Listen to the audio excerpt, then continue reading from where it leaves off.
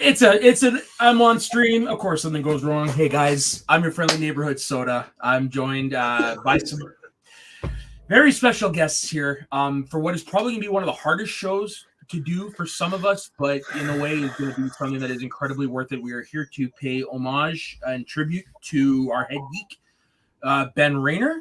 And we will have various guests popping in throughout the night. Of course, people in the chat.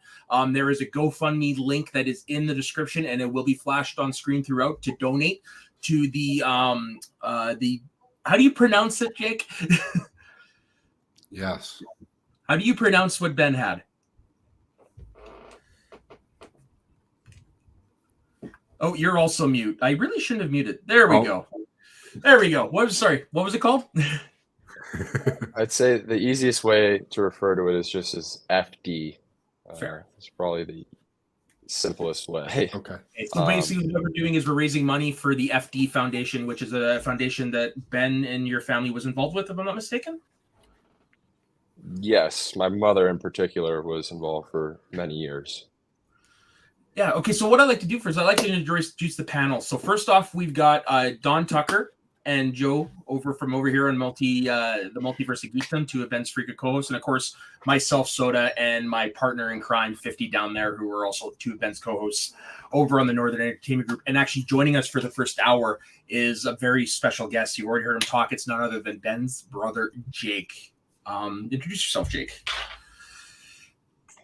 Well, Jake is my name, and I am Ben's brother. I want to thank you guys so much just for everything you guys do, for putting this together, and just for being such a great friend to Ben. I know that doing shows with you guys, as I've expressed to you the past few weeks, was what he enjoyed doing more than anything. Brought him so much happiness, and up until his final days, it was the happiest we'd had ever seen him. So yeah, it's quite an honor to be here. And I've watched many of your videos before. Ben would always send me them when I was at work, and yeah, it's quite a privilege to finally hop on and be in this place. I can't fill those shoes, but I'm very happy to be here with you guys tonight. And it's great to have you because honestly, after you messaged me that Ben had passed away within the hour, one of the first things that popped in my head was we need to do a stream for him because that is what he loved. And one of the first things is we need to get some of his family on here. So it's really great to have you in. And of course, we have your mom in the chat. Hi, Ann. Is she? Yeah, of course. It's our pleasure. It's our pleasure. And Dan and your brother Dan too is in there. Oh, is he? Danny's here. Yeah. Oh, there he is. Awesome. Yes, absolutely. This is getting out of hand. Now there are two of them. Yeah. Oh. Definitely in the chat. Marie Wilson, co-host with Talk Over in his channel, frequent collaborator with Ben over there. He's in the chat. Daniel from our channel is in there representing Ben because, like he said, Ben was always one of the first of the chat, always early. And of course, we got our very own Haskell and Day Haskell. Yeah, no, we're here to have fun. We're gonna be, like I said, we're gonna be playing videos throughout the night. We've got some tribute videos that friends of his throughout this. Brennan, of course. Hey, Brennan, good to have you here. Taco, of course. Taco will be joining us shortly. Dagan will also be joining us later. But Brian, like I said, there's a lot of things. But later on throughout the night, we're going to be playing clips that of Ben throughout the couple of years from different shows from back in the early days on Get Sweaty, from appearances he's done on other things. And of course, we will also be having video tributes from throughout the night. Before we start that off, 50, would you like to say something that we had talked about before we start off this tribute? Yes. Yes. Just not, as per usual for me, not quite sure how to start, but well,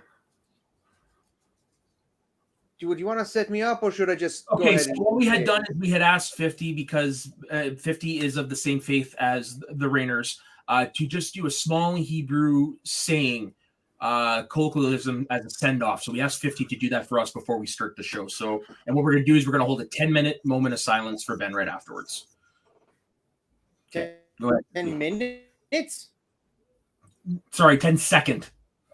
Oh, I thought we were going for a full minute, but okay. Well, we could, but I mean, it's us we're talking about here. Do you really think we could be quiet for a full minute? Point taken. I've tried before. Yeah. All right. The floor is yours. Yeh zichro baruch. Yes. Okay. And what does it mean, 50? It means, may his memory be blessed. Yes. And so let us remember our fallen friend with a 30-second salute. Yeh zichro baruch.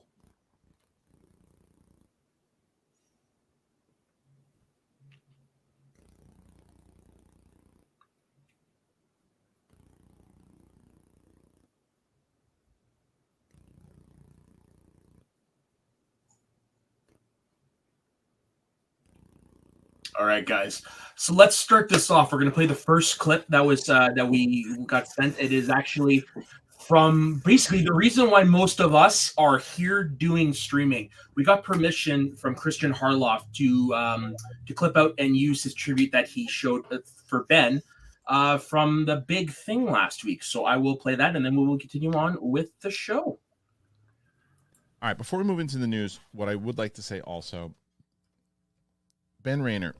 So if you guys didn't know about Ben Rer was, I'm sure you're familiar with the name if you've been watching either my show, Roxy's show, John Campia's show. Like, Ben Rer was a very, very, very supportive fan for years and years, and he was a sweetheart of a human being. I had the opportunity to speak with Ben on the one-on-one Patreon sessions a few different times, and I just loved my conversations with him. He was just such a pure, genuine human, and unfortunately, it was the other day, Frenchie, who was a MTS pundit, he reached out to me and let me know that Ben Rer had passed away last week, and it is terrible. I don't know the extent of it. I want to give, let his family be the ones who give out that information or whatnot, but we just know that we lost a really, really great person with Ben Rer. I loved talking to this guy, man. He was just a passionate, positive force, and I'm gonna miss him because I was really starting to get to know him. I always knew his name, but I had started to have these one-on-one conversations with him, and we miss you, my man. This is a really, really good person and a big loss in this community in general. So if you didn't know Ben Rer, and I know that I retweeted it. Kate Mulligan put something out there. I think the family's doing a few donations to help out with the family. So if you want to check that out, go to either mine or Kate's. But Roxy, you had an opportunity to talk with him a few different times too. Yes. Yeah, I think Ben's it was such a great dude, and it was actually interesting because on the morning that I found out that he passed, immediately I was you and I were texting all day about it. But I went back and looked at all of the different super chats he had sent in to me to see, I was thinking about him.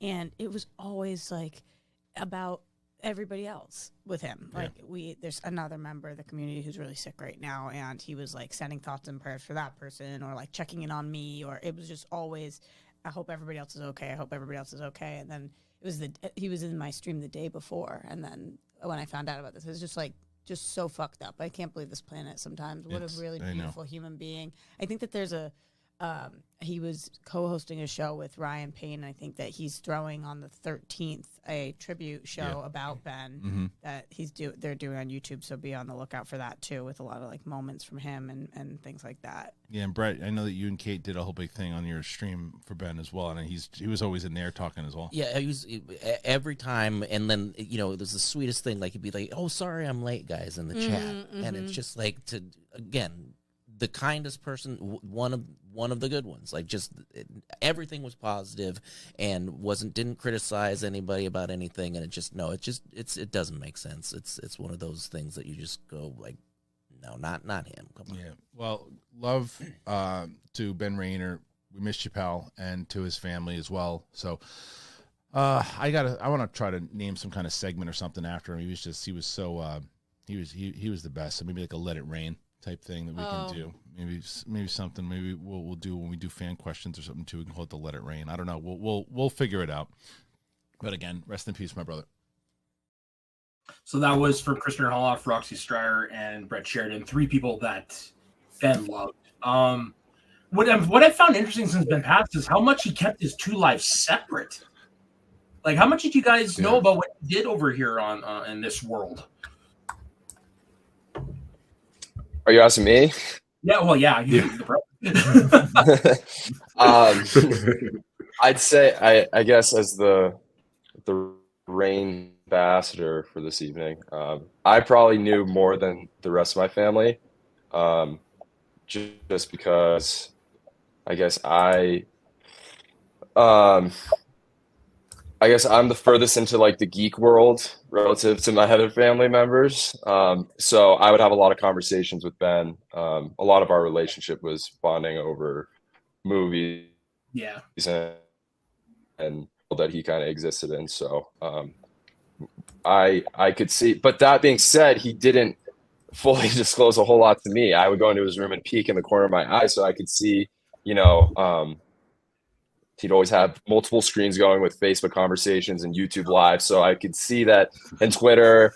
So I could peek and see who he was talking to and what videos he was watching and what he was up to. But that didn't mean he shared a whole lot with me. Yeah, it's the same with us. Like, but honestly, I did. Yeah. But we didn't know about his personal life as well. Yeah.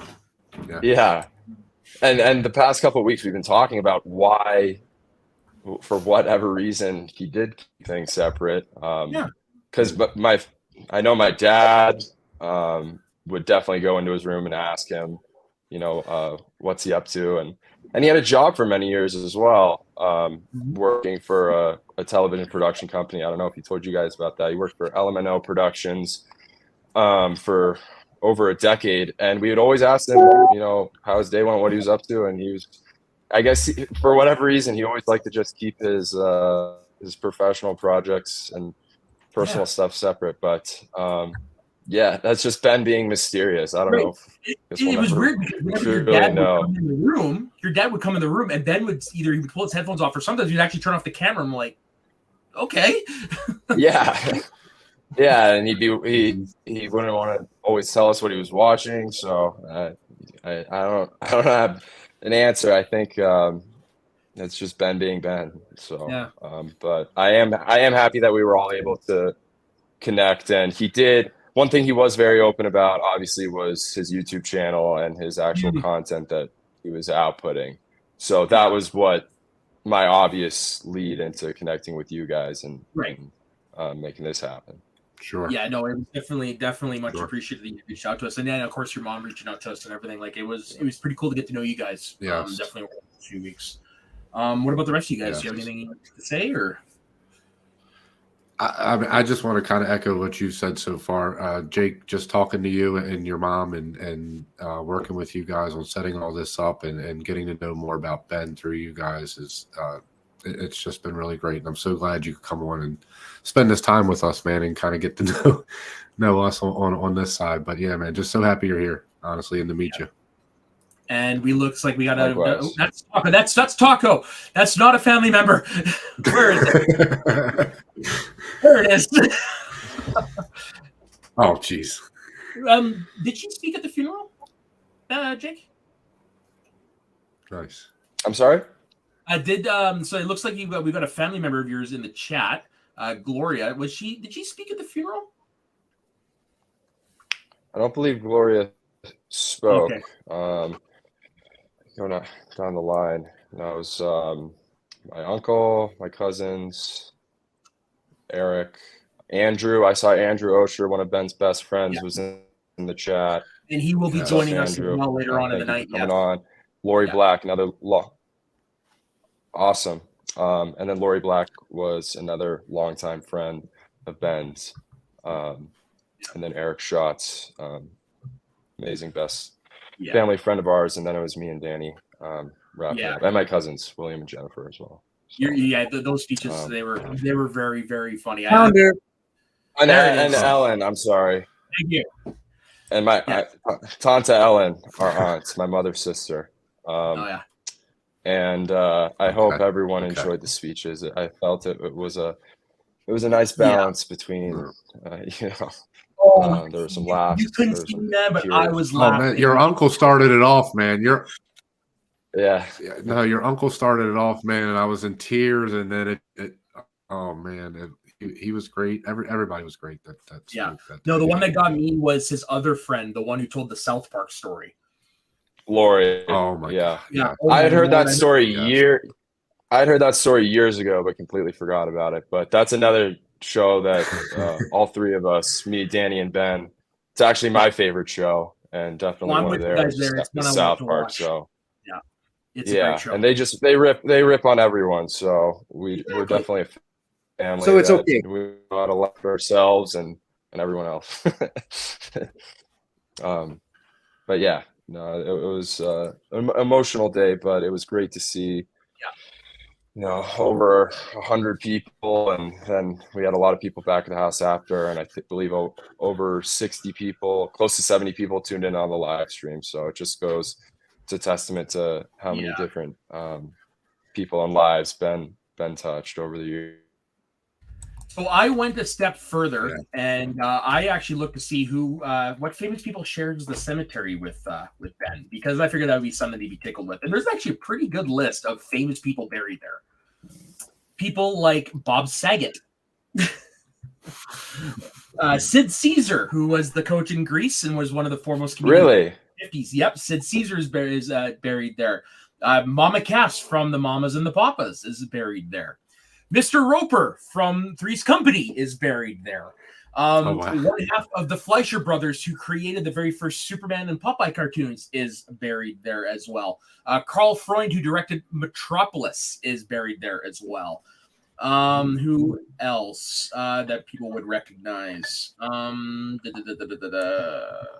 Somebody named Pinky Lee, a famous comedian, passed away about 30 years ago. Don Rickles, Mr. Potato Head himself, Mitzi Shore, the famous comedy club owner. Let's see, Wendy Jo Sperber, who played Marty McFly's sister in Ben's favorite movie. I think he'd get a kick out of that one. Brandon Jardikoff, former president of NBC, who saved Seinfeld from cancellation. That's a fun fact. Yep. So yeah, no, Ben's in good company. Very good company. Yeah. Yes. He's having some fun now. Oh, 100%. I can just imagine him sitting front row and just cracking at Bob Saget's dirty jokes. God. Mm-hmm. I know he, as you guys probably know as well, he was a huge Bob Saget fan. Oh yeah. And it's funny. Yes. You're right, but I said it the past couple of weeks to everyone. Back to the Future was his favorite movie. Yeah. Why? Mm-hmm. I don't know. He certainly watched a lot of movies over the years. I would always ask him why Back to the Future. It's a great movie, and he would just say, "I just think it's the perfect movie." And you know what? He's not wrong. And actually, what I There's did, no flaws. It's a lot of people's favorite. Perfect trilogy, I would say. It's a movie poster that I actually had framed, and when Ben passed, like there was only one place where it belonged, and so I took that framed poster. It is now sitting right above my computer. So whenever I'm doing these things, your brother that's is awesome. with me at all times. That's awesome, man. I love it. I love it. Yeah. And as it says here in the bottom, we are almost at $300 already on donations. That is pretty good for only being on air for 20 minutes. Yeah, so tell us a little bit about the Ben that we didn't know. Because for us, most of us, our lives with Ben started in 2020. What was it like growing up then? Again? Yeah. Like I said at the start and a couple of weeks ago as well, or last week, I'm kind of like I overtook him at one point as I guess the techie geek in the family. But I remember very, very young, Ben got me into computers, computer games, video games, technology, and that was really how we bonded. From my earliest years, that's what we spent the most time doing together, was watching movies, watching TV shows, playing around with a new Mac computer or new Xbox or PlayStation or Nintendo, whatever it was. And like you guys talked about at the beginning, he was always just, even in our family, he was always just the brightest one in the room. And it's funny because he comes from a family where we're all very sarcastic and poke fun at each other. And my friends, I've tried to work on it over the years, but growing up, I had a habit of complaining and my parents certainly do as well, and just typical family stuff. But he never.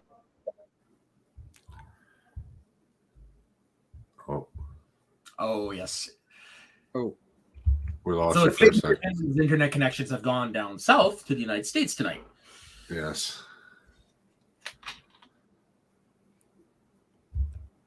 No, I think we might have lost him. Hey, Jake is a handsome dude.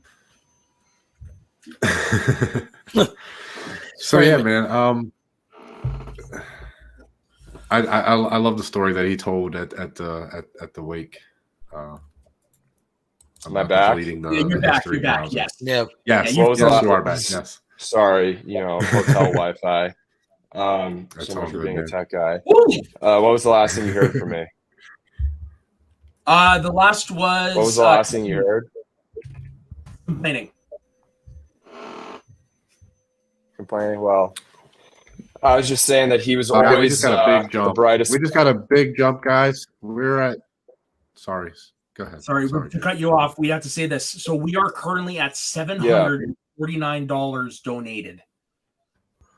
Wow. Amazing. You guys rock, man. You guys rock. Keep it coming. This is for a good cause. This Thank is for you. our Awesome. arms. Yes. Yes, thank you all. Sorry, continue, Jake. Guys, Sure. this is all going to Yeah, the family and the foundation, so it's a great cause.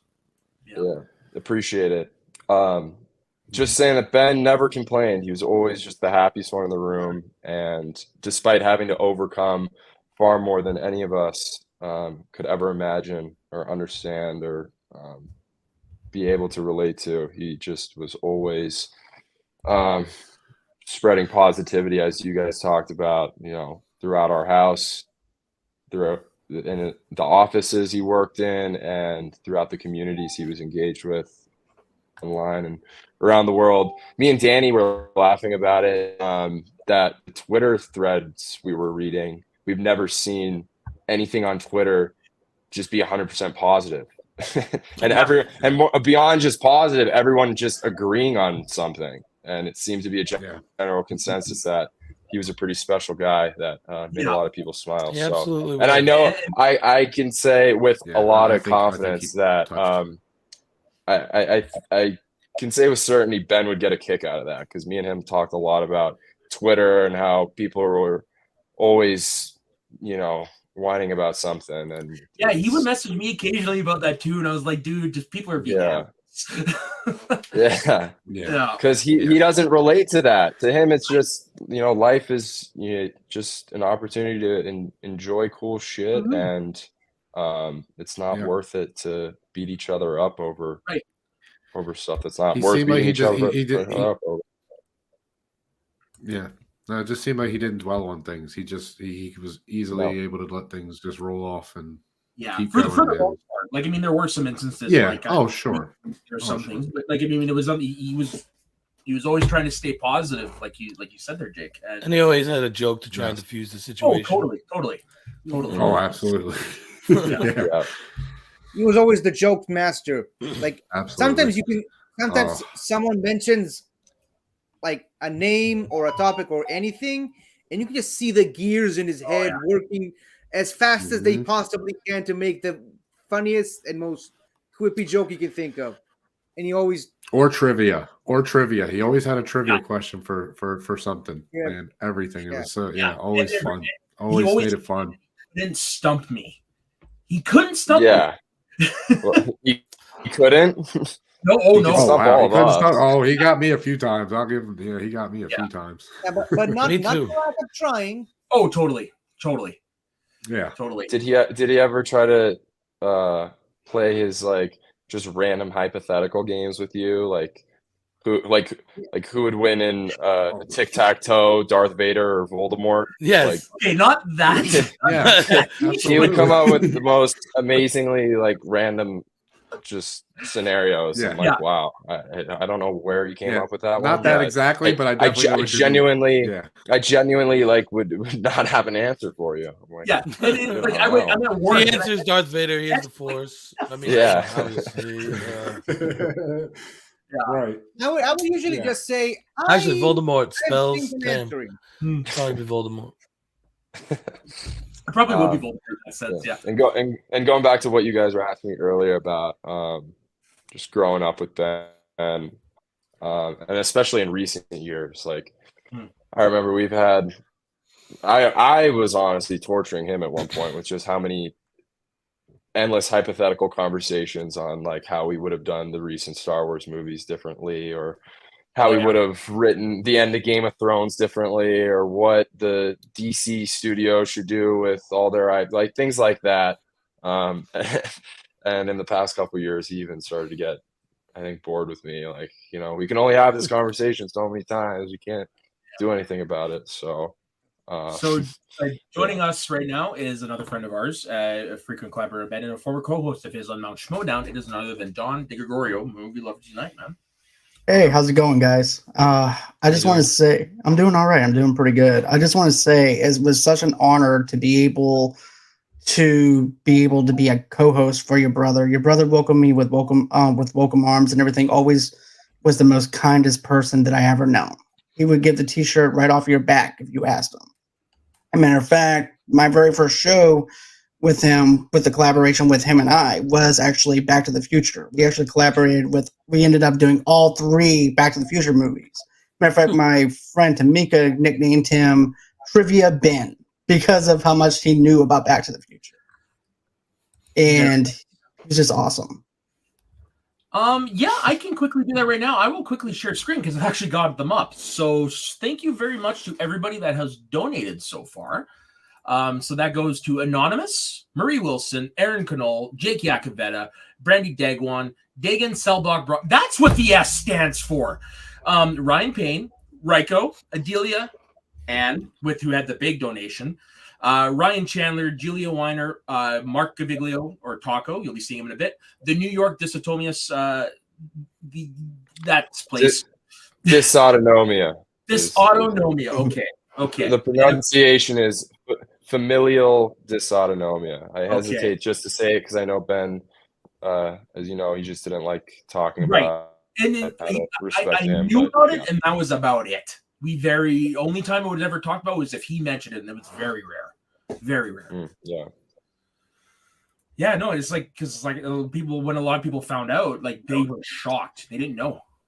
Yeah, it's a slope there to play with because it is important for us to shine light and attention on the illness and the organization and raise money for other families and people who are fighting through the same condition. Because but Ben just wanted to be here and not have to deal with it and not have to acknowledge it. And even with us, it was rare. With me, it was very, very rare that we would ever talk about it. And, and the only time like it was ever brought, like sometimes like my mom would watch the show and she would ask like, what is with his voice, whatever. So I would just say, he's born with a genetic condition. I would just leave it at that. Like I didn't go any further. And even like when he was on screen, like sometimes we would see his walker and he was Ben. He wasn't Ben Rainer, victim of this world. He was Ben. That's just what it was to all of us. When I first started talking with Ben, it was back. We were moderators for a Collider Live group back when that show started. Oh yeah, that group would then later go on to become the Media Sweaties Network after Collider Live disbanded and everything, and Ben ended up taking it over. He would always talk about trying to get other people to do a show on the channel, and he was always so worried to be a part of it, but I never knew why. This is before he was ever on streams or anything. He never mentioned anything. He never brought it up because he's Ben, and he didn't really like to talk about it.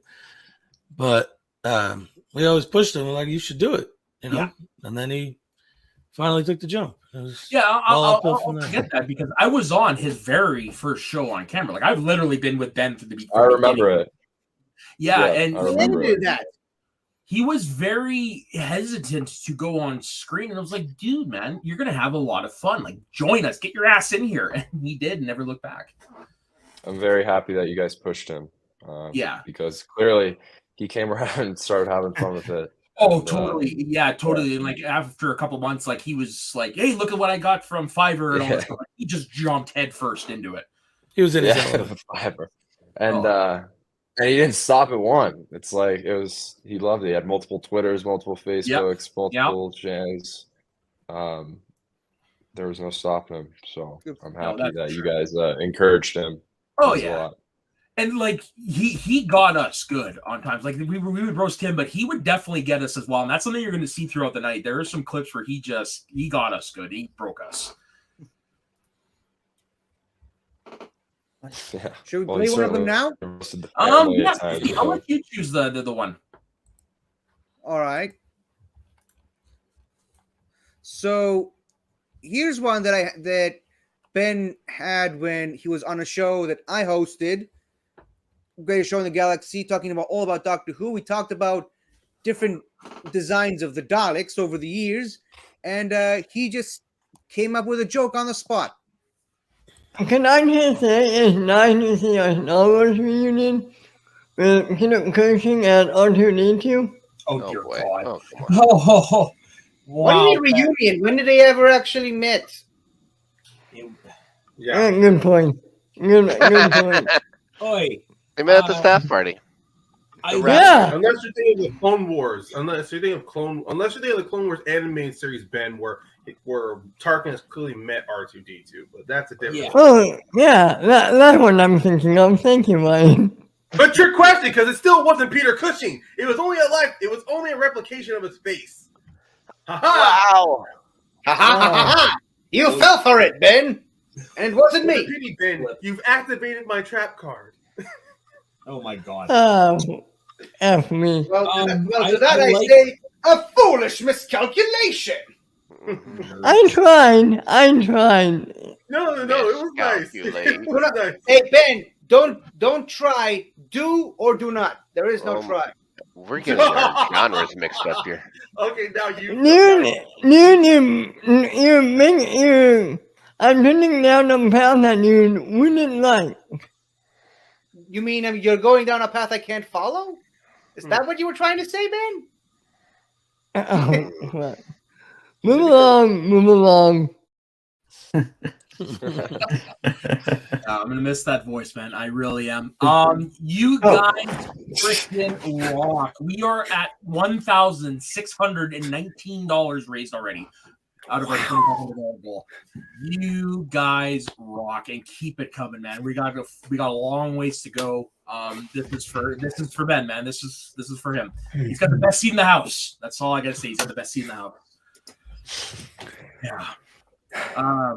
Luke, and of course, somebody who joined our community a little bit later, but who was towards the end, a very frequent collaborator, Ben, made some of the stuff for his channel thumbnail-wise. Definitely a good friend of ours. It is none other than Luke Starter from Galaxy Geeks, man. How are you doing? Welcome to the stream. I'm doing good, man. Just seeing the videos and stuff makes me like, one, sad that I missed so much history, but also, wow, I almost cried. Man, that one almost hit me. Ben was such he was such a good guy. He would message me every day, just checking on me, just being a great friend. I mean, dude was just the best. Yeah, I mean that's the thing that since he's passed is the word that you heard the most. He was the best. Yeah, he was. Well, you miss those times where he just message you randomly, and those were the best times. Yeah, if he hadn't heard from you, you didn't post anything. He just hit you up to see if you're all right. Ask how you were. Oh yeah, Did that to me plenty of times too. Yeah, same. Like every morning, it was always a text or like a GIF, like a funny wake up GIF, and I usually wait an hour because that's how long it takes me to wake up. But, yeah. Man, I'm happy that he was reaching. I'm happy that he was reaching out to all of you. He certainly would hit me up regularly, but I think especially in recent years, there was more so me hitting him up with stuff that he probably just didn't really give a shit about. But one thing that I've been battling the past couple of weeks on a day-to-day basis, and really to start my days, is I open up Twitter or some news outlet, social media thing, and my first instinct is to send it to Ben. So that's been tough adjusting to mentally, but at the same time, I know that if he were here to open it, he probably would ghost me and not respond or care. So yeah, no, 100%. That's just again just just Ben being Ben. I'm happy that he was probably more important things to do was engage with all you guys. It's the same thing with me. read Like, about there's a lot of articles. stuff coming out where it's like, for example, the new History of the World Part 2 teaser trailer dropped today. I wanted to show him that. Or the latest Marvel news that had come out, or just something I randomly found on Twitter. There was a Watch Mojo video the other day of the top 10 times Seinfeld said what we were all thinking. I really wanted to send it to him, but I mean, yeah. Well, honestly, y'all got that side of him. I was always helping him, trying to help him figure out shorts and figure out the YouTube game. And oh my goodness, he drive me nuts with YouTube shorts, because all the time I would be like, "Hey, put a title or a description or something for your shorts." They just post them, but like, he was just so driven. Like, he wanted to grow, especially this channel. Like, he was so driven by it. And it was so cool. Like, it was cool to see him just so excited about it every day. Like, I remember one of the trailers. Oh, Avatar. He was so, like, just so excited over that trailer, because he was able to jump on so quickly and do it. And he was messaging me going, finally got it out. I got it for everyone else. I'm like, that's amazing. And he was just so excited. I wish you would have been able to see that movie, because I went and saw it opening night, man. Joining us is a friend of ours from over on the Outlaw, from John Roca's Patreon, who Ben, myself, 50 have competed with and against in movie trivia. It is or Canada Rocks, as he is known. How are you doing, Raiko? I'm doing okay, as can be. Nice to meet you, Jake. So you guys were talking about trivia. Likewise. That's where, thank you. Trivia, that's where we know from the Outlaw Nation. We had a trivia league. And Ben was quite the regular there, and he actually competed in the categories. But if you guys know him, you know that he loved his like geeky categories the most. I actually never competed against him, but I did call. No, I didn't, except for like the group matches. But I did call most, if not all, of his matches, right? The very first match, so I think he was super nervous, because this is probably, he might have been on camera before, but this was one of his early times that he was on camera. So he was nervous, you could tell. Oh yeah. For those of you who don't know me, I'm a bit of a showboat. So I was calling the match, and I don't know what it was. It was the lighting or something, but he looked like, even though he was just wearing like a sweatshirt or something, but he looked like he was dressed up. Right, he looked like it's the lighting or something. So I tried to play it up, right, and I was trying to make him like sort of like, you know, like the well-dressed gentleman kind of guy, and he was just looking at me like what are you doing? Like, I don't know what's going on. It was like the first time I met him, and the poor guy, I just bombarded him. But then if you watched his matches, by the end, he was like right into the show stuff. Yeah, it was like, what a change. Bits, and he would do all this fun stuff, and even that. He even got involved in the trash talk, which was great. Yeah. And like, it was, so growing up, was he good at trash talk? Like you said, you know, you busted each other's ribs and stuff, but was he good at trash talk growing up? Because we definitely saw him throw some barbs. I love Ben, obviously. Was he the best trash talker in the family? Probably not. I might have to give that to my other brother, Daniel. Well, you guys are hockey players, so it kind of goes with the territory. Yeah, exactly. But Ben was not shy about putting you in your place when you needed to be. So, but yeah, we all in our house, everyone, you have to have thick skin. Everyone gets it a little bit. So I'm French, so I get the thick skin thing. Yeah, like you said, hockey house. It's you know, everything goes. And then you combine like South Park and our just sarcastic sense of humor on top of it. But it's all, at the end of the day, it's all love and right. Hearing you guys talk about, you know, his early days and Luke, him hitting you up, asking about certain approaches like to the social media output.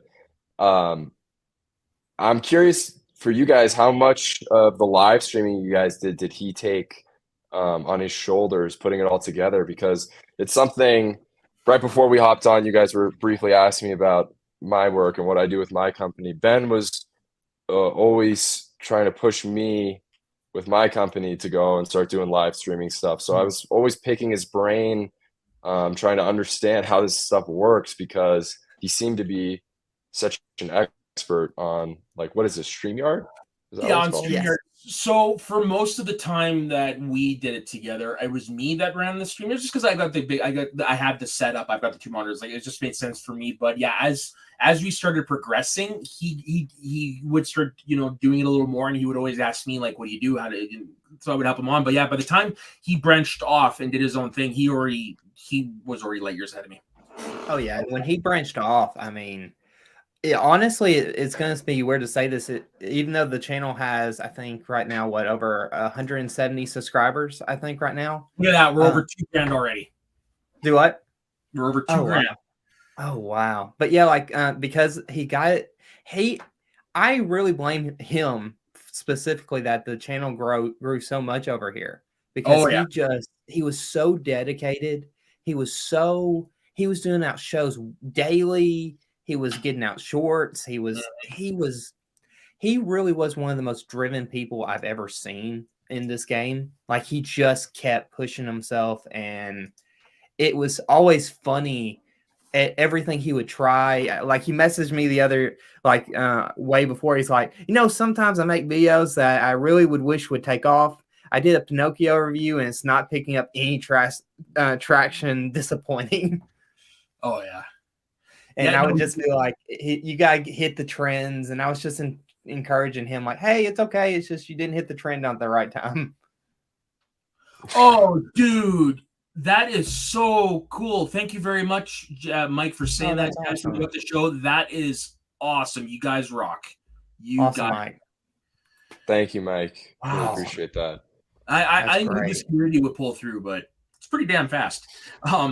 So one of the things we were going to do is every hour we're going to talk about something, a subject, movie, TV that Ben loved. And actually, funny enough, the first one we're going to talk about is a show that myself, him, 50, we loved. I don't know about the rest of you guys. I love it. 50, do you want to jump on for this one? Yeah. Nope. I didn't do it. It was a bit, okay? It was a bit. Yeah, no, that was one of the first things that myself and Ben bonded over was Smallville, because I live in BC and I actually lived down in Vancouver where they were filming, so I was able to go. Oh wow! Oh yeah, no, I was on the SkyTrain one day, and as I was going to Metrotown, the big mall, they were filming the scene in the 200th episode where Clark Kent's on the top of the Daily Planet, and he's holding the helicopter like Captain America. I saw that being filmed. You saw Superman being Superman. Yeah. And Ben figured this one out for me, that I might actually have a screen-worn Tom Welling overcoat. Oh, wow. Yeah. Have you been checking out the podcast? You see, Ben was always sending me the links for that at first, and I did, but it's just with a lot of things, I just ran out of time, and I just didn't time to keep on. But yeah, that was one I definitely knew he enjoyed. So was that something you guys watched growing up together there, Jake, Smallville? Did Ben and I watch Smallville together? You're taking me back because I remember in the house we grew up in, he had, back in the days of DVDs, he was a big collector, and he had it all. And here comes Soda with the flex. Here comes Soda with the DVD flex. Oh man, that was in there for sure. Oh yeah. I'm sure. I think we watched a couple episodes together. No, we definitely did. I never watched the show start to finish every season, but I do have some memories of like scenes where it's probably more of the iconic scenes where like Lex is tracking him down or he gets the massive like S scar. But I know that he absolutely was obsessed with that show. That was at one of the top of his list. So that's pretty amazing that your guys' shared love for Smallville brought you two together. It's basically all things Superman, really. Like Superman is my favorite superhero. I have a Kryptonian symbol from Smallville tattooed on my arm. Cool. You do this. There you go. I can say me and Ben bonded a lot more over Pokemon over the years when I was very, very little. So I was saying 50 is like loves Pokemon. Oh yeah. Yeah. So Nintendo stuff for sure. Yeah. It felt very appropriate to hear Ben called Superman because I'm like, it just made sense. Yeah. Absolutely. Yeah, like we were saying earlier, just everything he had to overcome. It was very. I remember back in my days playing hockey. It's a very physical sport, and it was very inspiring to grow up with someone and see what he had to battle, how strong he had to be, just to get through a day, just to get through a meal, to walk to work, whatever it was he was going through.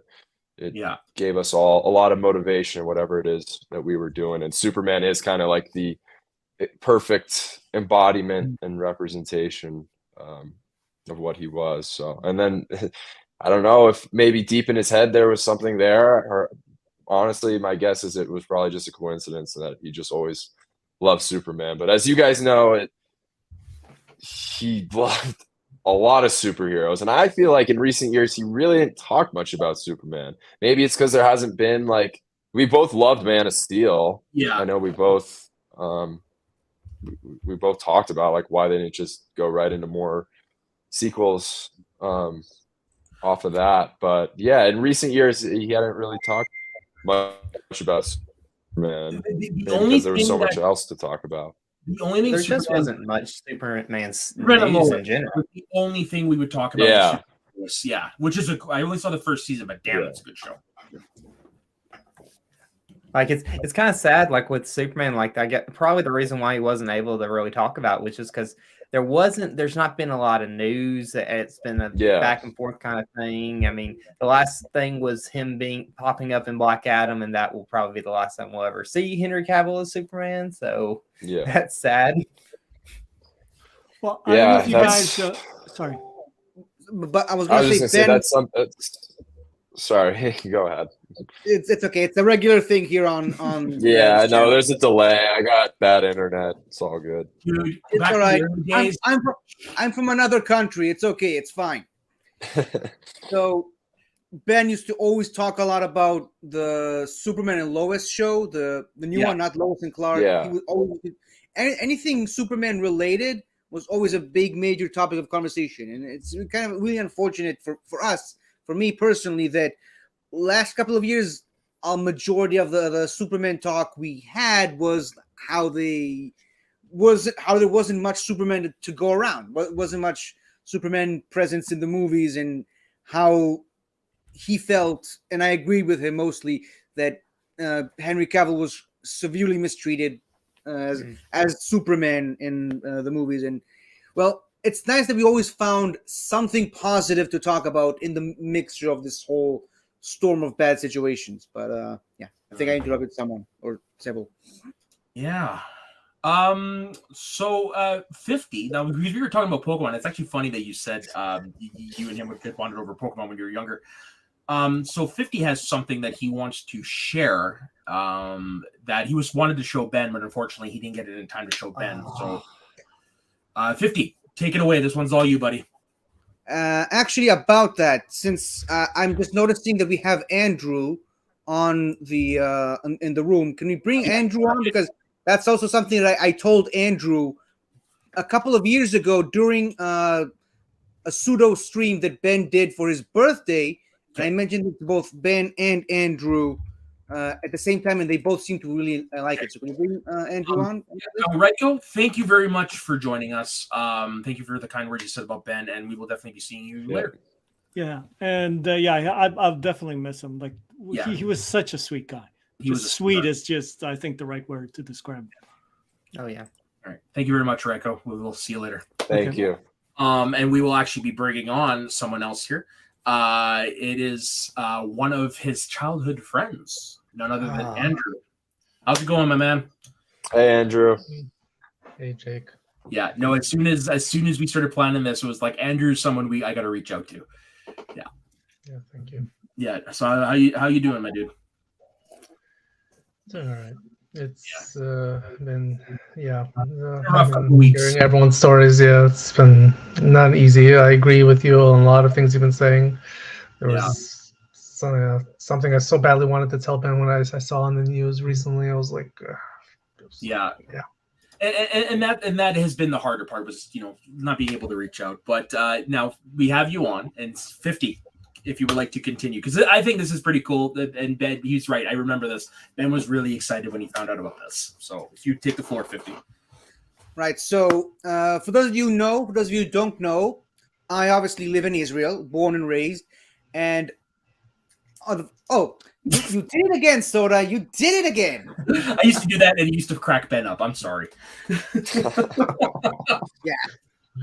So, anyways, over the past 2-ish years since lockdown, basically, I've been working on a Pokemon fan game based on Israel, where I live, and I always tried my best to try and find Israeli culture stuff to make Pokemon about, or make into themes or characters in this Pokemon game. And I'm not just doing just the one side, because obviously Israel is a country full of many people from many cultures. Damn, that's not even an hour in. Hey, it's actually at 2,283 right now. Jeez. Wow. Thank you so much, everyone.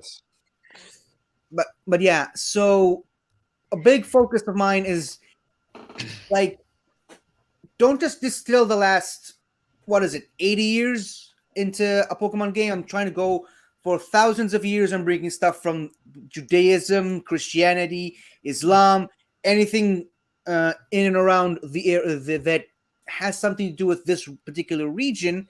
And one thing that I made it a point to make on my game is something that was created by an Israeli person. And as I mentioned previously, I told this to Ben, and I think I told it to Andrew as well on a unofficial birthday stream that Ben did a couple of years ago. And they both really, really liked it. It's something that they really, really enjoyed. Something I know Ben would have loved to have seen, and unfortunately, I only got the final artwork like 2 days after he passed. So I never got a chance to show it to him. But it is a combination of Pokemon and something else that Ben really enjoyed. Mighty Morphin Power Rangers. Oh my God, yeah. So for those of you who don't know, Power Rangers, kind of invented by an Israeli man. Yep. It was originally a Japanese Super Sentai show that Chaim Saban borrowed and made it his own TV show. And so I made these 4 individual Pokemon. They're all the same one. However, they come in multiple forms. And I'm going to need some help from the Mighty Morphin Power Rangers on the panel here. Mighty Morphin Power Rangers fans on the panel here. Does anyone remember the exact order of things? Of the Morphin time? No, I haven't watched that for like 20 years. What do you mean order?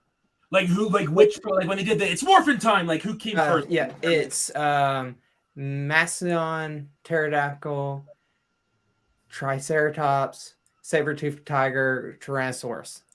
Okay. All right, so let's go with that. So here is the Mastodon. Nice. That was right. Oh, that's adorable. I love that. Pterodactyl. Oh. Triceratops. Saber-toothed Tiger. And Tyrannosaurus. I am so happy I knew the order.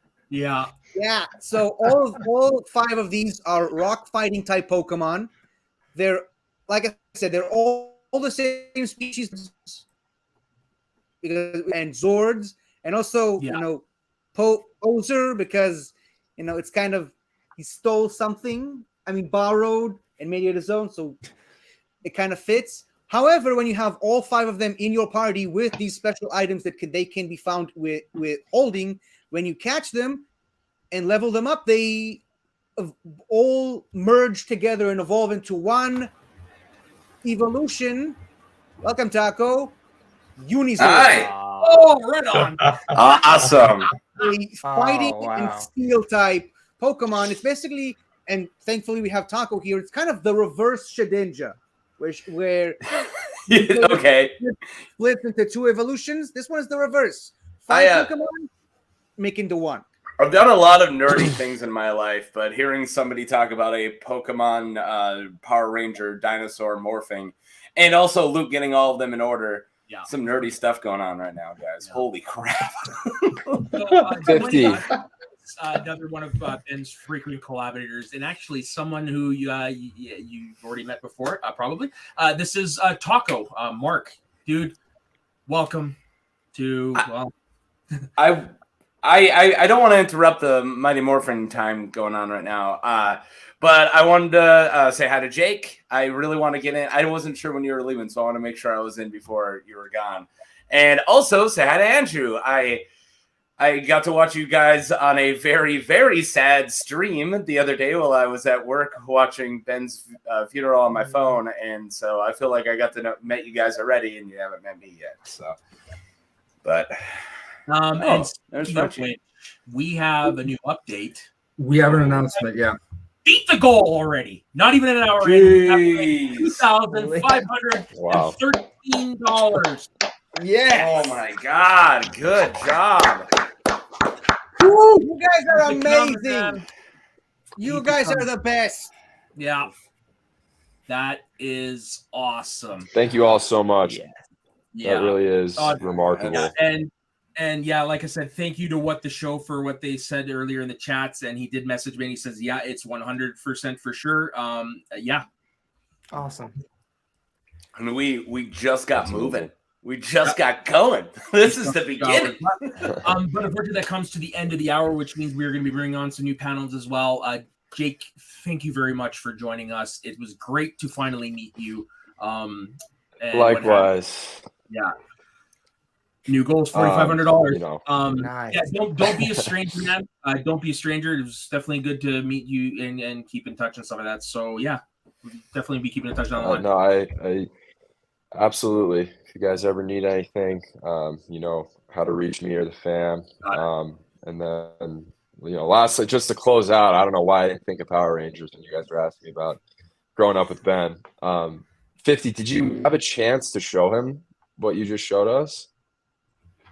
No, I showed him all the stuff that I made prior to this one, but unfortunately, this one specifically, the final artwork arrived 2 days after he passed, and this is the one I really wanted to show him, and unfortunately, now I never will. So but at least Wow. I showed it to you, and at least there's like I'm sure he's watching, and I'm sure he's watching and got as big of a kick out of it as I did because you just merged. I'm sure everyone kind of had a similar reaction to it, but that is like, two worlds collide right there. When people mentioned to me that when it had come in and stuff like that, I was like, well, I can give you something that's almost as good, and we'll have you debut on the show. So yeah, and then Luke, you will be saying goodbye to you as well. Yeah. Honestly, thank y'all for having me on. I love this. I love hanging out with y'all. Ben really brought me into a lot of y'all's friendships. I owe so much to Ben, his kindness, and keep me updated. Like when y'all do streams like this, I remember Ben always wanted to do more of these, especially on Friday nights. He was so excited about doing more of these, and we should always be able to do something like this in his honor. All right. And so next, I'm going to play another video tribute by Luke. This one is from another friend of the channel, someone who he's had on his show a few times and who we met prior through the Schmodown. It is from none other than Moose Hawes. So I will be playing Moose's video. Nice. Hey, everybody. Mark the Moose Haas here. Just sad as everyone is in this community about the very sudden and untimely passing of Ben Rer.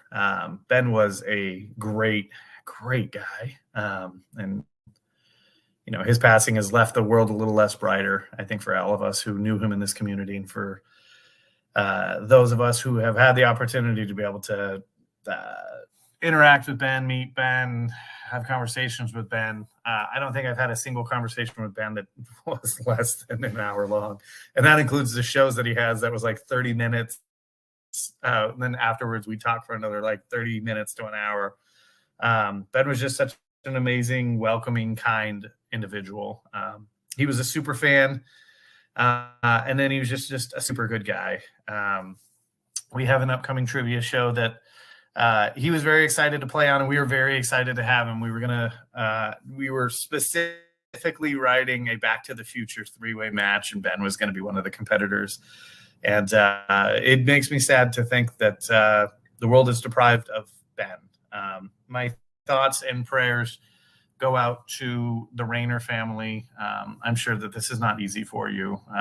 It was tough for those of us who are in this community. I can only imagine how tough this is for you. And so my deepest condolences. And I really do hope that you will at some point be able to find peace with Ben's passing. Ben was a huge Back to the Future nerd. And oh my gosh, even as recent as a week before his passing, him and I were trading jabs about Back to the Future facts. And the last conversation I had with Ben, he sent me a message on Christmas Eve wishing me and my family a Merry Christmas. And that was just the guy that Ben was. And we will miss you, Ben. You were a great guy. And like I said, the world is less bright without you in it.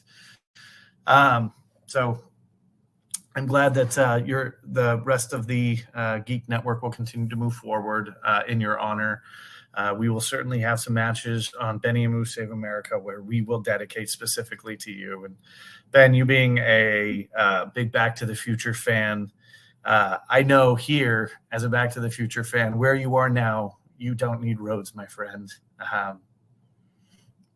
Rest in peace, buddy, and we'll see you again one day. Cheers. All right. Thank you, Moose. Holy. Oh man, that's tough. Holy shit, man. With the Taco, welcome, freaking man. How are you? Back to the Future reference broke me.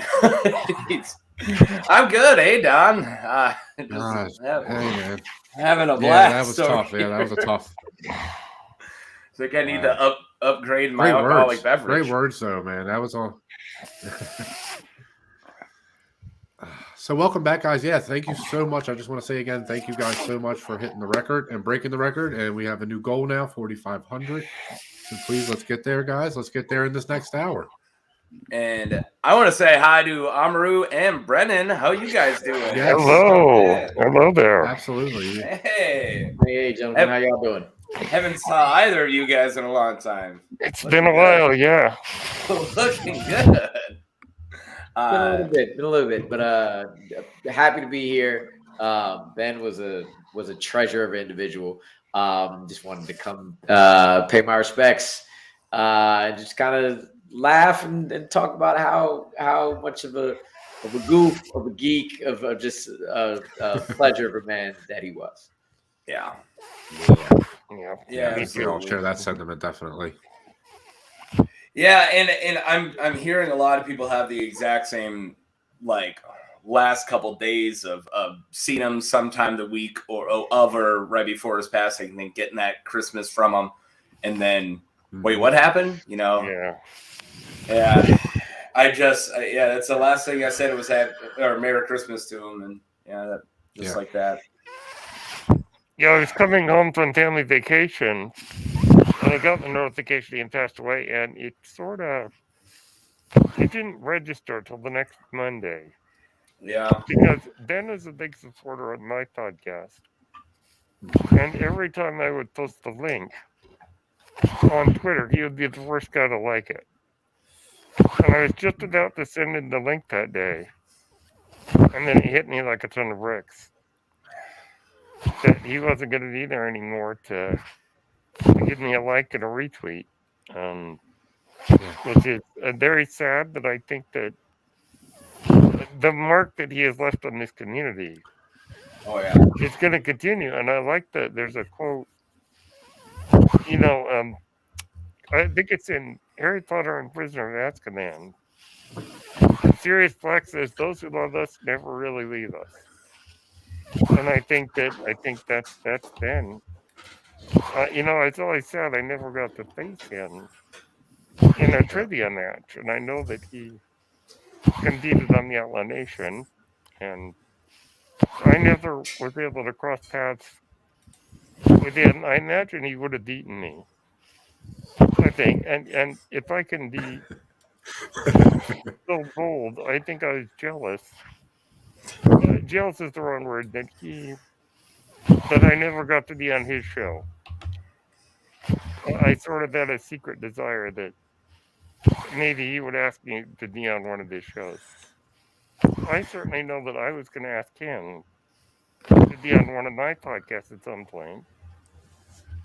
I don't really get that opportunity now, but I suspect that when I finally reunite with Ben, he's going to say to me, "Hey, Brennan, how about a trivia match?" And I'll be like, "Yeah, bring it on."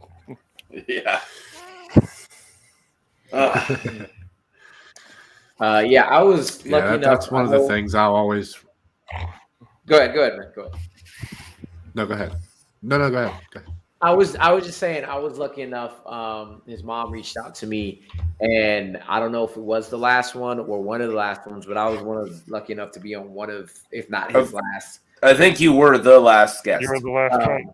Yeah. Like, and on the like, I had hit him up. I'd been following him on Twitter, and randomly his Facebook one. I wasn't a friend of his, and I just was like, oh, let me request him too. And on like the 29th, he was like, oh, thanks for the request.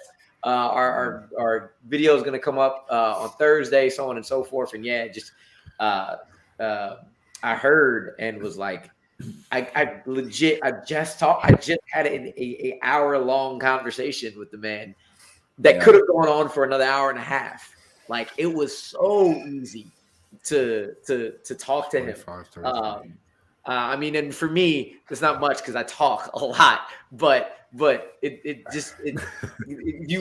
fact that he's just like, yo, go. And he just let me go. And he asked just the right questions to keep me moving, and just had a great time. And he was just so about everybody. And so, like, in the middle of our recording, like, this is how nice he was and how welcoming and how much he was thinking about others. In the middle of his recording, he was like, yo, I'm sorry, I gotta stop, but I have to go use the restroom. And he just kept apologizing. I'm like, Ben, fam, go use the restroom, man. Don't apologize to me for that. Right, and he came back, right. I'm sorry. I'm like, no, dude, we're not live. This is your show. Mm-hmm.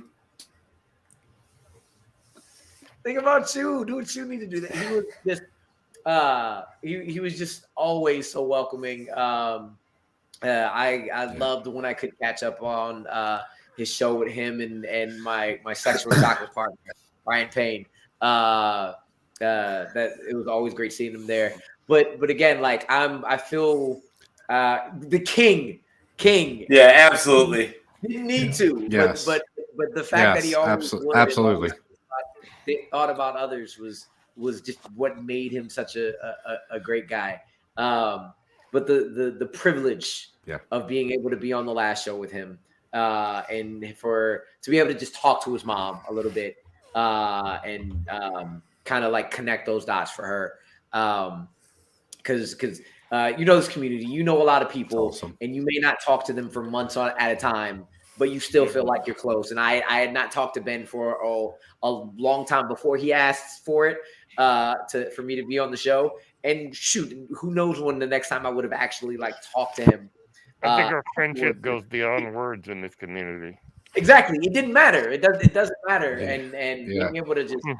I feel really blessed to really blessed to be able to do that for his mom and to be on there with him, and just to show how to be a part of how much of a light he was, and he is to everybody here. I'm very I just want to thank him, thank his family, thank his mom, thank everybody here just for allowing me that privilege to be one of the last online with him. So I'm very thankful for that. I'm very blessed for that.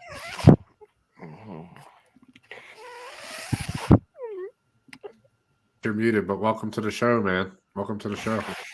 Hey fellas, how is everybody doing? Here, man. What we're doing, man. We hit our goal, man. We hit our goal, so we're doing really well right now. Honestly, we're having a lot of fun, and Alberto, you heard, was just talking about Ben. So, yeah, man. I think you hit it on the head, though, man. His impact in this community was just it rippled so far. He has so big, and just working with him and getting to know him over the past year, and knowing him even before that. He's just such a great guy. Just core. He didn't have it in him to be anything but generous, and I'll always remember that about him for sure. Yeah. I think he's one of the brightest spots in our community. He's not the brightest spot of our community. Yeah. I agree. Yeah. I was looking back on my channel, and I saw the first video me and Ben did was a Moon Knight review, and that was like 9 months ago. And it seemed like, I don't know, it just seemed like I had known Ben a little longer than that, just because of all the work we were doing on Multiverse of Geekdom, and every week it's always had something going on, you know. Definitely gonna miss like the planning and how we would have sometimes these off the cuff meetings that would kind of just sometimes run off the rails. And we talk about plans. Hey, well, our job was to break Ben. That was our job, was to break Ben. We're in the meetings. Every time, like we had a good time making Ben laugh, man, because Ben laughing it's one of the best things. It really is. Absolutely. Like, it just there was an episode, Fellowship of Geekdom, that Don couldn't make it on, and it was just me, Joe, and Ben. And Ben probably could have killed me and Joe because we struggled to get all the way through without there being at least a joke every other minute. A joke, a pun, something inappropriate. It didn't even matter. He just kept laughing. And that's all we wanted to do the whole episode. I mean, it could range from Rhaenyra and Daemon doing weird things to just, like just constant jokes being made about it. Weird things is an understatement. Weird things is definitely an understatement. Yeah, there you go. Right. But like what we're talking about in the last hour with Ben is just the random things he would throw out. You know what I mean? Just the random situations he would give you. Like, what is this? And you're just like, what? Where did you come up with that? How am I supposed to answer that? Or like he just come with different random comparisons and all. Nah, man, Ben just knew how to have fun, and I don't remember who it was I was talking to earlier this week, but I was saying to them that fandom is not the same as it used to be, because you have all these people that bring in like not a lot of people, but there's just a small group of people that can ruin it for everybody. And Ben always just stayed positive. And no matter what it was, even if we disliked something or if there was a disagreement or something, it was still all in fun, you know. It never was something that was, well, I hate you for having this opinion, or this. Just, we all respected everybody's opinions across the board, and Ben knew and understood that, like, you are entitled to have whatever it is that you believe. Go ahead and believe that. I'm not going to ridicule you for it. And that was one of the best parts about him too. Saw his mom posting on Twitter all week, like, maybe I saw that Karate Kid picture. I didn't even know he was into martial arts like that. I mean, I knew he loved Cobra Kai. Oh I man, knew he loved Karate Kid, but like now seeing him just being like, it's just, I miss him, man. I miss him. Yeah. Absolutely, man. Yeah, seeing the pictures that his mom has been posting have been really, really fun, man. We were talking about that earlier. Soda was talking about it, man. It's just so great, to see the other side of Ben that we didn't get to see. They didn't really get to see this side of him as much. So it's really nice to kind of mingle and especially getting to know his mom and brothers, getting to know more of him as a person was really special to me. So, Mom's the sweetest. Yeah, I appreciate all that for sure. One thing, she's great. Yeah. Yes, definitely. One thing for me that I always just admired so much is because I'm a special education teacher, so I deal with students with disabilities all the time. And seeing people like Brennan and seeing people like Ben who have no fear, none, and know it like, hey, this is my place in life. This is me, but that's not going to stop me. I know what I need to do. I know where I need to go. I know who I need to help me. I know who I need to not help me. And just teaching special education for 12 years and seeing, again, people like Brennan, people like Ben just being like, no, I have this disability and it doesn't matter. Like I'm gonna do what I want. I'm gonna to say what I want. I'm gonna be everything I need to be. And his mom put in his mom said that Ben had to overcome fear, and like every one of us does. And that just makes me so much happier to know him and so much prouder to know him that like he had that fear and was like, nah, whatever, I'm gonna be here. And again, that's just another just small little thing for me. He's always been such a shining light and such a just somebody to look up to, and somebody who like I look at every day and say, this is the reason why I teach. He's the reason why I do what I do, because this is what I want for all my kids. He's the influence I want students I work with to look after. And I also I can't stay long, so I wanted to make sure just to put that out there though, because it was such like I had known Ben and I had seen Ben before I ever talked to him. And very honestly, the first time I talked, I was like, oh, I did not know that. Cool, great, and like that like he was out there, not letting anything stop him, and just kicked like, ass. Yeah. Just I was just it made me smile even more. And again, just so happy to have known him, so happy that he's going to be a presence in this community forever. And I want to thank y'all for having this space to just let us wax poetic about him. Thank you, Miss Rayner, for sharing everything that you have about him and with him. Benny, love, great to see you, sir. Thank you for being here. Just want to acknowledge you got on here too. And I want to thank y'all for the very limited time I could be here, but thank y'all for letting me come on and just pay my respects. No, man, absolutely. Thank you for coming on, man. One of the biggest things I can tell you is when we started this channel last year. I hope he is still here. But the movie Trivia Showdown was one of his favorite things. It absolutely was one of his favorite things. It's one of the things me and him first bonded over, other than Star Wars, as you can tell. But yeah, Star Wars and the Showdown were the two things that me and him really bonded over, and we would have conversations. I mean, we had a show on the channel when we first started, until everything went the way it did. So I mean, yeah, that he loved watching you guys compete and having fun, and he loved doing it too, for sure. He was a trivia master. He was a trivia master. Yeah, absolutely. And echoing what you guys were saying earlier about just. Sorry, guys. Welcome back. Welcome back. Thanks. I was saying something in the comments. I was like, oh shit. I was like, I was sorry. Fuck it. Ben had an entrance anytime I was on any type of Star Wars themed thing, and he would always change his name from Ben to Old Ben, and he would always, hello there.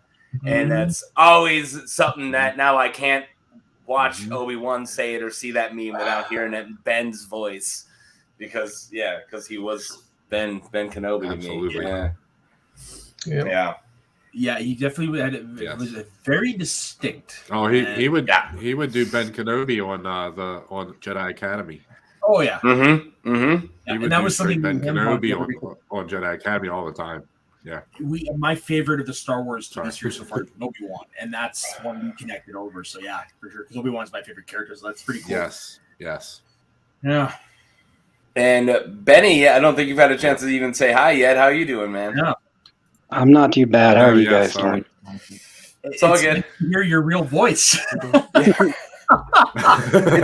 hard to understand you without the fire and brimstone. Yeah.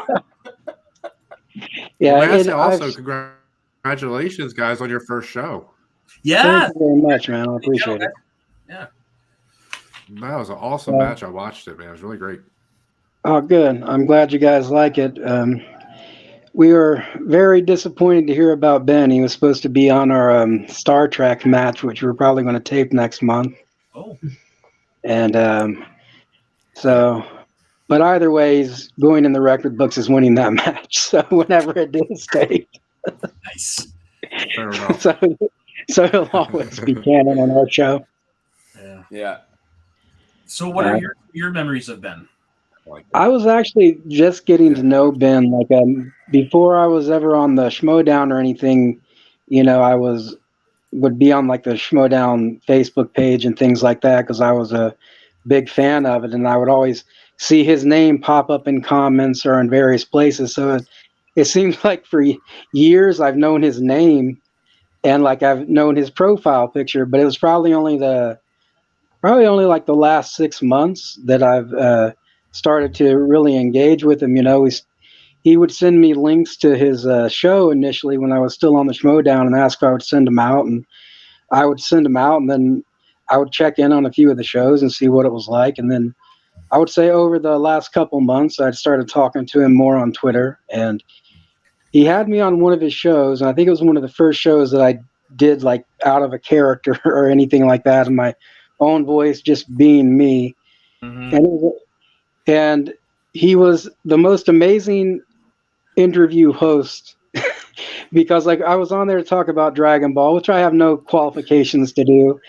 And so we talked about Dragon Ball for like 50 minutes. And, he was just such an accommodating host. And like, I don't even want to listen to me for 50 minutes, but he got me to talk for like 50 minutes. Dude, doing a show with him shrinks an hour down so bad.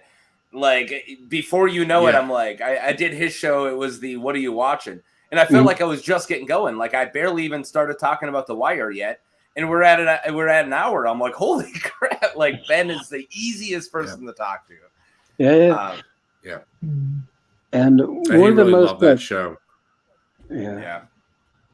Yeah. He was one thing I have learned, like especially since he passed away, which was like really abrupt. Like he posted something and just said, I'm sick again. Yeah. And I thought the post was just like I had a cold or something like that. Because I didn't really know about the underlying conditions, and I had sent him a message saying, "Well, I hope you feel better, man." And he usually responded like right away, and then the next day we just got the message that he had passed away. It was really abrupt. I know the feeling, like going from texting with him every day, and then of course I knew he'd come down with something. So normally when somebody gets sick, I was like, I'll give him some space, but I didn't hear anything from him at all on the 29th. But I was like, you know what, he's sick, let him rest, whatever. But when I woke up the next morning and I still hadn't heard anything, I was like, okay, something is wrong. Something's up. Yep. And then a couple hours later, I'm at work and I saw Jake's name and I was like, oh, fuck. Yeah. Yeah. And Don, I was at work. Don messaged me, and I like Don, but we don't talk on a regular basis. So I see it, and he's like, "Have you heard?" Yeah. And the first thing I did, I jumped on Twitter. I'm like, "Who, what?" And I didn't see anything yet because it just happened. And then when he told me, I immediately messaged Soda. I thought I could hold it together at work. I couldn't. Yeah, I left work. A bunch of us left work.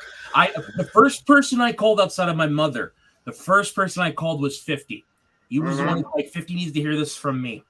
I messaged 50 French, everybody that day, and yes, I messaged I messaged Jordan. I messaged anybody that I knew of that knew Ben. And I got out of the factory, clocked out, and I sat in the car for probably 40 minutes before I could drive it. Yeah. And I ended up calling a friend of mine, and I said, I need to put my, because I was messaging everybody. I'm like, I need to put my phone down so I can drive. Just talk to me. So she just talked to me through the drive home because I couldn't do it. No, me too. Like I was fine when I got the message. I yelled to my boss, dude, my best friend's passed. I gotta go.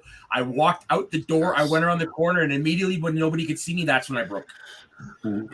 I broke when I tried to use my face. You ever have that where you're like fine when you're on your phone, and the second you're like, "Hey, I need to speak," and I started talking. Yeah. Boom, hit. I'm like, like. Yeah, I'll never forget. I'm on the phone with 50, and I was like, dude, Ben's dead. Like, Ben's gone. Like, I was just in shock. I'm like, he's gone. Yeah. But yeah, sorry, go ahead. I was gonna say my experience was really similar. I mean, I messaged him 2 days before, and he said he was sick and he was gonna lay down for a while. I said, okay, no problem. And I messaged him the next day, and he left me on unseen. And you guys know. That doesn't as long as he sees it, I know he's going to message me back, even if it's not right that second. Yeah. And when it was on unseen all day, I was like, that's kind of weird.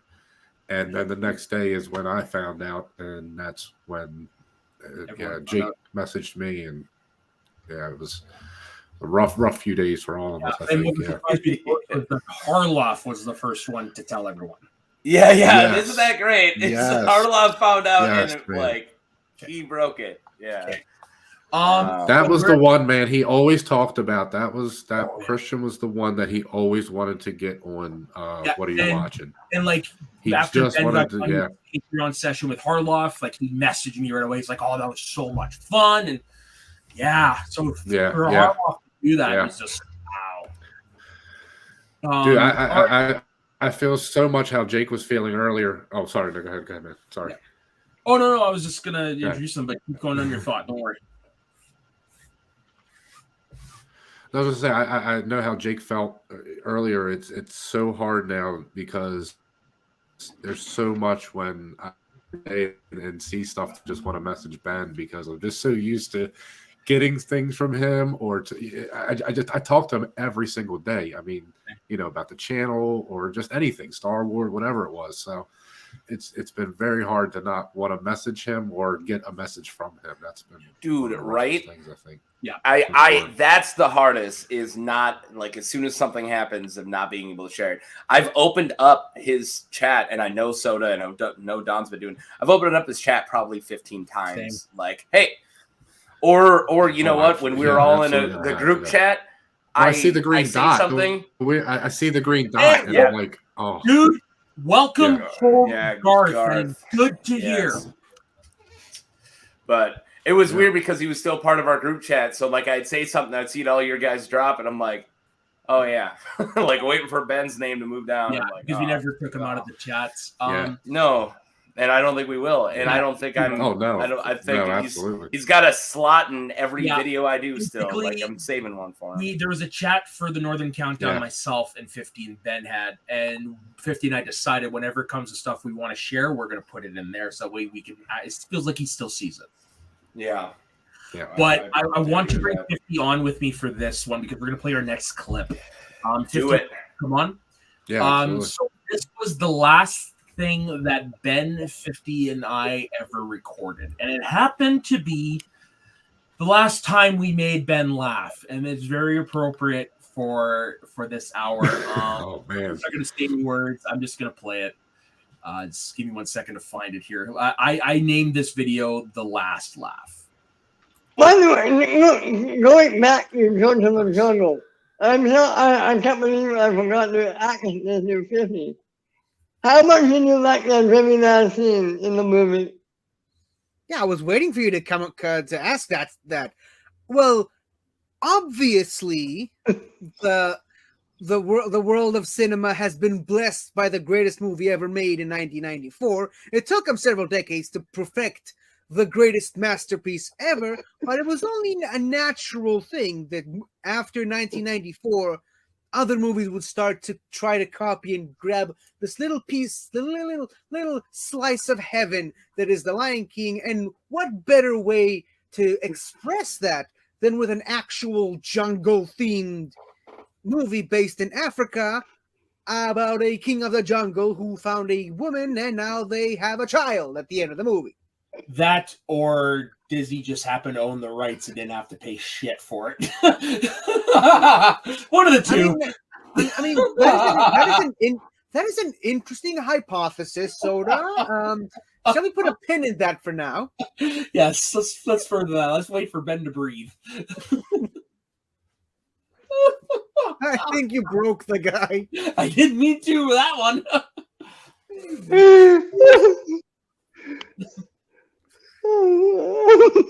Look at him, he's crying. Yeah, I don't know when the last time I ever made him laugh so hard he cried. All right. Okay, before we. I have a new great idea for the chair. That was amazing. This is perfect. That's amazing. This is perfect. Huh? Yeah. Jeez, man. No, I was just gonna say that's so great, man.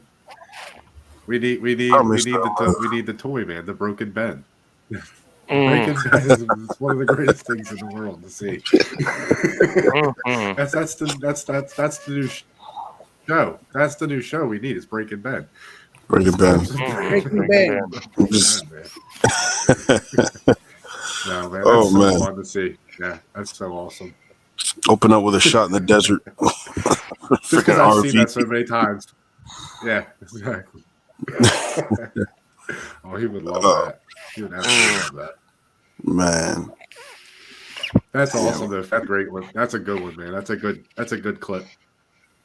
Yeah. That was the first thing I think Soda posted on his So when was that from? When was it from, 50? That was from a Northern Rewind show that we did. The last one that we will ever do now, because it doesn't feel right to do it without him. But every week or so, it was mainly Soda and Ben's show, but they just picked out a random movie from a Schmodown wheel, and they just talked about it.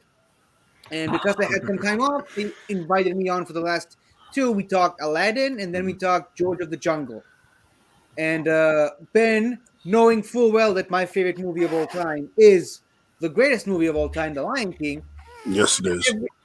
Every time he felt like he could don't get start something over out of me. What? What was that?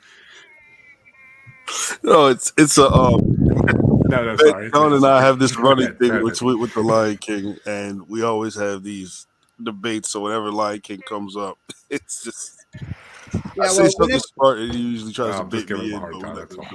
Go ahead. Whenever it was like a trademark thing with me that, like, in every episode, I find some way to somehow squeeze in a Lion King reference into a show, to the point where Ben was like expecting it. Like, he waited patiently like a hawk, waiting for me to make my Lion King reference in every single show. And it was one of the greatest pleasures of my life to see his face going like, yep, there it is. That's the reference. Yeah, he said it. He said the thing. And that is the last time I will ever see him laugh. And not to bring the whole room down, but everyone talked about their everyone here, I think, talked about when they heard the news. Obviously, I think pretty much Soda did it for me. I was one of the lucky ones. I was still recovering from surgery that I did last month. I was at home. I was with my mom, and I had the support that I needed at the time. I don't think I could have handled it otherwise. But it was, to me, it was just a regular Friday to me, and just, you know, I woke up and I watched some TV shows. I caught a shiny Pokemon on my Switch, and I was always like, every time I catch a shiny Pokemon, I post it on our group chat to just show Ben. And Ben, even though he didn't really know all the Pokemon there, he always like congratulated me. He was always so happy to me.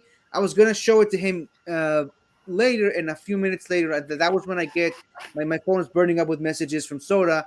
He's saying like, 50 call me please. And to quote a random movie I just heard about, I had a bad feeling about this. And I called him up on the messenger for the Facebook. First thing he said to me is, "Are you sitting down?" The bad feeling got even worse. And when he told me that Ben passed away in his sleep that day, like for 10, 15 minutes, I just couldn't believe that. I couldn't believe what he was saying to me. I wanted to not believe it, but just hearing his voice just made it real. And I was disoriented for the next couple of days, but thankfully, and thanks so much for Ben's family and friends for sharing the funeral service of him last week. That was really a good cathartic exercise for me. It was a way for me to get all my tears out at once and just accept it and then pour it all behind me, to the point where I'm not quite ready to move on yet, but I'm starting to. And so he's the one that brought me into this space. Yeah. Like, he just liked a video that I Me did too. a couple of years ago, and he's the one that said, "Hey man, I know you're out of a job now. We need an editor for this new show that we're doing." And that was how I was introduced to Soda and Jordan, and he got me on as an editor for their first iteration of their show, back when it was still called Get Sweaty. And they kept bringing me back on, and I asked them if I could be on, because obviously they were talking about The Lion King, so naturally I wanted on. So I said, yeah, sure, come on. And that was my first time ever doing a show with anyone from this space. And somehow they must have liked what I said, so they brought me back. And I owe it to Ben for the fact that I'm sitting here talking to you guys right now. I owe it to Ben. Interesting, the different paths that we take to get into this space. I know that for me, it's when COVID hit, because when everybody at Collider Live got let go, they all went and founded their own channels. And that's how I got into it. And then I met Ben. And I'll tell you, when I learned that he passed away, I sat in silence. For probably 5 minutes, I had no words. When it finally hit me that he was no longer with us, and it was sort of those things where it didn't register until a couple of days after I had heard the news. So I just sat there in stunned silence, because Ben was so supportive, and not having a support feels there's a hole there. There's an emptiness there. But I think that I have faith that we'll see Ben again, and I think that we'll get together in the next life and hang around joking with each other and challenging each other to trivia. Kitty will probably make Pokemon to everybody. So it's really sad that he's gone, but I think his legacy is gonna live on, and it speaks for itself. And I think I agree with Joseph that let's all try to be like Ben. Yeah. Yep. I think the worst part about his passing is that the one person I knew who could comfort me at a time like this was him. And I don't have that. And I don't have that emotional support anymore. But thankfully, I have Soda and Taco and all the rest of the friends that come and go from this stream in and out. So we are not alone, thanks to Ben. Ben, but I said this to He Soda. brought us all together. He brought us all together, man. I met all of you guys through him. He did. Yeah. He was our Nick Fury, in a way. Yeah. There you go. Very much so. He was our Nick Fury, and I also said this to Soda, and he agreed with me. He was our Schnipp, in a way. He was our John Schnipp. Yes. Taken from us way too soon, but the impact that he left on us will never die. Ben and Schnipp are up there right now having a good time. I know it. Yeah. I want to just share one more thing before I go. I remember that day when Don messaged me thought it was like a practical joke or something, man. Honestly, no. I'm just hoping, like, please be a prank. Like, just it's a prank. It's a terrible prank, but seriously, just be a prank. And it hadn't heard from Ben in a few days. The last thing we had talked about was our plans for the channel for this year, and just give me a quick debriefing and all. And then when Don told me, I was also at work. So when I left work, it's when it really hit me, and I had already like lost both my grandmothers that year, last year, and it's just like thinking, okay, we'll end the year on a good note, and yeah. So when I got home, I know I was definitely a wreck, just trying to stay afloat the next few days, but losing a friend like that is definitely hard. So I know I talked to his mom. Love her, she's great, and I made this T-shirt design. Hopefully, I can share my screen. But if anybody wants the link, I'll put it in the chat here. But I just wanted to share this with everybody. Yeah. See what hopefully, yep, there it is.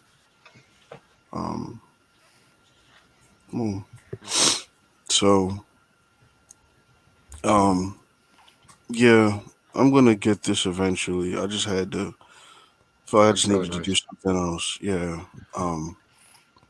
Miss him dearly. He definitely was. He definitely was Superman. His bravery, I will always admire. I'll always commend because the internet can be a very cruel space. And for Ben to go out and just do what he did, working his ass off every single week, every single day, and show the world, like, look, I have a voice too, and nothing's gonna stop me from sharing it. Uh, that's what I love most about Ben. Other than his laugh, his bravery was something to not sneer at. He definitely was. To me, he was the best of us. So, thank you, Ben. Miss you, buddy. But I know I can't stay much longer. I gotta work in the morning. I just wanted to say, everyone, just share the T-shirt. Um, I'll send the link to anybody if anybody wants it. Just to have it. I mean, Sure. that's all. But Thanks, man. for sure. Thank you. You guys, Yeah. have a great rest of your night. Great stream. I'll be talking with everybody soon. Don, I'll hit you up later, man. All right, man. Thanks for joining us, man. Yeah, absolutely. Take care. I just want to say, So- guys, that I'm Oh, gonna head that's a out. nice. That's a cool shirt, though. That's a really cool That shirt. I'm gonna Yeah, head out, definitely. but I just wanted to say thank you for doing this thing for Ben. And Absolutely. Thank you for Rainer, being if here. you're listening, I just want you to know that your son meant a lot to me, and I'm going to miss him terribly. But I think that it's safe to say that our community is a better place, and will continue to be a better place. I think because of Ben. So anyhow, guys, thank you. Yeah. And Ben, may the force be with you. Brennan. And we'll meet again. We'll meet again someday. Brennan. Thank you, man. Yes. You can stick around for a second because I'm not going to be on here for too long. I mean, I got to meet the guy. I got to meet Ben a couple of times. He came on our channel and stuff because obviously we talked about Schmodown and a lot of other things that he liked to talk about, obviously. So he was able to come onto the channel a few times, and I thought that we needed somebody to come on here and kind of represent like that part of it and stuff like that. But I didn't hang around him as much as like a lot of the people that came on here, before me and probably even after me. But with those few encounters that I had with Ben, he was a great guy. Like, can't say, I mean, everybody says it. Everybody's done said it millions of times. Biggest thing is the biggest word that I've heard repeated here. I think I even said it in the chat earlier, is like the dude was brave. The dude was definitely that 100% brave, which made him awesome. Like the thing is like somebody like Ben and Brennan here. That's why I said that he could stay, because like the same kind of thing is like we all have fears. We all have things that are like bad, wrong in our lives. We lose people. like I said, just in general, just bad things. Like that's just how life goes. And we all have fears, but like most of us can we can hide our fears. We can put them behind something, or we can just stay away from them or hide in the corner. People like Ben, Brennan, like they couldn't, like it was there. Everybody was able to see that. They couldn't hide from one of their fears. You know what I'm saying? So they had to step up. Every time you saw Ben to get on camera and to do what he does for Brennan, to get on camera and do what he does is literally like looking your worst fears in the eyes and saying like, no, you're not overtaking me today. I'm doing what I'm going to do no matter what. You step up to that adversity every single second, every day that you're up. So think about that. You know, people in the chat, like I said, we all have problems. We all have issues. We all have things we have to overcome. Nobody's perfect, but not all of us have to step into those shoes every single day. Wake up with that stuff every single day. Brennan, for instance, to be able to do what he did joined the FCL, got in front of that, no matter his handicap or whatever, and was able to become the FCL Star Wars champion. And he wouldn't have been able to do that if he wasn't able to step up, face his fears, and do what he did. And that's just amazing. That's awesome. That's something that Ben was able to do as well. Like I couldn't imagine having to do those type of things. And like to see people like Ben and Brennan go out there and succeed, or go out there and just do whatever they wanted. Who cares about the views? Just being able to put like a video on YouTube and to be able to say, hey, look, I had to overcome this to even be able to do this, but I was still able to have that like gumption, that like bravery to be able to step out and do that is very inspirational. Because like I said, nobody's life is perfect. Everybody has problems.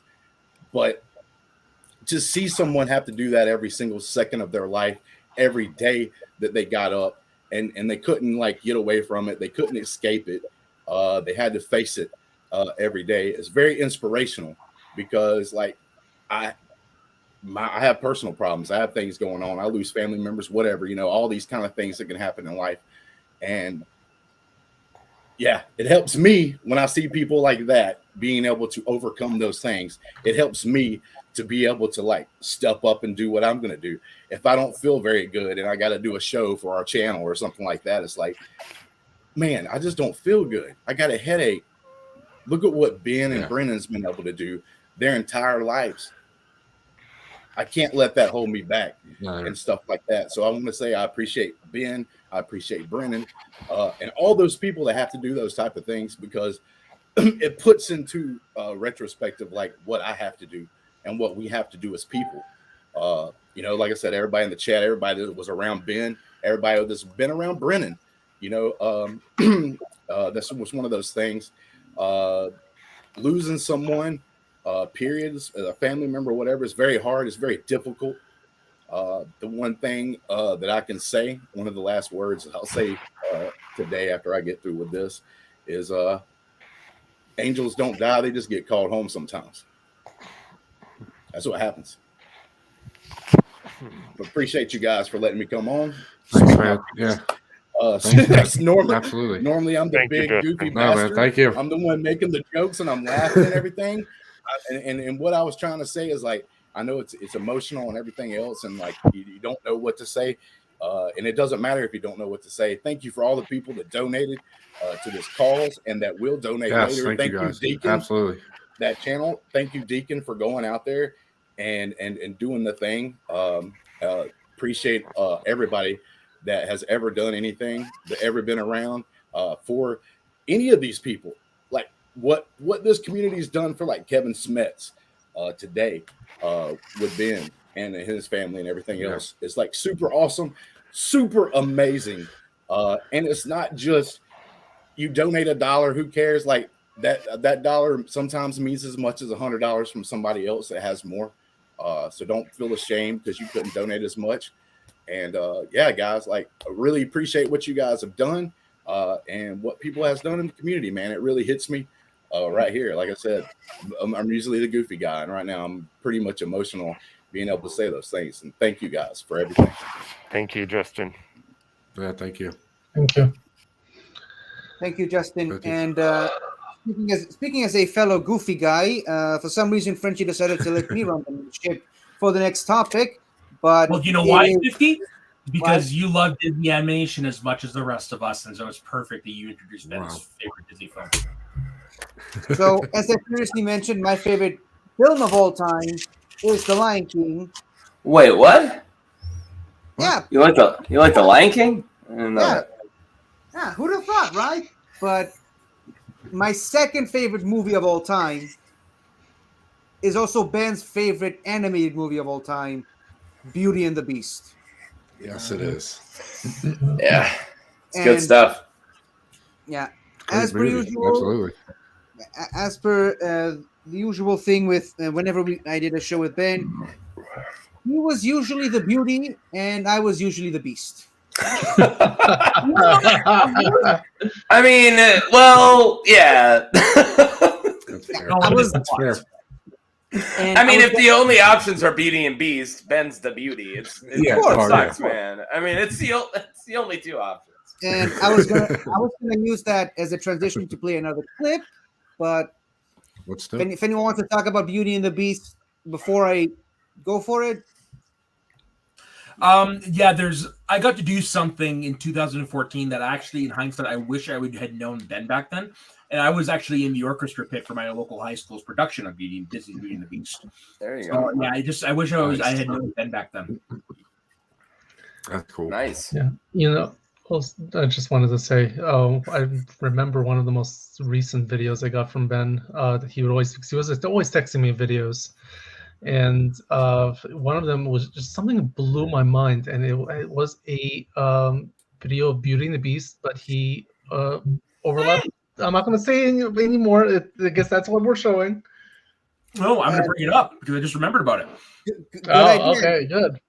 He actually came up with that idea on my show, and he told it to me, and he also blew my mind. Wow. Like, Andrew, I want you to know you don't have to apologize for talking. You can talk whenever you want, dude. All right. Yeah, absolutely. I know Yeah. we are really good at fighting for a chance to talk, and if you haven't done this as long as we have, you just get I definitely have not pushed to the back. But go ahead, man, fight through us. Yeah, if it wasn't for Ben, I probably would never ever in my life have been willing to go on live streaming. Ben was one.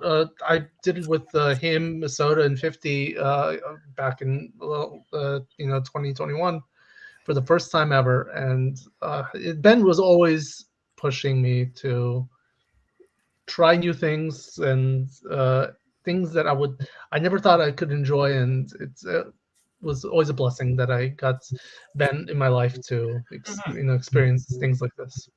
Yeah. So 50, I've got the thing queued up. So if you want to present it, this is the first one he did, the one with Beast. So one of the last shows I did with him was surprise, a Doctor Who themed show, talking about fittingly for the time regenerations. And he told me something that blew my mind, same way that it blew Andrew's mind when he showed it to him. Mine too. Yeah, I think all of us are gonna have our minds blown when you play it. But all right, preparing for mind blowation. So instead of what Ben did is he took a scene from Beauty and the Beast. Oh, I know what this is. Yeah, all right, never mind. He put one of the songs that played. I can't remember which Doctor, but he put one of the regeneration songs over it, and somehow it worked. So I'm going to play it right now. Still the most viewed on our channel.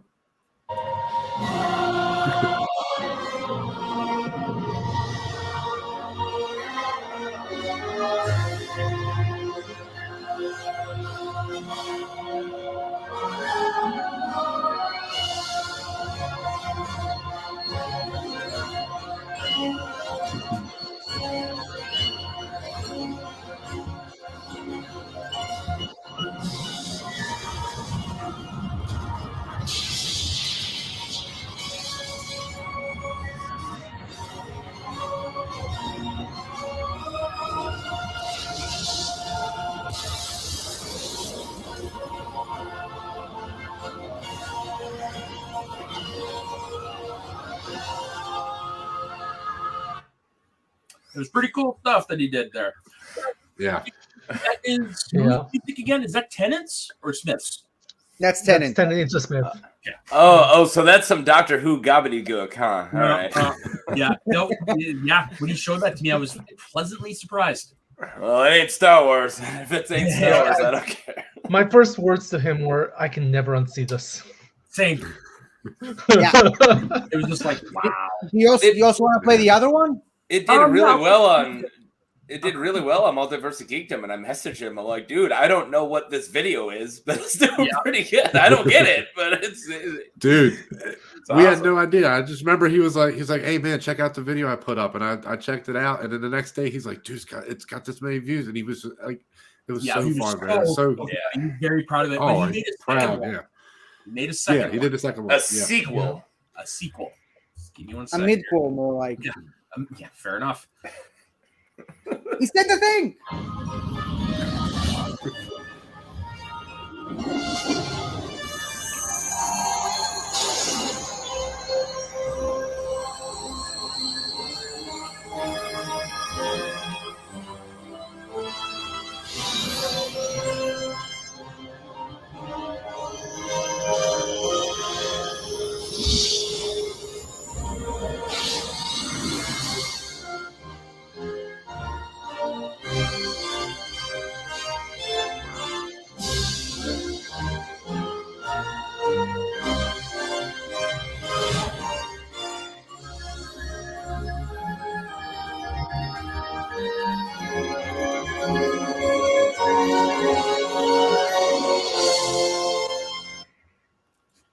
I like just how. Yeah. Yeah.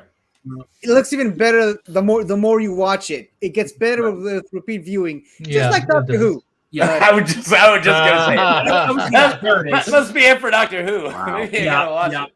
That's unfortunately, folks. That is one topic we will not be talking about tonight because we know the show. It would be a 50-hour show if I do that. Oh my god! Right.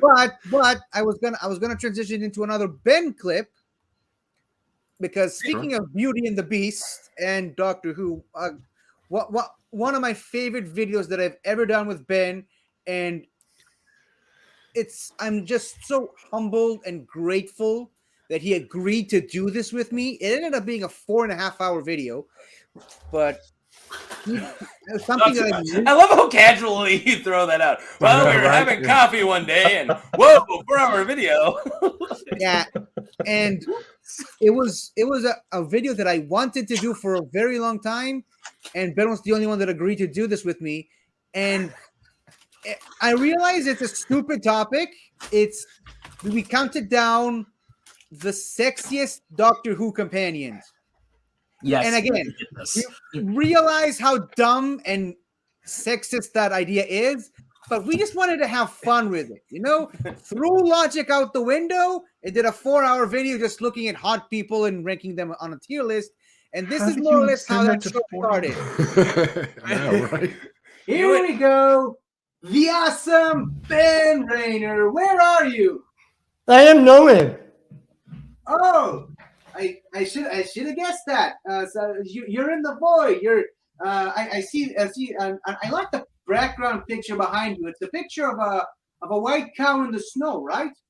Yeah, exactly. Exactly. Yeah, beautiful piece of art. He always had these wonderful backgrounds, and he told me he didn't even want to go on camera before we started filming. He's like, "I got a surprise for you. You're only gonna see it when you bring me on screen," and that was the surprise. Was that toilet paper he had? Was he just actually in the bathroom the whole time? Oh, okay. He had a green screen, and he always kept putting up. And I am nowhere. Flush noise. No, but he always had these backgrounds that he kept changing from show to show. Yep. And one time he forgot to put it away, just sitting on the couch behind him, and it looked like a portal opened up in his house. And I was like, dude, what's that behind you? I was like, oh, sorry, I forgot to fold my green screen. What I loved about his camera, because it followed him. So whenever we broke him, which, it was always our job to make Ben, laugh. And whenever it broke him, the camera followed him as he fell over in the camera when I always follow his laughing. Dude, I swear there were times when it would move and I would seriously just be like, I'm Johnny Five right now in his room. Like I'm a little Johnny Five. Just It's time to play another tribute video. And this one, having this gentleman on Ben's show was funny. like a personal triumph of his. Oh, and it's yes. mentioned out throughout the show. Kevin Smets sent in a video message, so I will play that for everybody right now. Can I say one sentence really quick? I just want to really push forward how excited he was to have Kevin Smets because something fell through a year before. So he blew up when he was like, dude, I've been trying literally a year in the making. I was so happy for him. Yeah. So I just wanted to say that. Yeah. So this is Kevin Smith sharing some thoughts on Ben. If I can hit play, apparently. There it is. Ben Rayner. The world was better with him. And I am better having known him. I just recently got to know him. I did his show. And his show, we talked about what we watched. And we just kind of like the same things. Like, and you realize you get to know someone and you think, oh, you're going to have all this time in the world to get to know him further. And then he's kind of taken away. So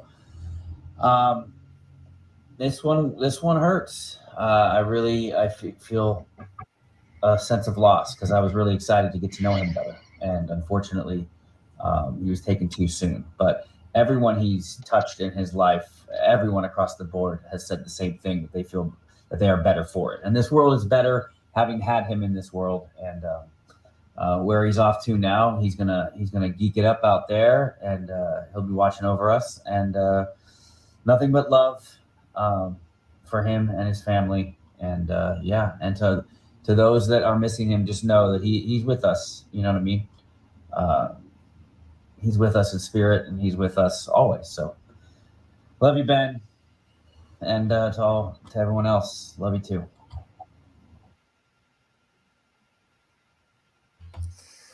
Yeah, that was a good one. Oh. Yeah, no. Wow. Yeah, I'm glad before Ben passed, we finally got to interview Smets.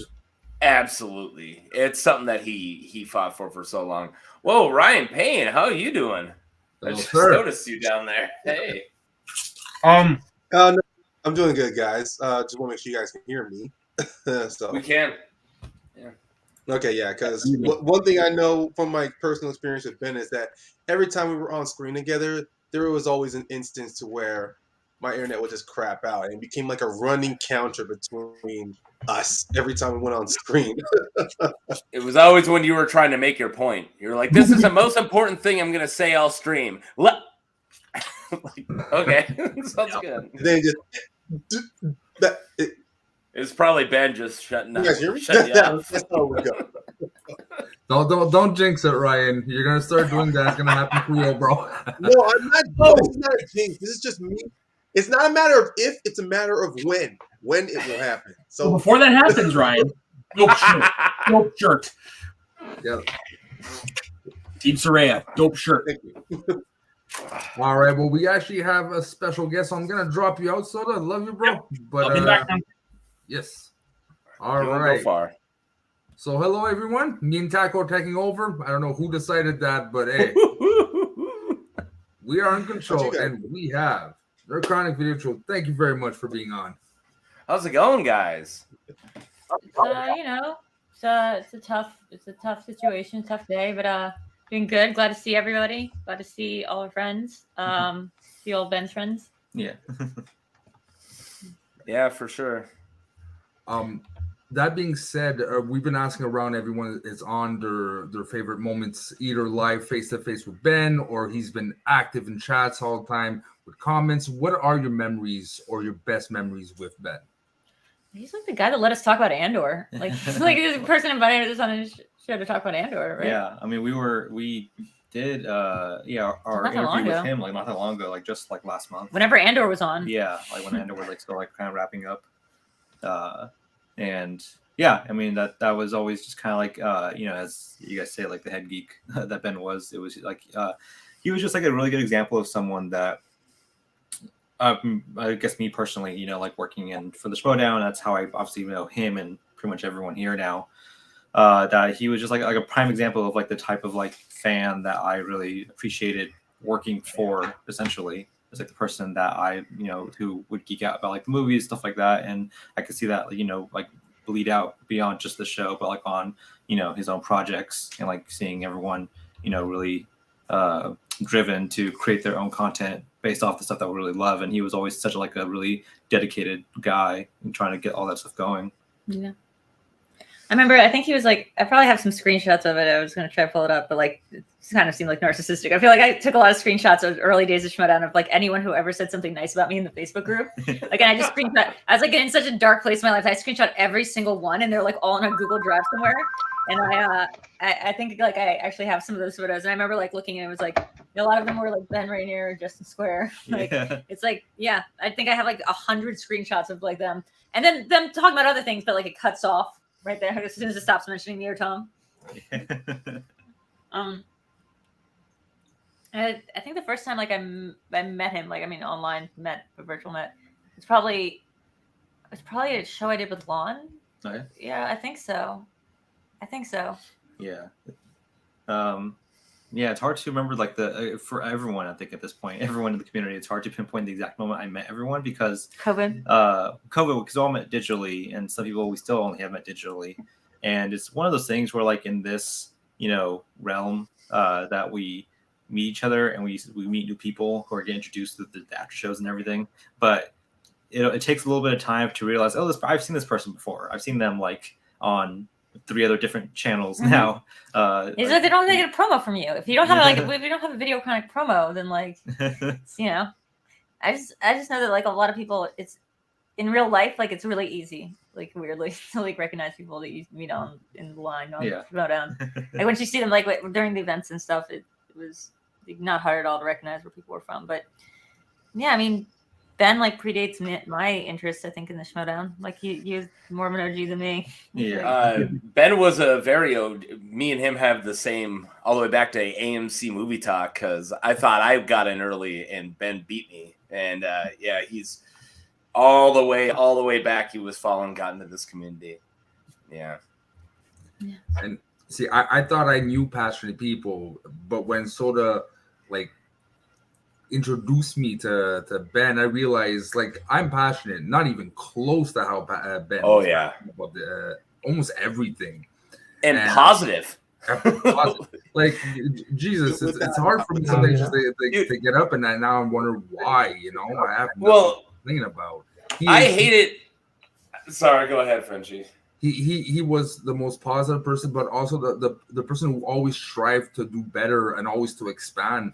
Like I remember the early talks when we were thinking about merging our brands. He was so excited. Me and him spent hours trying to brainstorm little ideas, and me giving ideas and him giving ideas, and just always trying to bring what we're trying to bring to a whole new level. And that's Ben for you, always wanting to evolve. And I'll miss the guy. I really will. I definitely agree. We didn't talk about surprisingly enough. We didn't talk about a lot of geek, me and him. Us, it was always about YouTube and how we can bring YouTube and the admin stuff, and that's how he got my heart, because I love geek stuff, but I'm all about the admin stuff. So I think I have a different personal relationship with him. But man, did he help me a lot understanding things, and I'm just happy I had that relationship with him too. Yeah, I just remember thinking every time a movie. Sorry, Ryan, if you want to talk, you can. I mean, I was just gonna be quick. I'm not gonna drag on. Yeah, go ahead, man. Add on to what French was. Yeah, it was just mainly with Ben, because when I met Ben, obviously what brought me and him together was mainly the Schmodown, because at the time a friend of mine had posted on Facebook that Ben wanted to do a YouTube channel about the Schmodown and was looking for anyone. She messaged me and I got back to her, and then she hooked up linked me and Ben together. And after a couple of messages online, we moved further into like, okay, let's talk like well, face to face, through our screens.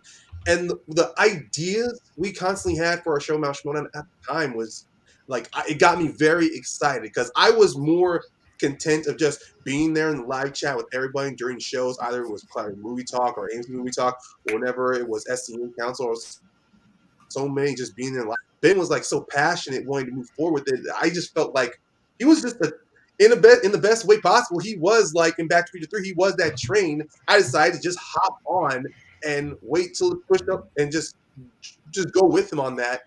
And I really loved how even when we got 4 or 5 episodes out there, he wanted to keep doing more, where it was like I had a hard time trying to keep up with him. I'm like, let's just focus on getting an audience. But he's like, no, he already had so many, a bunch of ideas on how to change up the format. And it was just, it was very fantastic to watch. I mean, at the time, it was kind of frustrating because I'm going, oh man, I just hope that we can get an audience. But he was so positive that this was going to catch on that he was already thinking about like wanting to do something different.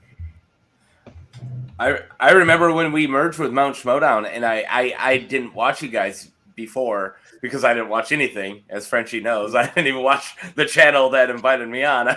The second I'm like, hey, we're gonna bring on Mount Schmodown, and I watched your guys' stuff, and I was blown away because you were the first people that I watched who wasn't just talking about every episode. You were breaking it down like it was lore and it was important, and you're talking about the Schmodown in this really cool way, and I got hooked, and I went back and I watched every episode I could find, and I immediately fell in love with all of you guys. And then I had that realization I get to work with you, and Ben, you especially at that time, we were all busy, but Ben, anytime we needed him, he was there.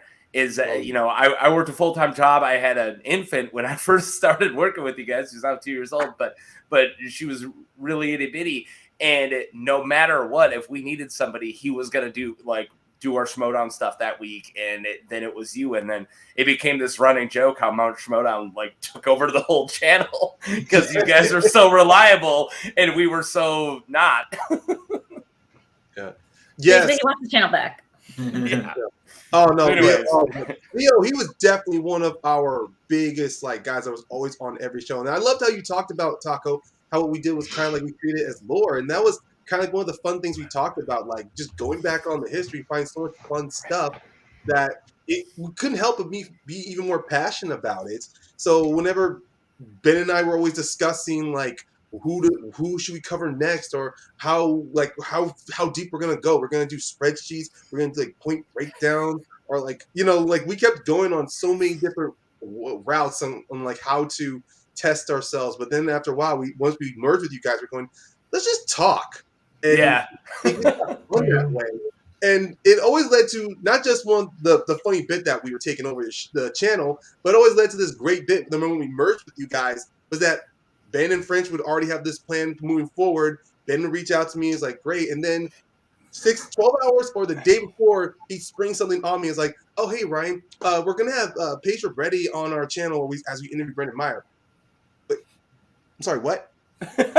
We slightly forgot to tell you. We were too excited. What can I say? No, it was fun, too, because then I kind of liked that because it kept me on my toes, especially I think before when we were trying to do another show, he says, hey, I'm just trying to reach out and get another guest on. And then once again, it's kind of like he, especially when we did the Sunday shows, he would always have something new on here. He's like, okay, after this, man, I'm going to be doing something else. I'm like, great. Oh, one more thing. We're going to be doing this on the Sunday show. It's like, oh, I didn't know we were going to be talking about this match. I didn't watch it yet. So I had to watch something within 45 minutes just so I can be up to date on it. Oh, there was a lot of those. All right. So before we go on, we have, again, a new goal, 4,500. We already busted our original 2,500 in an hour. We're up to 3,203. So again, the link is in the chat for the donations. Please go ahead, and it is for a great cause. This is for the Dysautonomia Foundation. All the proceeds go to there. So please find that link. We will repost a link if you can't find it, and do not let go of those donations. Let's pour it on. So that being said, Ryan, I have a question for you. Do you know if he had a favorite Mount Schmodown episode, one he really liked to do, either the subject or the outcome results? I mean, the two that popped in my mind that he was the most proud of was the episode we had with you guys when we talked about Kidnap Sock. And then I think also our tribute episode that we did for John Snepp as well. We just briefly talked about his. We had 50 on with the show. And I mean, because the moment we merged with you guys, Ben, like, he went on and took the reins. Because originally before, Ben and I were just doing hosting duties. We had one of our other original members at the time, Brandon Buck. He was running the stream and putting together the videos. I mean, putting together the promos and opening segments. So then when we move on to do some others, do his own channel, Ben just immediately latched on. So every time he was putting something together, I was always amazed. I'm like, dude, great. You just come up with a thumbnail. I'll have no problem doing like our little promo. Like, I'll do our text promo on our Twitter channel. But yeah, I always loved it when we did collaboration episodes with other people or had other guests on, because I can see Ben's passion just rub off. Even if he wasn't talking a lot on screen, I can always just see him just like listening to everybody, like wanting to take in everyone's words on in. That was like another thing between the two of us. Like, it went from all of us sharing time on screen to slowly lean towards I was talking the most. But then Ben was like so focused on everything. The moment he did talk, he knew exactly what he wanted to say. And that was another thing, is it would that Ben wasn't great at stealing it, especially from people like me and you, Ryan, because we just can't stop once we start. But when he finally got to talk, he would just bam, especially with his jokes. He broke us multiple times. So, yeah. Before we continue, by the way, I just want to mention so far we got 44 donations in, again, 2 hours. I just wanted to give a special thanks to David Benjamin, who donated $250. Thank you so much, Benjamin. Absolutely, thank you. Really thank you so much. And also does not exclude anyone else. But that being said, we do have Jeb Barokwa, Adam Witt, Dad Vote, and Joshua Tapia, who donated in the last 20 minutes. So we do thank you as well. Yep. Thank you to everybody. Again, it's not about amount. If whatever you can spare, whatever you're comfortable with, $1 means a lot. Absolutely, it does. Yeah. So we're not trying to wring out your wallets, everybody. I mean, if you're just willing to just donate a little bit, that's great. Honestly, we really weren't expecting. We were hoping to meet the goal, but the fact that we broke the goal really in an hour. means a lot. Yeah, absolutely. Absolutely. But even then, breaking that under an hour is still great. And if people still continue to donate all the way until the show, we still okay, all right. and as well, if you can't donate at all, leave your comments. Leave your love for Anne, his mom. Leave your love for the whole community. Comment. Make sure like you are heard. So you don't even need to donate if you can. We understand it. Just show some love. That is as much as appreciated. Absolutely. Yeah. Now, anyways, how's it going?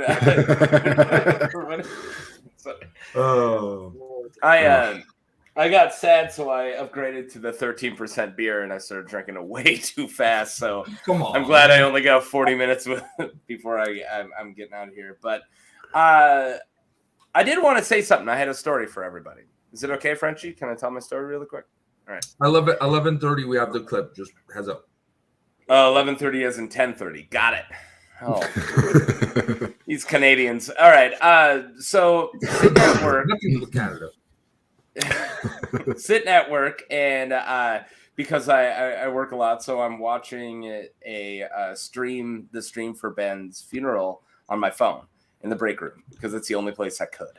And I hated it. I hated that I had to do it that way, but I could do it at home. I couldn't do it anywhere else. It was literally sleep, work.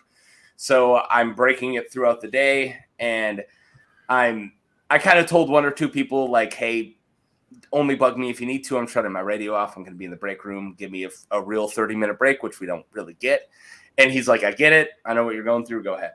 So somebody who has no idea what I'm going through walks by, and a running joke between me and him is he just watches a lot of anime.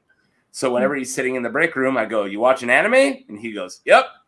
So I'm watching Ben's funeral, and he goes, "Watching anime?" I'm like, "No, absolutely not." And he looks at my phone, and it's clearly what it is. And he goes, "Well, that person looks Asian." And I was like, "It's not. It's a Jewish lady." Wow. And he's like, "What are you watching?" I'm like, "It's my Jewish friend's funeral." And he goes, "Haven't seen it yet. How is it?" It's not a movie. And then he realized what happened, and he goes, "Oh man, I feel like a dick." He couldn't tell the difference between like anime and physical space that is 3-dimensional. When you don't watch anime, I guess, you know. Yeah, I guess. I mean, I guess I feel like the bigger difference not between the Japanese person and a Jewish person, but between a 2D cartoon and a 3-dimensional human person. I just like that he thought My Jewish Friend's Funeral was like the new hit sitcom he hasn't watched yet or something. Yeah, so That's great. I made fun of him for the rest of the day. So wow. Frenchie, I just realized something that when you asked me earlier what one's favorite National episode was, I just did remember before we took we never really had an end to our show, but one episode he was particularly proud of was a Mouse Mode episode we were able to get John Roca on the show, like really to talk to him. And oh yeah, yes. Now despite like all the collaboration, he was always a fan of getting someone on the show, which is what I like seeing what he did when he had Amaru, Rachel on his show, on his Multiverse of Geekdom shows. Like, yeah, having him, the excitement he had of knowing, like, one thing I always remembered, he always messed out. I want to reach out and get with our show. And then he messaged back in our little chat. Roka's responded. He might come on. And then when he goes, "We got Roka." That was the most excitement I saw him. Like he just could not. I mean, I could feel it when he was messaging me that if I ever saw him, like he told me to in person, I wouldn't be surprised if he was just like popping a bottle of champagne, just like, "Yeah, we did it! We did it!" The funny thing, he was like that with any guest up till anybody. Even Amaru. He Yeah. talked to Amaru multiple times, but still, when he got to talk to him on his newest show, he was like, "Dude, I got Amaru. Like, that's great." Yeah. He's just the most positive freaking guy. We do have a question from Anne directly, so let's say if someone can answer this. Who came up with the name of Multiverse of Geekdom? Actually, it was me. This guy.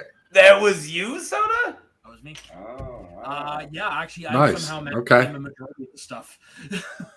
Yeah, that was me. What was the name inspired Yeah, by? he already had the name when he came to me, so I don't Yeah. know. Yeah. Well, basically, he wanted to create something that all inclusive and stuff like that. And I was thinking that it's like it should be like a multiverse or something. And then it was like, well, the multiverse of geekdom. It's just, Boom. That was it. That was just as simple as that. Yeah. And then after that, of course, he came up with the logo and stuff. But yeah, no, it was just a conversation we had when he wanted to start his channel, and it was just something I threw out there, and he liked it. It's a great name. And it fit what he wanted to do so well. Yeah. And it is something that, like, now that he's passed, I am going to try my damnedest to help make sure it keeps going. Well, in his title is the head geek. How did it take us this long to call him the head geek? Like, even before he was in charge of Multiverse of Geekdom, he was the head geek. Yeah. You know? Yeah. Like people keep saying he was our snap. I always call my Yeah, crew absolutely. captain, so it wouldn't surprise me head geek later. Yeah. He loved that title, man. He started using it on the show. It's a and great everything. title. He Yeah, loved when I saw that, Oh, it is, absolutely. It was like perfect. Yeah. I know I brought up his positive. We've talked about his positivity so much, but I would always say that he liked so many movies, and of course I'm this like cynical, nihilistic jerk, So every movie I watch, I just pick it apart and find a reason to hate it. And this dude, he always had this great. So I always said if Ben didn't like a movie, it must be garbage because he could find a good thing about every movie. But if he's like, "Man, this movie not good," I'm like, "Well, I'll stay away from that." Ben didn't even like it. Mm-hmm.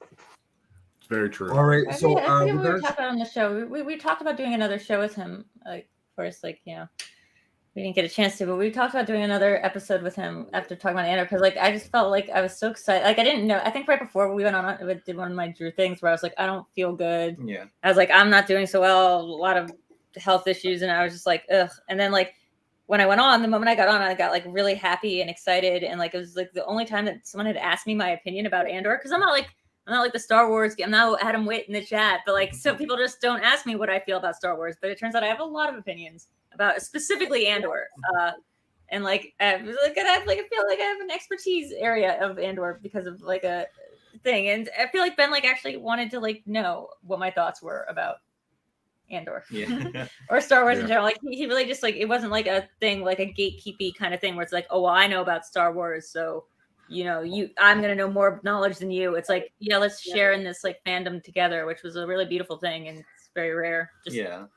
that was the vibe that we had going on in the show. Like it really felt like Ben was, like you said, the guy said, he was always really interested to hear what we thought, not rather than like just have us on like, you know, like a platform so he can like just spout off like what he felt about it. Like he wanted to kind of really engage with like whoever he was speaking with. and it's so rare. It's like the most rare thing in the world is someone who listens. Definitely not a quality all of us share, me included. I did not share that, but I would always feel bad because I would say, dude, do I need to shut up? And he's like, no, man, I brought you onto my show. Talk. Yeah. Okay. But he always made it feel like a conversation, though. Or at least as much as he could. So that was one thing I always loved about especially when he did the new show. The you know, what are you watching? It wasn't just sitting there grilling somebody. It was, let's have a conversation about whatever show you're watching, which is really fun. I never felt like awkward or like dead air or anything. Like it really was good interviewer. It was so chill. Yeah, because really that's it. What are you watching? And then an hour goes by. I just before we go ahead, because we're gonna have to put the clip on soon. If you guys didn't realize the sticker on the bottom, we are almost at $4,000. We jumped up to 3,000 men on Truth. Thank you so much to everyone that's been donating. And I want to give a shout out to Video Thank Drew you, here, guys. pledged $500. Thank you very much. Wow. Oh wow, yes, thank you. Absolutely. Bunch of us. Absolutely. Wow. Thank you guys. Holy crap. Now transitioning to this, one of my favorite Ben moments. It is nothing funny. It's actually very serious, like Ben in a serious interview mode. Why I chose this is because the conversations I had with Ben afterwards is when he told me, like, I feel like I made it. I felt like everything's been accumulating to this moment. And this was at the press conference for Schmodown when he had the chance to meet some of his heroes, including Harloff, Roka, and also, a lot of the chance. But Marisol McKee, he had the chance to interview her. And I know that he was stressed. We were chatting during the chat. He was stressed. He was nervous. But he did it. And he was so proud. And he felt like he made it. So 50, if you could, please play that clip. Hi, Marisol. My name is Ben, and I'm just curious with all this new fan interaction. Do you have a favorite so far that you have? Oh God, I don't even know. It was, I think the one that's still kind of that I keep replaying in my head, and the one that has impacted me the most was meeting John Mariano's girls. Which I can't wait to see them at another, like next time we're over in the East Coast, I can't wait to see them at another event. And I'm going to be thinking about them certainly this Saturday. And I still have posters of which they made when they were there. And I wasn't able to pack those and bring those with me, but those are hanging up in my bedroom. I'm totally going to be thinking of them because that was, I think, my personal favorite interaction that I had. Also, Ed Haskell's really cool, and I have a really rad shirt that I got from him in New York, which I wear all the time. That interaction was pretty awesome as well. But I have too many to count. Yeah, like I said, it was nothing funny. It was nothing like the wow moments, but just I chose that because I knew how much this meant to Ben. Schmodown as much as the movies. I knew Ben as more the Schmodown guy, and he was so giddy. And I'm happy I had the chance to share those moments with Ben. So that was my pick of my Ben moment. Yeah, for sure. See you later, Marie. Marie. Yeah, All right. Marie was really sad she couldn't join us tonight, by the way. But yeah. So she's in the comments. We're Hey. really happy. She's Absolutely. watching. We're really, really happy to have. And talking about happy to have back. Hey, 50, you're back. Hey, 50. All right. So, by the way, because again, for those who just tuned in, we do have topics that Ben loved to talk about.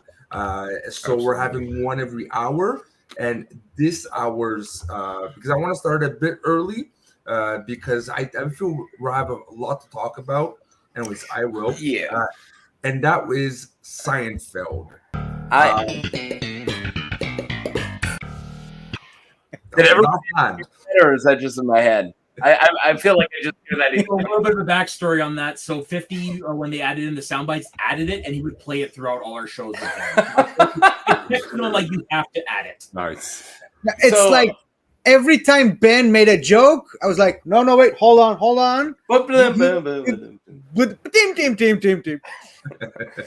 Cue that bass line.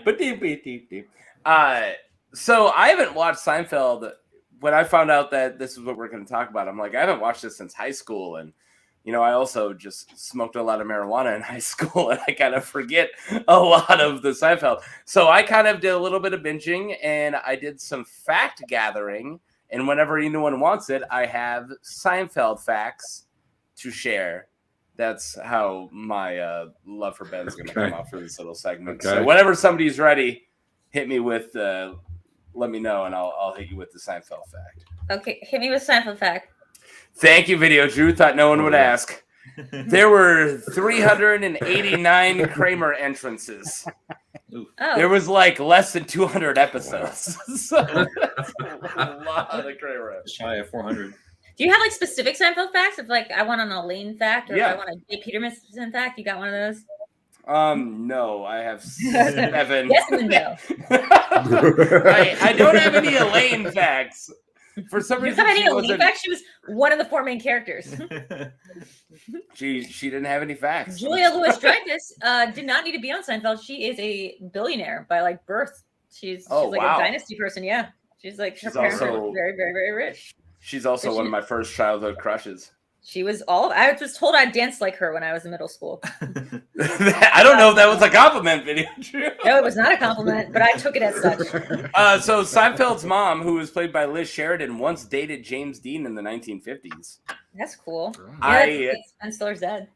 I tried to wow that to Soda, but he apparently is just a giant James Dean fan. He's like, yeah, I read that in one of the 5 biographies I've read. I'm like, you just read James Dean biographies? And All right, not only that, so but you're able to like put together that person from the James Dean biography with like the mom from Seinfeld. You're able to be like, that's who that You is. know who I knew her from first? The neighbor from Alf. Oh, she Wow. was on Alf. Oh, she on Alf. was. And I was thinking of George's dad was Ben Stiller's dad. Oh, yeah. That's who that is. Do you want a Very George sad fact? thing. Yeah, go ahead. All right, boom. The original script, George was named Bennett, and he was a stand-up just like Jerry, because the original concept of the show was where stand-ups get their material.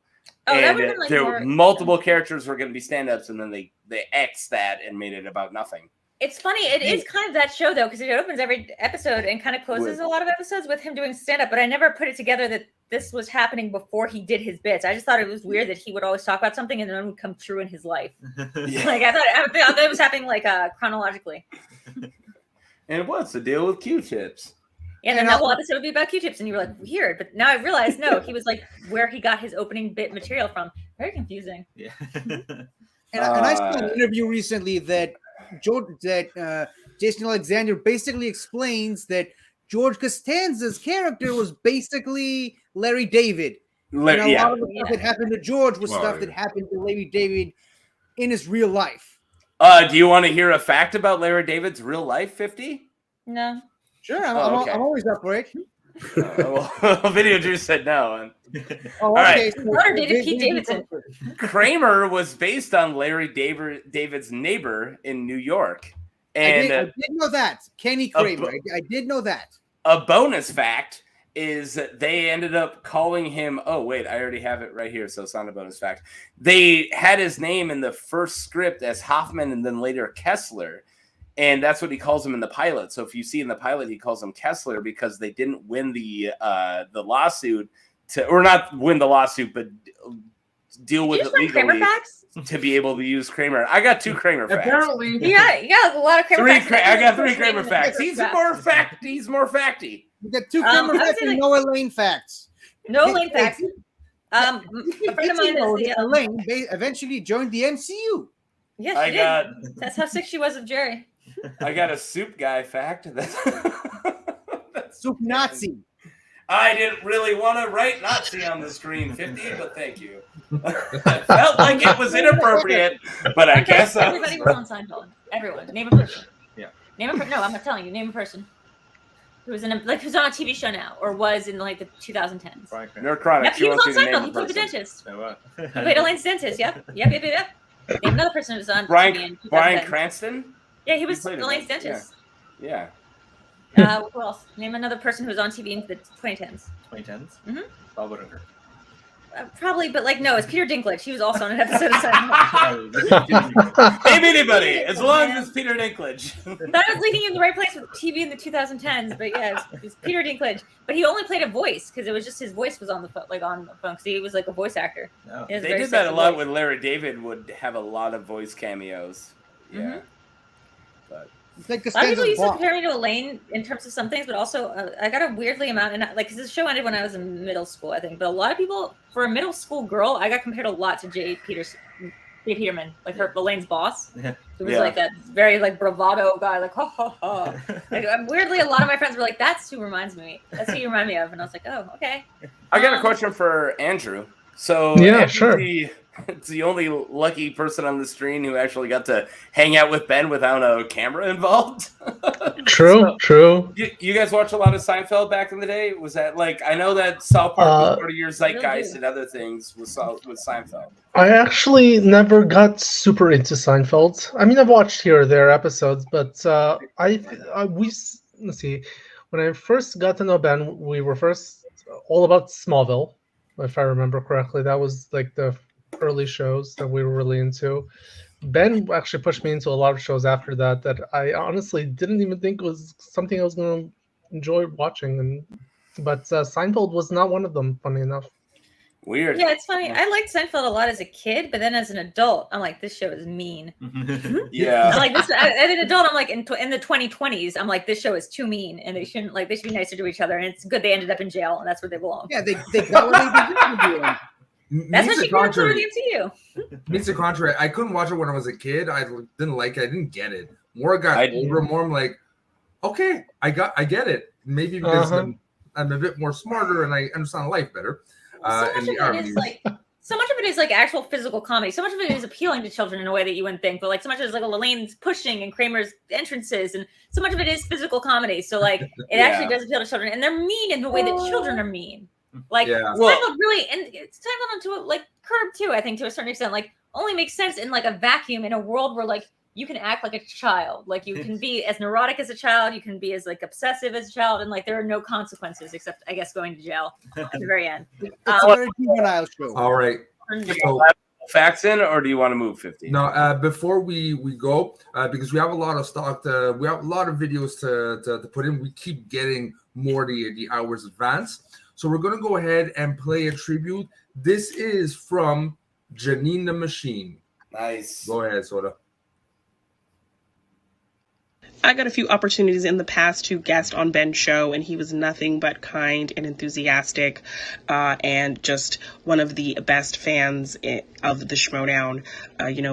We had a lot of tough moments doing the show, and, it was fans like him who kept us in it, who kept us, coming back, who kept us to, you know, keep going after hard losses or, you know, criticisms or anything like that. So I was always really thankful for his, you know, love for the show and us competitors and us people involved in the show.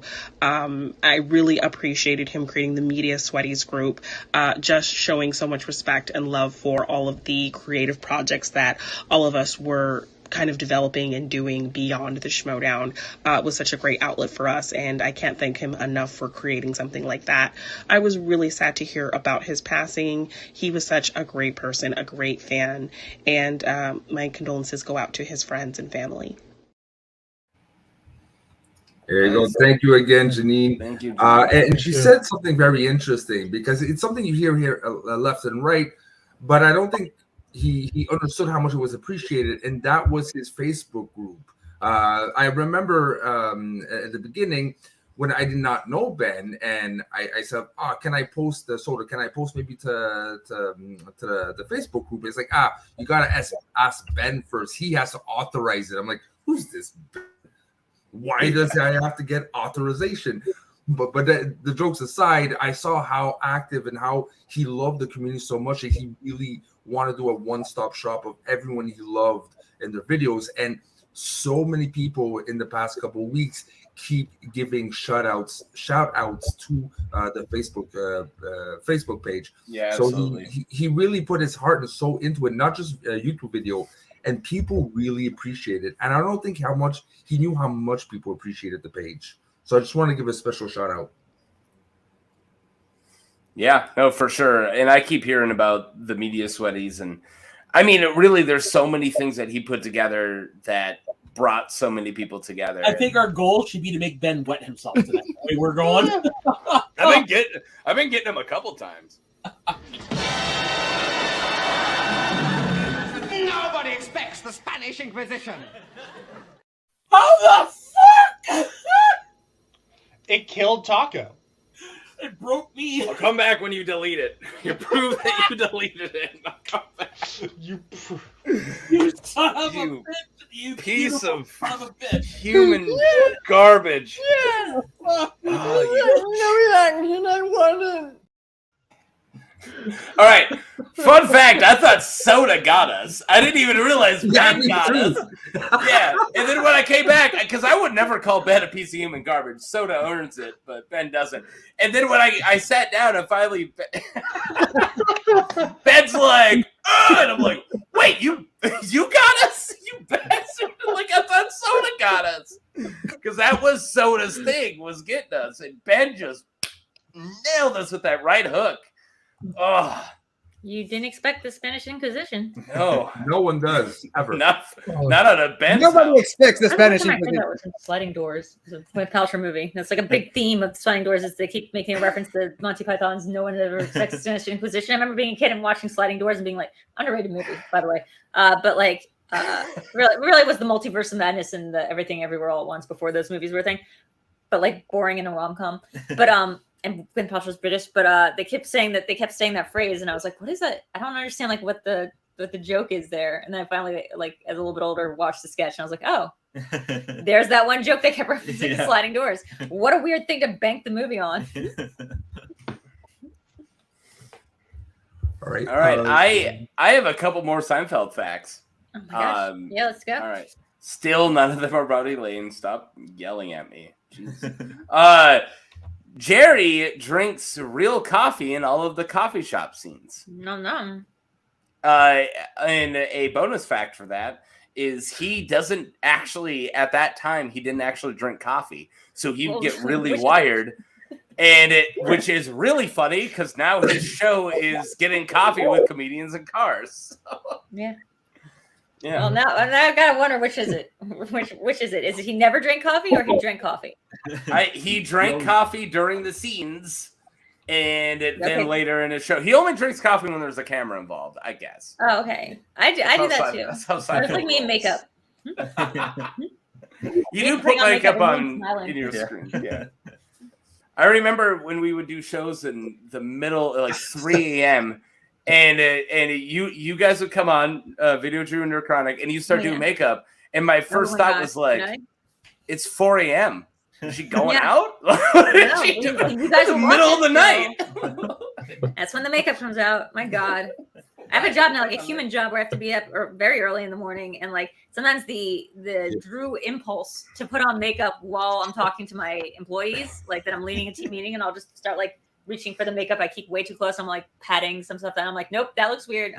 They're superior at work. Don't do that. Listen here, you're being fired because Yeah, exactly. I'm like, guys, you got to get your shit together. All right, so I gotta drop I'm off not earlier. eyeliners. I gotta drop off earlier than expected. So, Video Drew, thank you very much, and Nurkarn, thank you very much for coming on. Andrew, I'm not sure how long you're gonna stick around, but thank you. And Ryan, I'll see you later on. But I have to drop off. I'll put on soda. So, till next time. Hey, Frenchie, have a good one. Yeah, we'll see you later, dude. So we have 2 clips we're gonna play coming up. Can I ask Andrew a question before we move on, please? Sure, go ahead. Yeah, okay, go ahead, Taco. I know Andrew told the story at Ben's funeral, but I would love to hear it on screen. Can we do the Kenny story? Are you okay with that, Soda? That wasn't me. That wasn't him. That wasn't Andrew? I'm an idiot. Nope. All right. I switched to strong beer too early. Okay. So no, there's 2 clips we're gonna be playing. One of them actually I just got not that long ago. It's gonna be starting in a couple minutes. It is the video guys the tribute.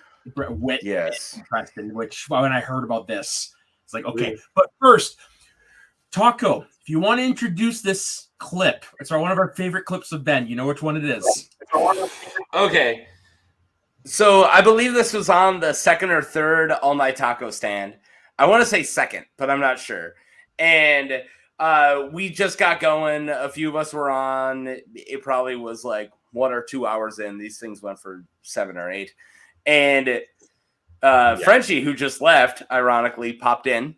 And for some reason, we misheard Ben when he greeted him. And it's one of my favorite moments. Mine too. Ever on screen. And it's one of those things that got you so hard that you can be doing just something random at work and just minding your own business. And this will play in your mind. And then you just start laughing. It's one of those moments that stuck with me for a year or more, whatever it's been. And we have Frenchie. Hey, what's up? Okay. Did you call me a bitch? Did you just call me a bitch, Ben? Oh, he I knows am why. I love French. that. I'm French. Oh, Fred, what's up, French? I really heard sup, bitch. Yeah, wow. I was like, wow, damn, straight man. into it. All right, Ben now cannot complain about anyone being inappropriate the rest of the show. Okay, And, cool. like, I understand Tackle calling me a bitch, but what the fuck did I do? No, I didn't French. Oh god. What's up, bitch? We have one more video we're gonna play. I'm gonna play it right now because it's actually a fairly long video, but it was the Paul Preston and Adam Witt when they heard about Ben's passing. They sent in a tribute video that only they could do. So I'm gonna play it, and thank you very much for everybody who's joined us in the last hour, and we will see you at the top of the hour. So enjoy the movie guys paying tribute to our friend.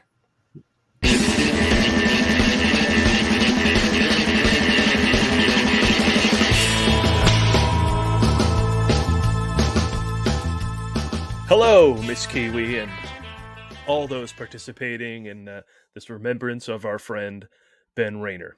This group was brought together from a love of the movie Trivia Schmodown, which was brought together by a love of movies. So we had lost faith in our extremely specific movie references and how they might land on people, and would they ever find an audience? You are our people, and the fact that the audience of Schmodown people get us and supported us was a minor miracle. Yeah, and front and center, very vocally supportive of his love of us and our nonsense was Ben Rer, and he was also a big Star Wars fan and was very supportive of my matches in the Star Wars division. And oh boy, did I need all the support I could get. I was recently on Ben's show. Here it is. What are you watching on the Multiverse of Geekdom channel? And we had one of those natural movie conversations that starts with the Banshees of Inisherin and somehow ends up at Harry Potter. And since I was in the conversation, Naturally, there was also a lot of talk about Harrison Ford. Oh, really? Did that come up? There should also be a casting Oscar, casting director, because think about the person who cast Harry Potter and the Sorcerer's Stone with those three leads, right? And just somehow they knew that was going to work. That's like magic. I don't know how you can predict that. Yeah, that is luck. That is luck, my friend. Yeah, there's a lot of luck in there.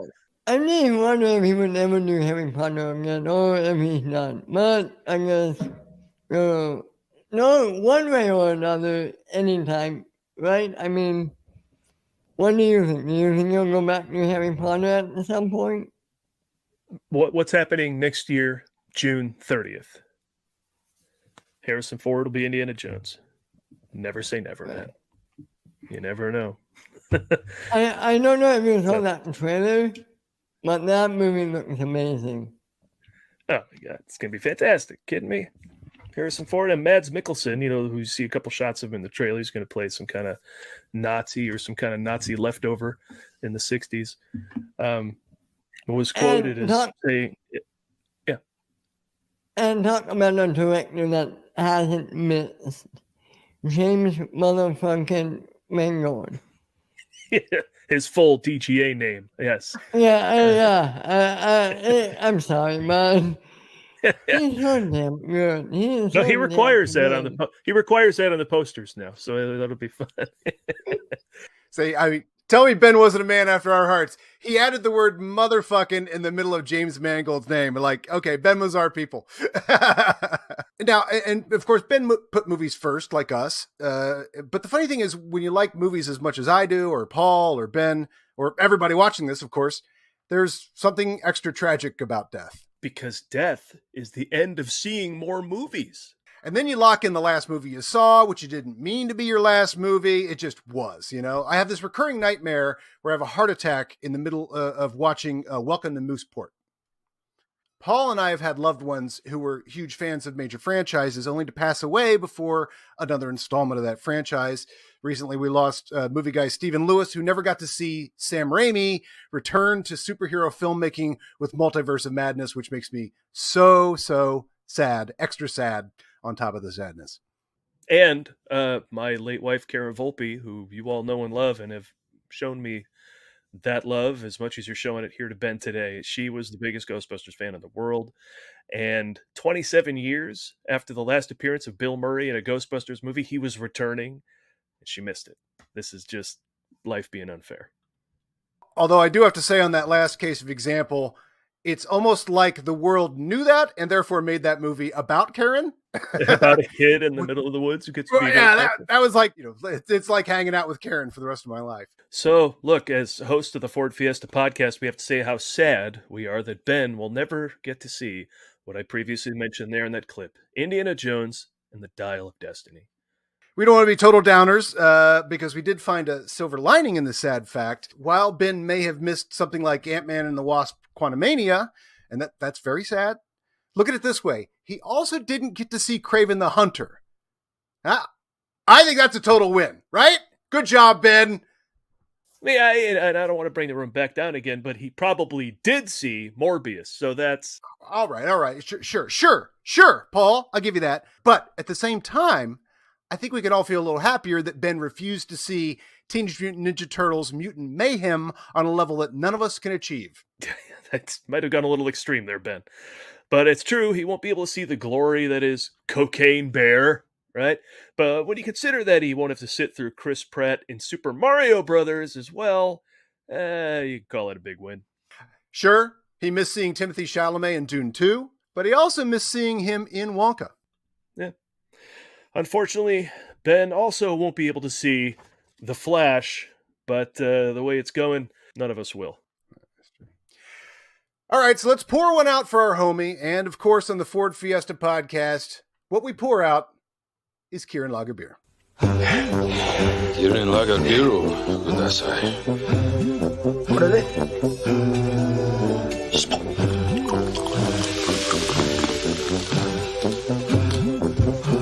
Kudasai.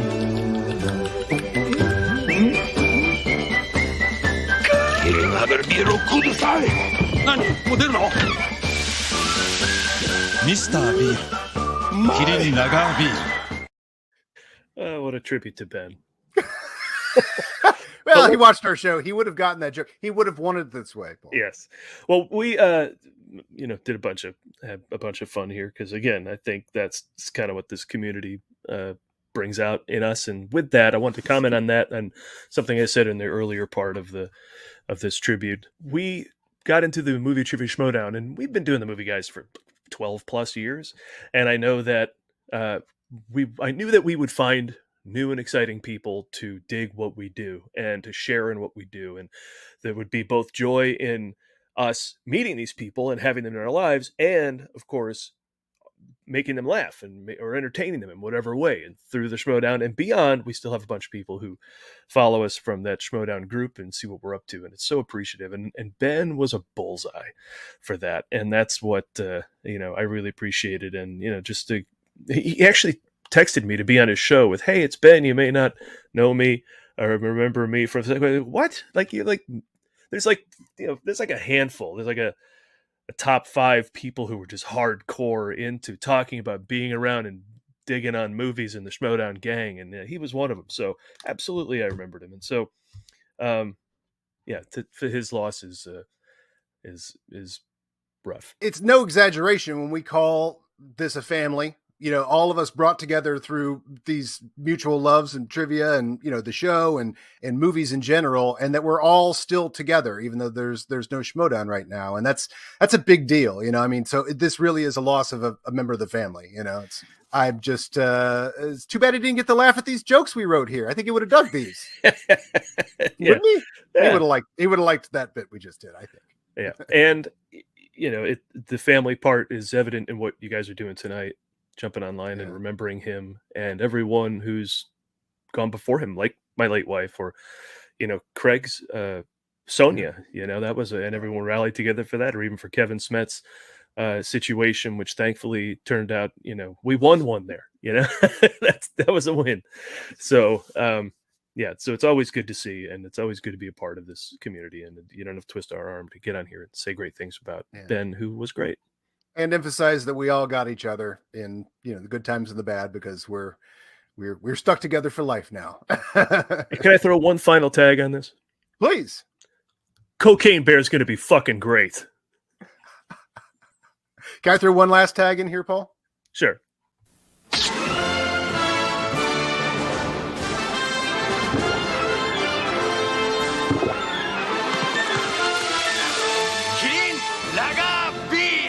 Disney.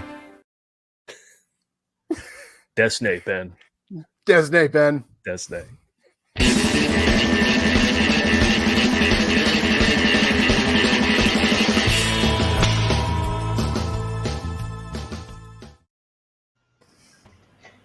All right, there you guys go. That was amazing. Wow. Wow. Really clarified. I thought he said Disney for a second. I'm like, what? I just want to say I'm getting out of here, but I'm leaving everybody in the very, very, very capable hands of the lovely Kiwi Jess and Don. And see you guys later. Have a good night. I got to get out of here early in the morning, so I need to go sleep. Bye, Taco. I think we're also on our way out. But Jess, it's nice to see you. Hi. Hi.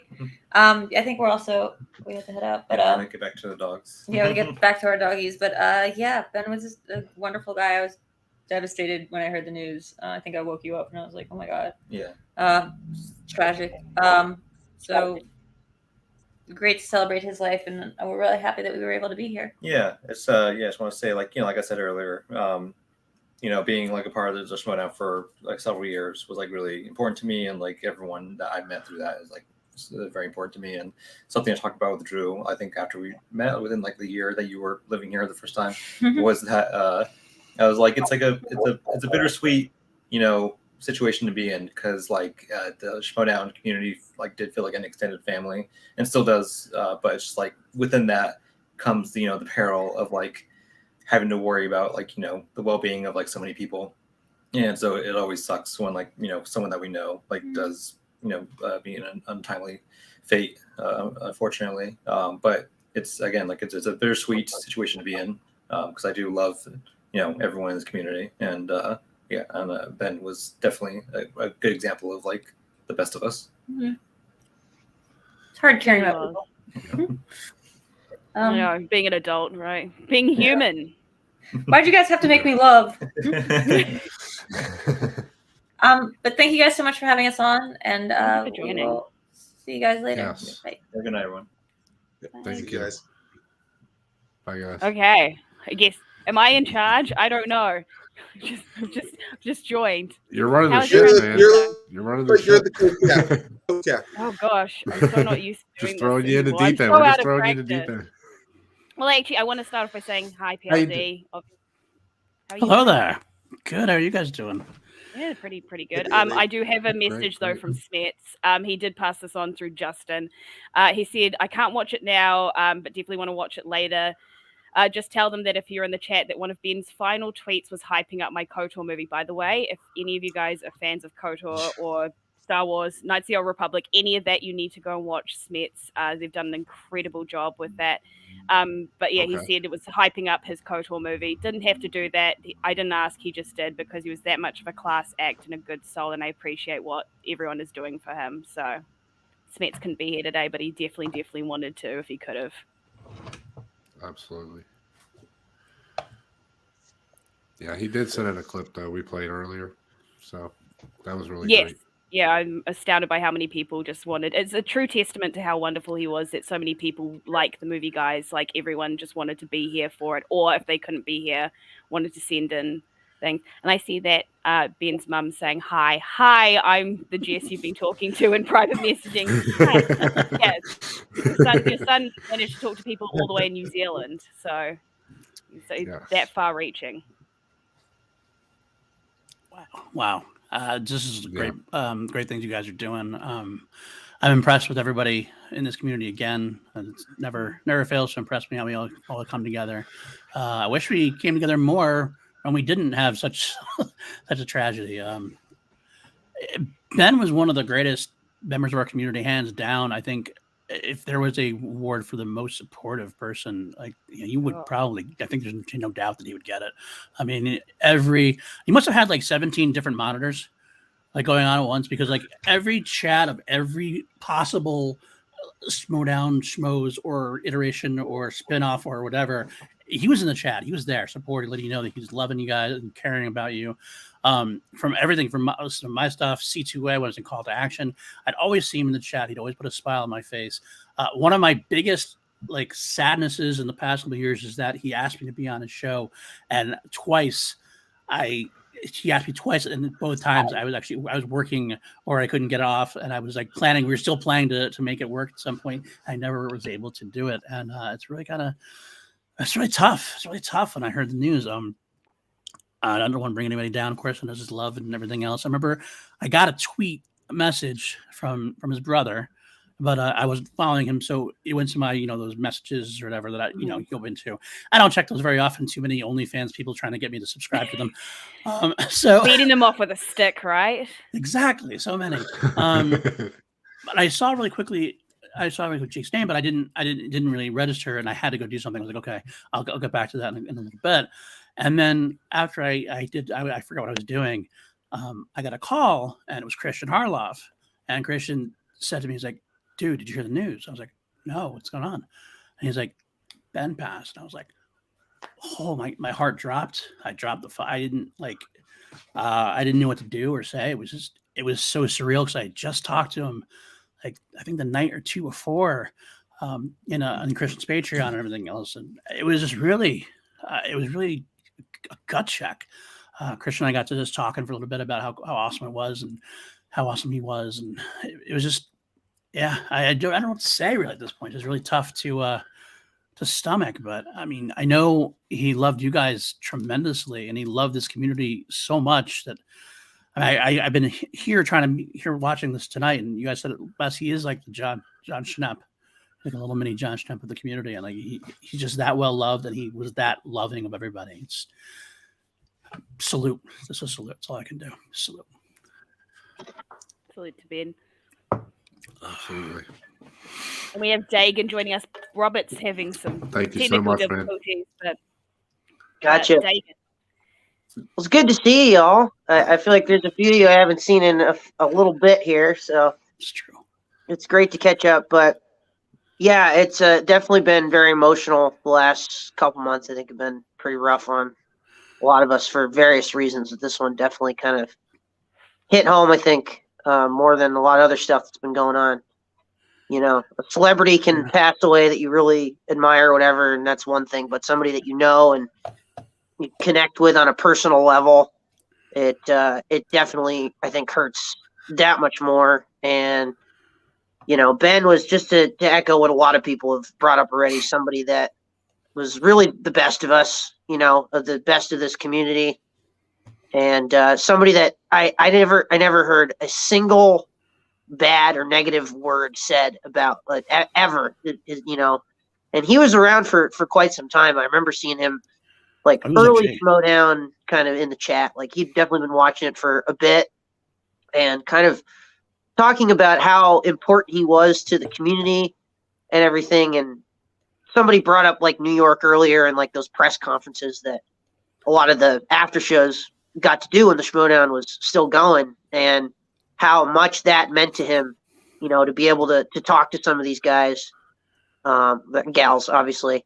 And Marisol was bringing up New York, and he was somebody that, like, you know, really I feel like should have been there. You know, like those events were very much like a big like family kind of get together. And Ben was somebody who was like, oh man, I wish Ben was here. You know, some of the other people that weren't there, but like Ben especially. And I was actually in New York when I found out about his passing, and like many people found out from Christian and from the post that he made. And it just like, it took a little bit to process. It was almost like it wasn't real, you know. It was one of those kinds of things. Like you just don't believe it really when it happens and when you hear about it.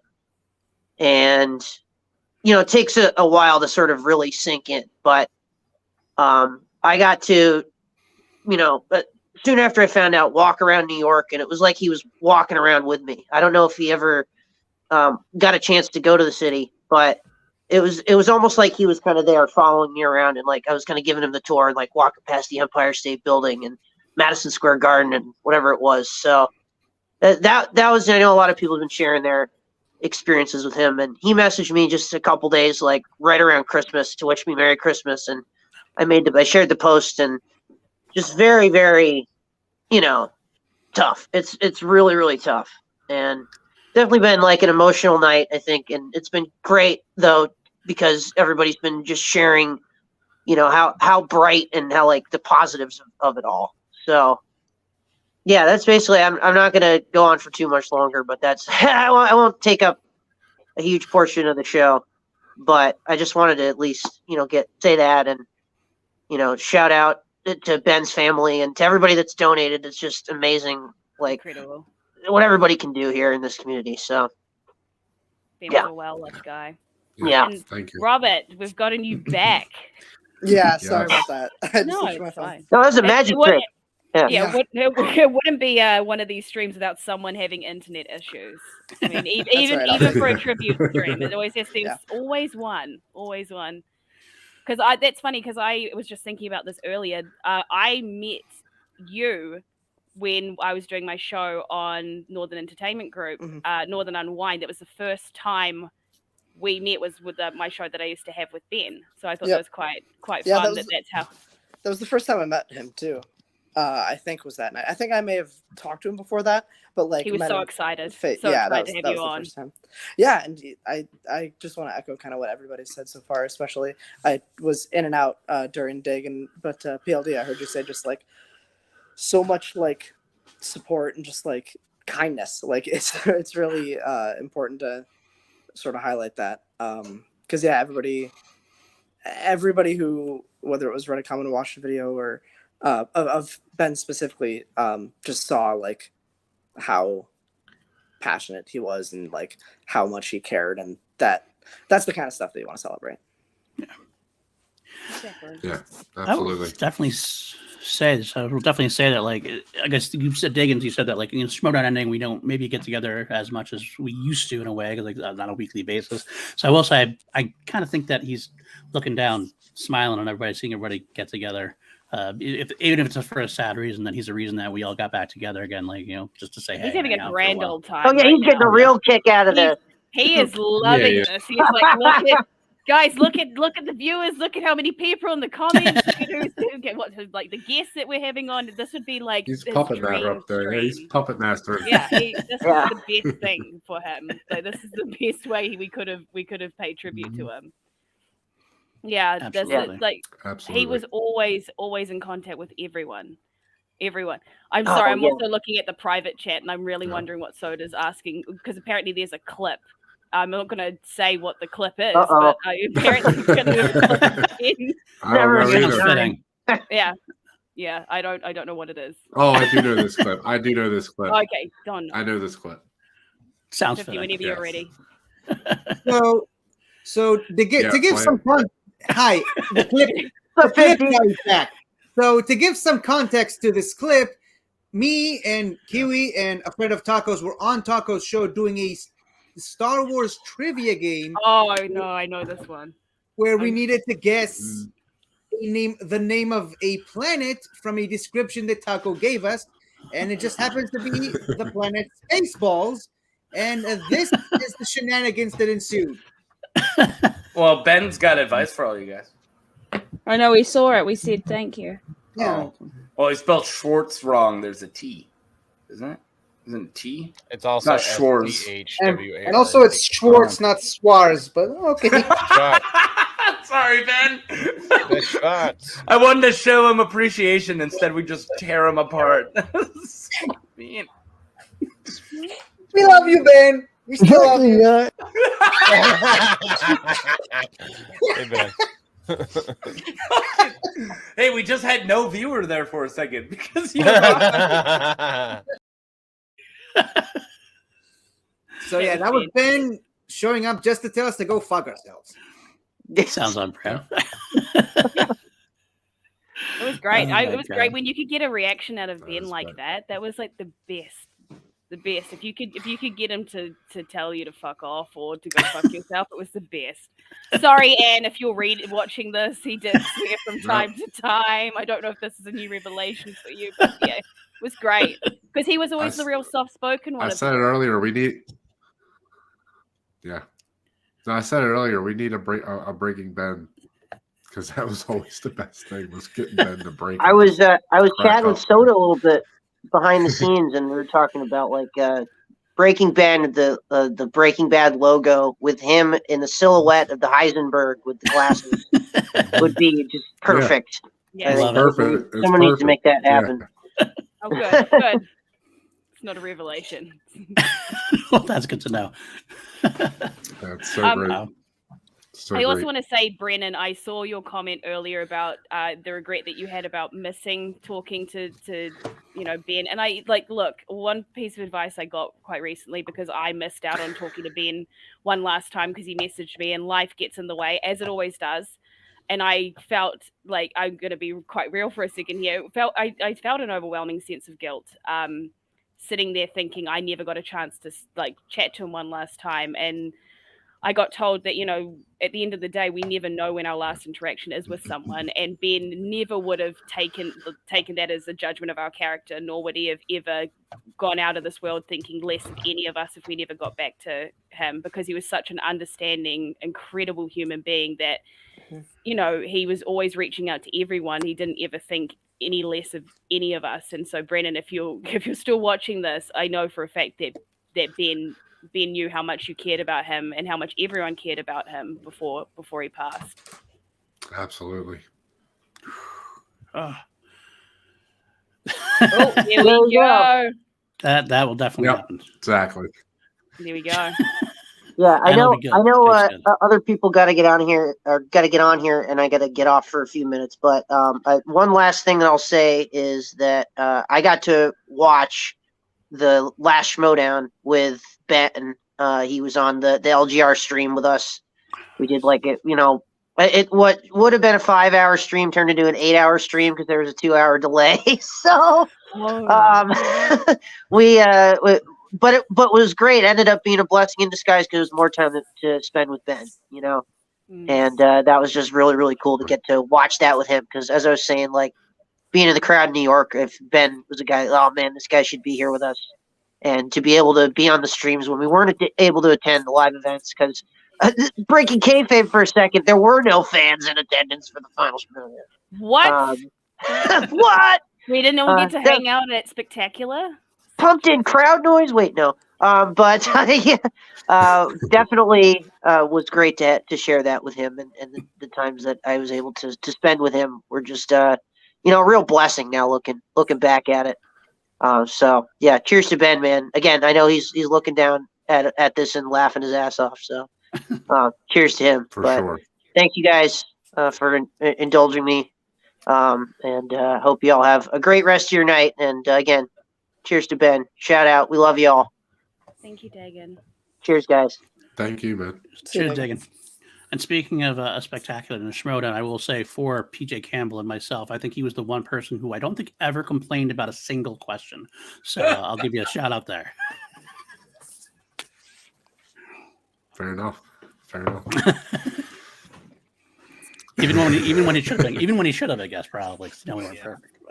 Just to piggyback on what the whole Ben. That has to be one of the hardest jobs ever. I can't imagine why. Sorry, go ahead. Oh no, I was just gonna say, just to piggyback on Ben's swearing. I am proud to say I have probably been the person to get Ben to tell me to fuck off more than anyone. So yeah, there you go. Badge of honor. That is got a few of them under my belt too, man. Yeah, got a few of them. Yeah. Sorry, you were saying there, Don? Absolutely. You were saying something. I Sorry, lost it. Sorry. The writer. Oh no, the writers. I was going to say that's got to be a hard. I can't. I would never. I don't know. I've been in a jobs writing ever, writing all section them with questions PJ for and the Shmodown. PLD. It's just a lot of shit talking. That's all it is. Is them There's a lot of just whiskey. insulting each other. Okay. That's true. Okay. We did Fair enough. a lot of whiskey to be able to do that. Dear Lord. Yeah, we did a lot of whiskey, and we challenged each other and to them write. being like, how angry are we going to make people with this question, do you think? Yeah. Spectacular was definitely that. That was man. definitely the one we tried to do. I love it. I love it. I'm sure Parker was very happy with the level of questions that you got in your match, right? At Spectacular specifically. I honestly don't remember. I haven't watched it back. I honestly don't remember. Right. That's fine. Well, look, okay, that's good. That means he didn't like There wasn't he's anything hating you. grievous. Right? Yeah. I was just happy that we were able to pit one Remember the Titans question into each match. In Even every Star Wars match. Respect for In that. every match. And Haskell here earlier said that Ben had so wanted to go to live event. That was one thing we were talking about, was when I get my ass down there, it's like, we should go. And I did ask him if he would go when, during the early live events, and because of his disease, he couldn't. He just couldn't. Because unfortunately, if he caught something, well, that was it. Yeah. Highly unfortunate. Yeah. Yeah. Yeah. No, it's weird not having him here. I'm not used to doing these live streams without Ben. I'm really Right? not. Yeah. Keep waiting for him to pop up in the comments. Because that was the one thing, like, he was always there 5 to 10 minutes early, being like, let's go. And I'm like, mate, I'm still trying to put myself together for camera. Okay? You're killing me with these time frames, Ben. Okay? And then he'd message me privately. He's like, it's still happening, right? I'm like, look, I'm 5 to 10 minutes late. You're just going to deal with this, okay? You just have to get over the fact that I put the time wrong and I don't know what I'm doing with my life. Just let me live. Let me live. He's great though. He used to always ask me. He used to always be like, "Oh, so who have you got on next?" I'm like, "I don't even know when I'm doing a show next, Ben. I don't know." Yeah. Him and Ed, and then Taco in our streams too. Like always saying first. Yeah. Oh yeah, they rushed. Oh yeah, no, yeah, he was a staple. And then actually, people were talking about like where they first met Ben. And that is how I first came across him. Was the same thing as everyone else through the comments and stuff. And I even told him that when I met him, it's like, dude, yeah, I recognize you because I see your name all over the place. And he was just so taken aback by that. Yeah. Yep. Right. That's Keith? it. New That's Zealand how I first became aware of them. Yeah. I think it's always surprising when like people like are gonna be like recognize each other like by their names, and you don't think that people know you, but then like you're like, of course I know you. I had that moment when we did the Smash-a-thon. Yeah. Like, it was the first live thing we'd ever done, and we're doing the show, and people, hey, it's Soda, and I'm just like, people watch our shit? Like, it was just so mind-blowing. I'm still tired from the Smash-a-thon, I think. We all are. Still, yeah.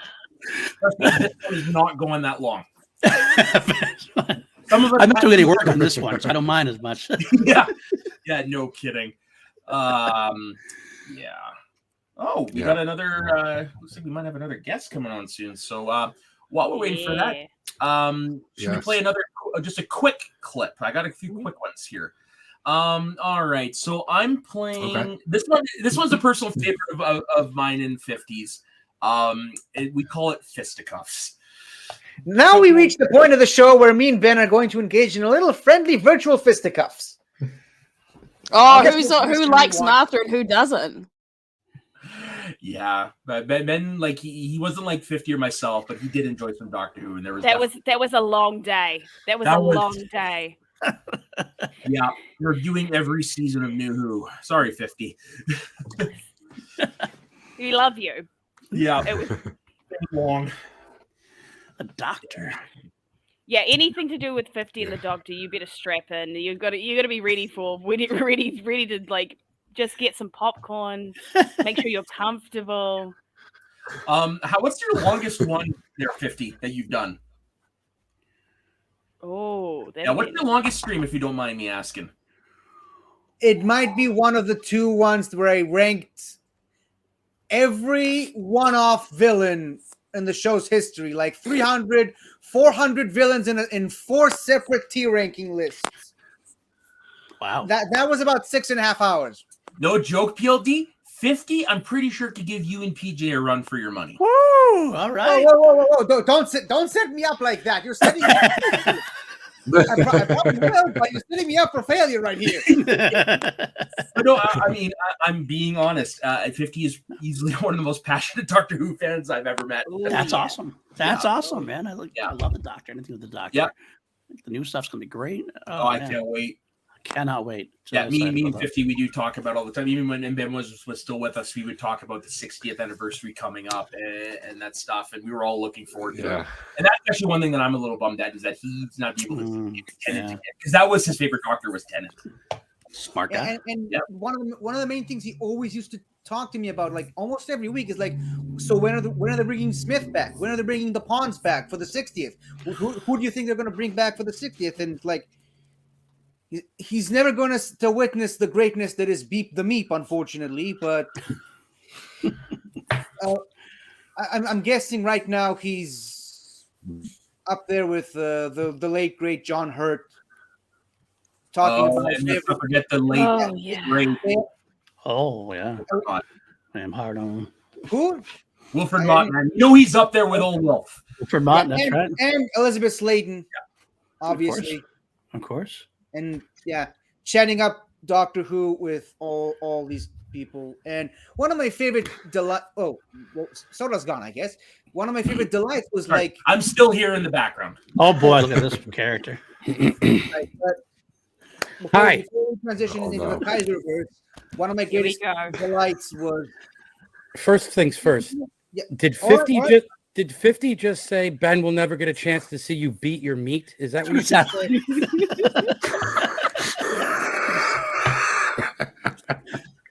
And Kaiser has. I don't know what kind of show this is, but I mean, you're talking about a great individual, and you're making it pornographic. Another thing, I don't know why 50. When you talk, it sounds like a Victorian carnival barker. Like, hey, step right up and see the bearded lady and dog boy. Oh my God! I mean, he's a natural. Look at this kid. Hey, there we go. He's got it. Well, at least I have a future in something, I guess. I think Kaiser's a part of every long stream, by the way, too. So if this one does go longer than expected, You know why. We know who to blame. And it's not my fault for once. I mean, with Parker here, it's definitely possible. Got a lot of shit to catch up on. Oh, man. Imagine. We don't do these enough anymore for people to Yeah. run into each other anymore. We try. Enough. There's enough. We'll make it But I mean, this is one you got to come out for. You got to come out and see. You got to come out and see your friends and give everybody the big virtual hugs and lift everyone up for a real angel, man. I mean, that boy was special. He always was smiling. That big. I mean, I come on the show. I'm trying to stay in character and be an asshole, and he's smiling and he's making me smile. You know what I mean? He's just was such a loving dude. And Wait, Kaiser, that's a character? Oh, it was it?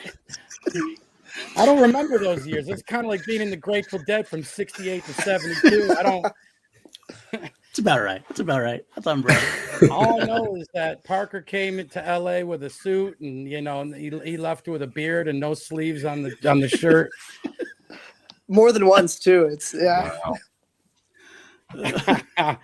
lucky you left with a shirt. All my friends, Jake, Hambone, they got all nice things to say about me. Yeah.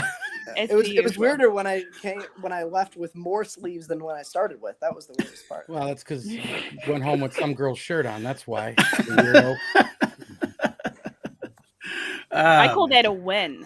That is a Okay? win. Absolutely. So awesome. If you're getting a girl to give you the shirt off her back, That's right. That's magic. Parker's That's a playing magic his trick. cards right. Yeah, Parker's that's a playing his magic cards right. It's gonna light a candle. That's a nice classic thing to do. Yeah. The room stinks. I mean, I was lifting weights all day. I gotta. The humble brag. Just all day. He was just stopping as he was getting on. All day long. Where's the beach, Kaiser? Where's the beach? I You started consider your lifting. drink a weight? Because then I'd probably agree with you. You probably were lifting weights all day. I mean, I was lifting big ones, the big 400-pound fuckers. 400 pounds. 200 What are in you each juicing arm. up for? What's that? What are you juicing up for? I'm in the Olympics for the belly flop. They're bringing that in this year. Nice. I've been waiting for this. Yeah, I feel like I'm America's best shot at taking home the gold in that category. Hell yeah.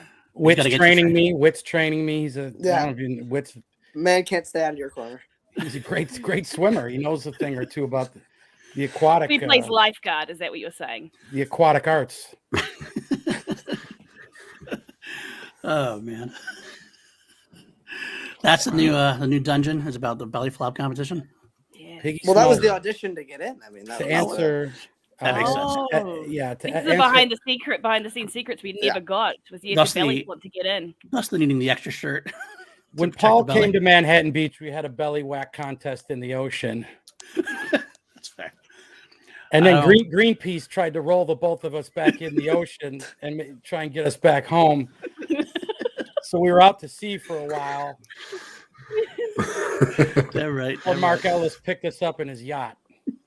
Okay, I want to see that. Someone should have been filming that. I'm sure Piggy some. Smalls I'm sure just had dinner. Piggy That's Smalls not. had It's not dinner. friendly for advertisers. Just Yeah. there's a Nerd Chronic. It's gonna be a bonus sequence somewhere later on. Yeah, come on, Eric. Find that for us. It's a new Avatar movie. It's just them. Just them. Just them swimming. Kaiser and PLD and all in blue. How about those movie guys? They never miss, do they? no. Oh. Never do. They never miss, those guys. So they messaged me with No. their idea and they're like, is this in poor taste? And I was like, no, Ben would love it. Ben would love it. Please do that. Yeah. What's up, Maddie Munoz?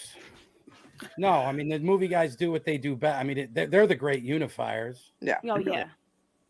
So Anytime you need a video done for anytime there's any kind of video tribute, like everybody's crying, everybody's talking how powerful, and they'll come out with something and make you laugh your ass off, and it'll just feel right and like feel.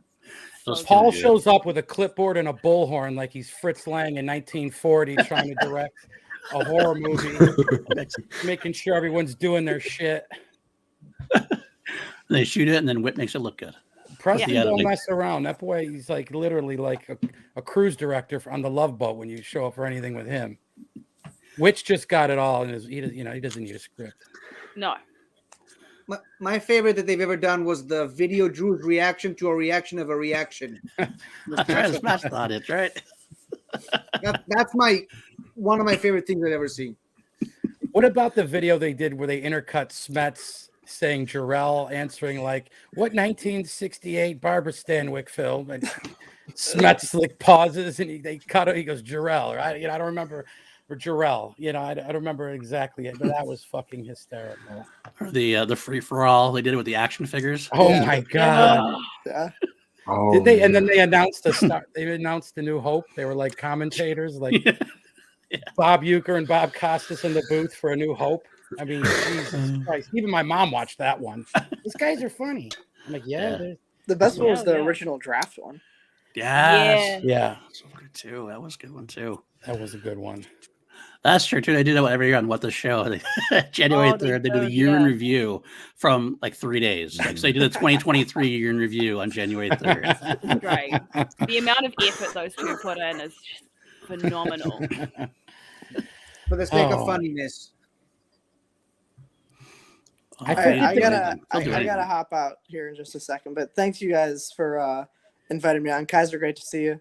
Always, pal. I'll talk to you soon. Yeah, I'll shoot you a text sometime soon. But yeah, thank you guys for having me. It was it really coming on. You're gonna miss the best part of the show. For every $2 donation, I will do an impersonation of whatever Schmodown personality you want. You're gonna miss the best part. I'll have to hang out in the chat. Oh my god! $2 is a steal. Oh wow! That is a steal. There we go. I might raise the price if my shit does really popping. Paul, you can negotiate your contract. Here we go. Yeah, thank you for coming on, Parker. Yeah, thanks for having me. Obviously, Parker. We need to do that. To put this together to celebrate that. So thanks. Take care, Mark. Thank you. Thank you, man. Absolutely. I mean, speaking of which, we're at what was it, $4,068. So we are getting so close to our goal. Yes. So if you guys want to scroll through chat, I don't know if someone's pinned it, but the donation link somewhere in the chat. And like you heard, Kaiser's going to do impressions for every $2.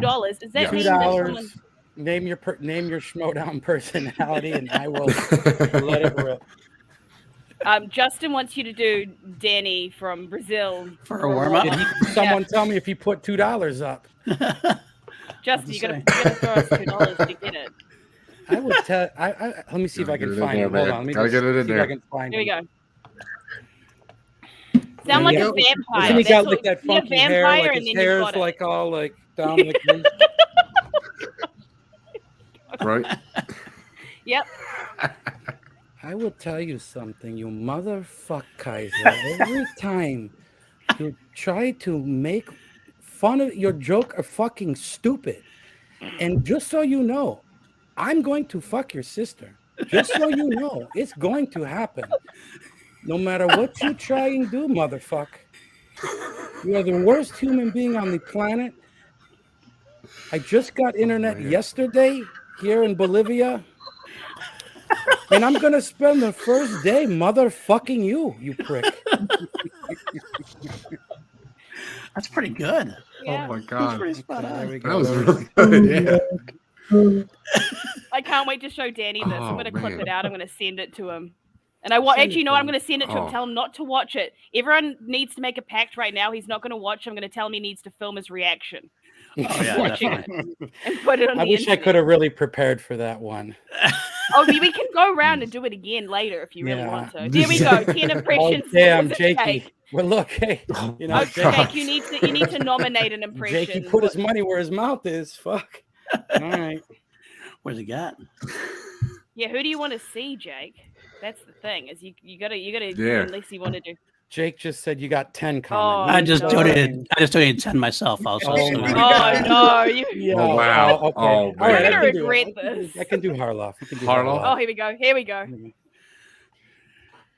You remember Starcade 87? It was Ricky Steamboat and Bobo Brazil, okay?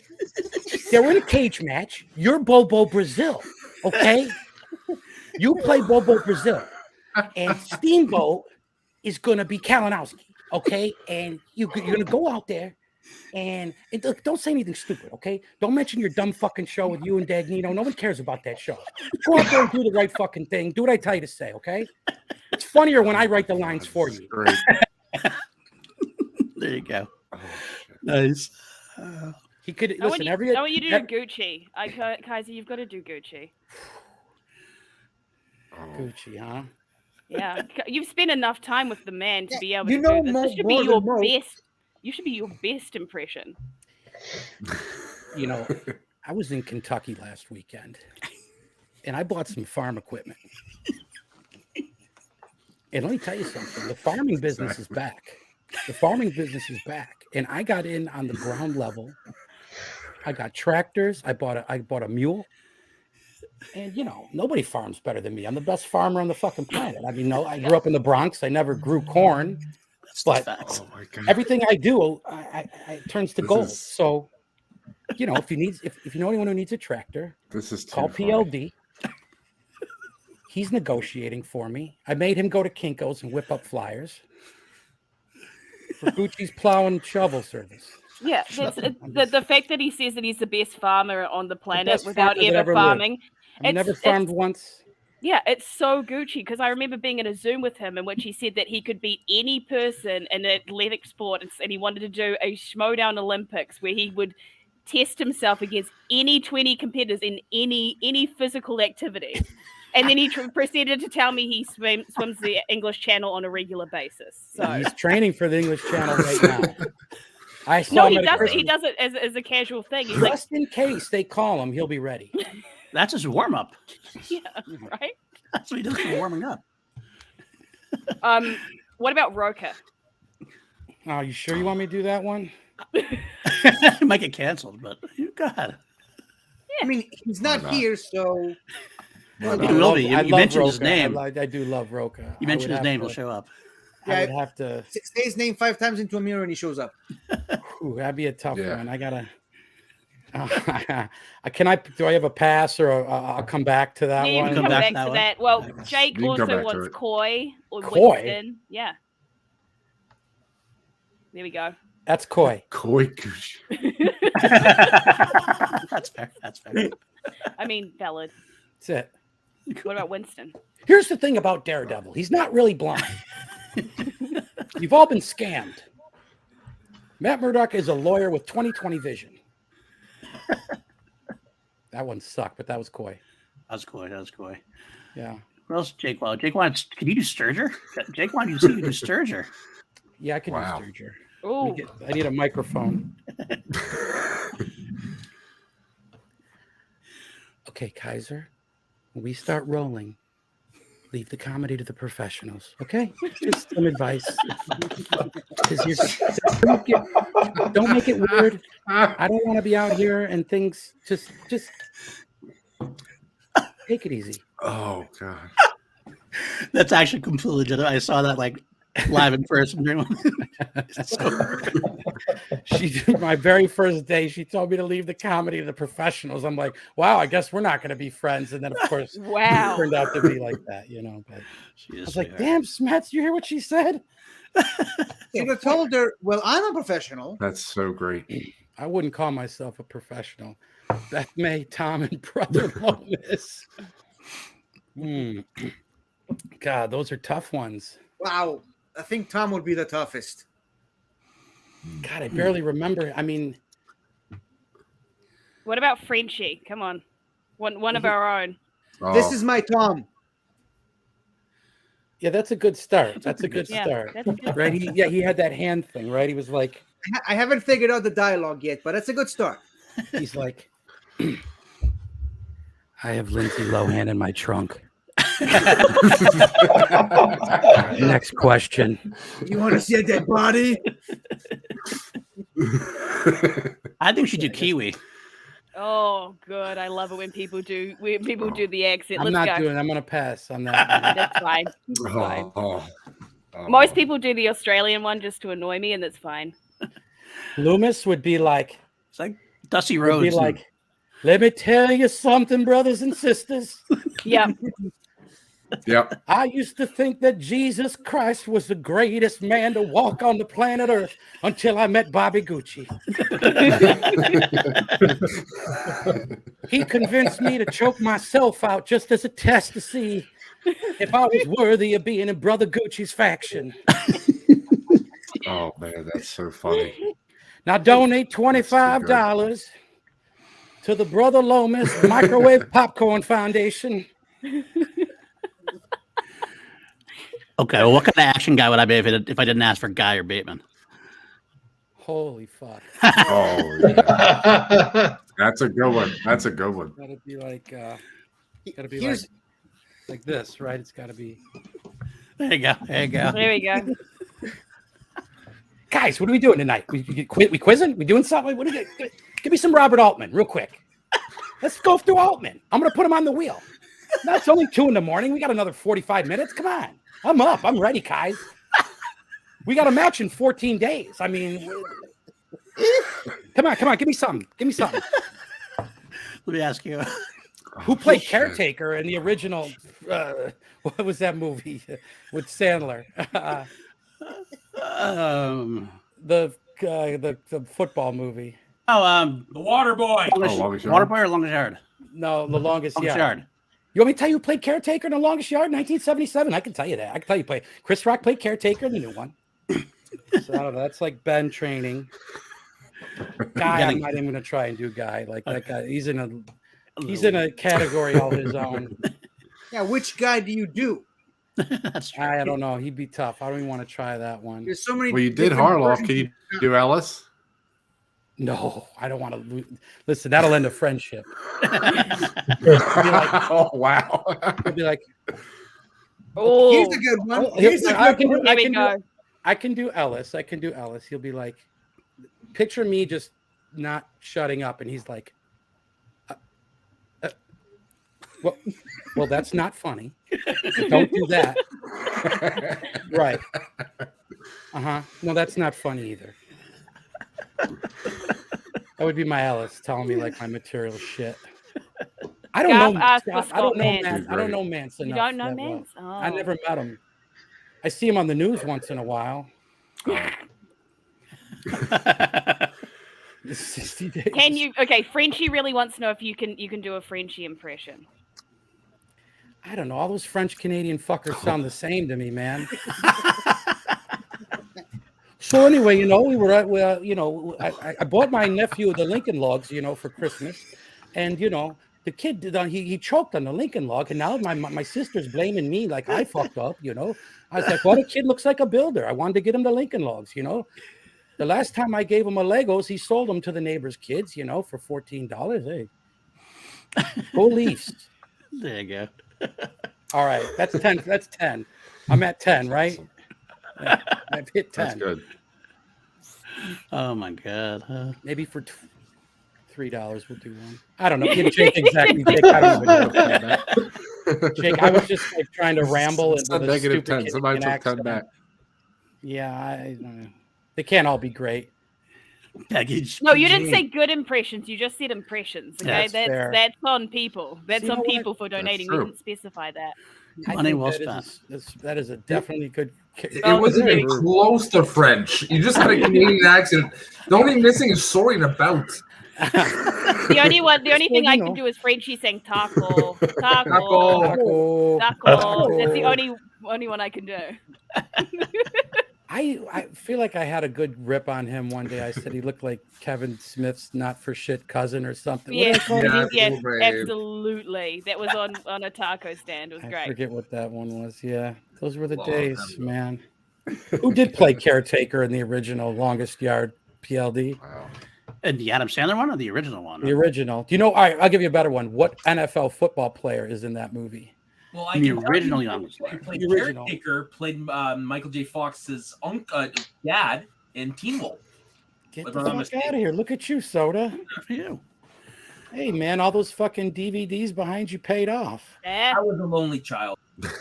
Yeah, so like And with that, he leaves. like everybody on this stream right now. Right. Yeah. I mean, Can poor you do Andrew. Jake Poor Yakovita? Andrew's making clocks for a living over there. He hasn't left that kitchen 4 years. Kaiser, can you do Jake? Jake Icavetta? Yeah. Oh. Yeah, I could probably do it. I'd be like, Here we go. probably Here we like, you know something, Kaiser? You know something, Kaiser? You really are a fucking Yankee. And I'm gonna tell you, if you ever come south of the Mason-Dixon line. Me and my cousins are gonna find you and fuck you up. We're gonna fuck you because you got no fucking talent, and you wouldn't be shit if it wasn't for Kevin Smets. And maybe if you started to admit that to yourself, you could start your life over. That's pretty good. It's a little smarter than he sounds, but it was close. Oh wow. Jake slander. Yeah, but Jake, at least what I was saying was probably shit that would come. I might have not had the accent, but Yeah, it's pretty close. I Pretty just close. figured slander myself, and that's Jake doing an impression. There was a cigarette and a few Bud Lights. That's all. You're just missing the smoke. Yeah, exactly. We Okay, better so have gotten our point of money's worth out of that Right. shit. Jesus. Okay, so point of order, I am terrified of cutting Kaiser off. Scared for my life, but people are asking me to play a clip before we transition into the next topic. So I gotta get through this. So this is from another show that I did with Ben and Soda, where I gave him a quote, and they had to guess if it was from Doctor Who, yes or no, and if so, guess which doctor said it.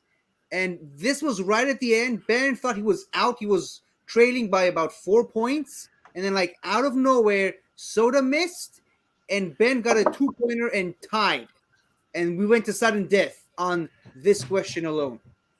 Mr. Ben, potentially for the tiebreaker or the win. No, not your house. And I just said no. Which is why Arceus created a universe with 3 states of matter. Ben would have known. Ben knows his house. Congratulations, Ben. Ladies and gentlemen, we are tied.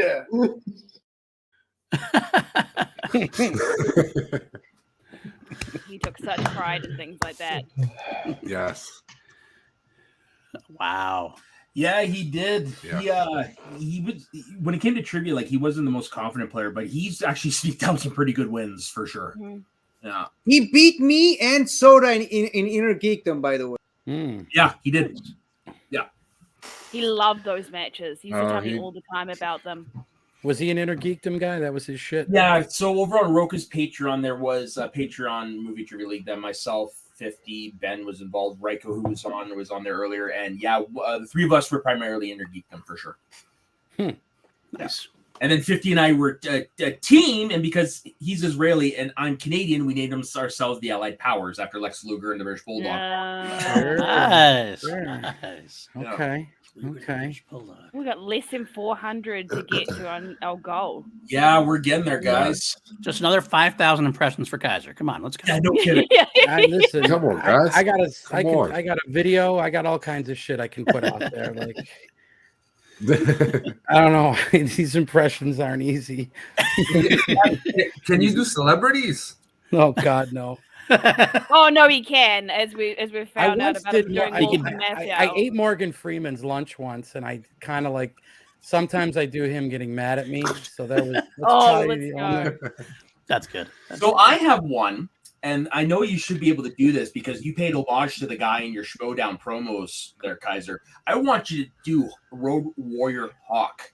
Ooh. Well, He can't slap himself on the chest, but yeah, he's like, well, I remember he told me he's like, what have you been doing? And I'm like, what do you mean? I'm just coming. What have you been doing? Get over here. And then he'd slap me in the chest, be like, your chest feels like a goddamn coffee table. Get in the gym. And those fucking shoes are ugly too. In that. You hit a wall at one point. You're like, I'm trying to think of he did hit me in the chest, accused me of having a chest like a coffee table. And to get back in the gym, he told me my sneakers were ugly once. I'm trying to think of other things. Oh, he took me to a strip club and he slapped me in the chest, gave me a bunch of money and said, have fun, kid. How old were you? 18, 17. There we go. sounds about right. About tracks. That's all right. From all In the stories. Florida, yeah. Yeah. Hawk. Wow. Yeah, no, I figured that would be one that you were able to do because I remember the time we had you on Northern Consultation back in the day, and that was one of the things we were talking about was your wrestling connection and like how you were friends with Road Warrior Hawk, and like for me it was like here Bobby the Brain Heenan, and I was like, You'd be like, And you go to "Here." strip clubs at 18 over there too. No, you can't. But when you're with him, no one questions you. I don't know if you know who Road Warrior Hawk is, Kiwi, but I'll bring him a picture to show you. Legion of Hey, Doom. Kenny, I'm taking your kid to the strip club, and there ain't nothing you can do about it. Yeah, at 18 you can drink and go to strip clubs here. So I was very curious about whether you could like go to strip clubs. He before was you in a could drink. golf tournament with my dad. It was him, Cecil Fielder from the Detroit, the Yankees, Mike Pagliarulo, Hawk, Pags, and Sammy Joya, who's a Rochester fireman. That is Road Warrior Hawk, Jess. Yeah, you don't mess with them. Nope. Yeah, he Oh, was. yeah, okay. He was a rare breed of human being. James Cornette would say back in the day in Jim Crockett, there would be a lot of enhancement talent. They'd go to see the chart of who they'd be facing, and they'd be going up, and then you just see their face and their life like just leave them when they saw up against the Road Warriors. Yeah. Because if you were someone who really tried to hurt somebody, it didn't go over well. But if you were the Road Warriors trying to hurt somebody, there was nothing you could say. You were the toughest guys in the room, you know? Yeah.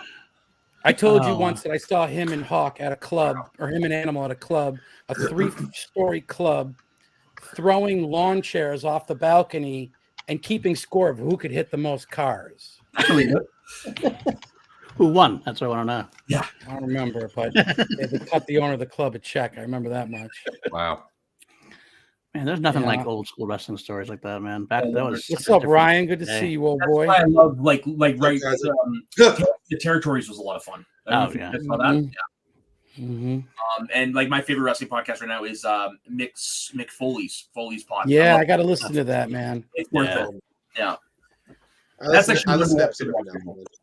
Sorry? How long has he had a podcast for? It's fairly new, yeah? A couple months. Yeah, he's still relatively new. He does it with Conrad, and for some reason, I think those two are Is that his better. son? Pair. Who's No, Conrad? no, that's the guy that does it with Pritchard. But they got a really good vibe. Those two, it fits. All right. Nice. Very nice. What do we think Ben's favorite double feature would have been? Does anyone? The classic Kaiser question. Well, what does double feature be? Does Back to the anyone know? Future 1 and 2. Yeah. No, I would have Okay. said Eight-Legged Freaks. He loved that movie. Yes. Eight-Legged Freaks. All right. That's true. That's a movie? Eight-Legged Freaks. Yeah, with the starring WCW wrestling champion David Arquette. Yeah, yeah. I'm just like, what? What are you? You know what? The hell with it. Eight-Legged Freaks and Hook. I think that would be a good one for Was him. he a big Hook Yeah, fan? yeah, Oh, man. yeah. Top five. Huge Hook fan. Top five. Yeah. Okay. Yeah, yeah. I saw that once. So, Once. yeah. So one of the things we've been trying to do is we have been trying. One of the things we've been trying to do every hour, and we got lost in conversation, was we try to talk a little bit about a topic that Ben loved, and this one for this hour is Lost. Now I don't know who on here watched Lost. I did not. I didn't either. Yeah, I watched I'm the lost. first season. I watched it all the way through. I don't remember a whole lot. It's been a long time. Never did I came to the rewatch. show around the second season, so Yeah, I came I've to the show never. around the second season. I stuck with it till the end. Yeah, but right from the get go. Or no, you know what? You're right. I ended the Yeah, second we- season too. I think my friend told me about it. And like I caught up, and then it was all in for the rest of the time. Yeah, he did. Him and a friend of ours, Dave Lees, was actually reviewing a podcast about Lost, where they're reviewing I think it was every season or every episode or something like that. Like it was. Yeah, we were doing every episode. Yeah, we were doing every episode. Yeah. Okay. I remember the best for me as a Red Sox fan, when like they started before the Red Sox won the World Series and broke the curse, whatever, and they actually incorporated that on the show. They had Dr. In the Linus show, was yeah. showing him the thing. He's like, "Now I know you're lying. The Red Sox are going to the World Series." Yeah, you tried to get me to watch Yeah, that it's a show. fun- it's a fun one. It's a fun one. I liked the first season. It was fun, but I mean, I was with a girl who loved the shit, so I watched the first season, and then, we broke up before the second season started, and that was it. I actually watched Lost with Ben. Nice. It was I was not something I was really like. I didn't think I'd ever get into, but Ben was pushing me to watch it, and I was going to his place all the time. This was back when he was living in 2 houses ago, actually, years and years ago, and he had this like super fancy Lost box set. I remember it, and it was like all these puzzles inside it, and Ben like loved that show, and he wanted me to watch it with him. And That's cool.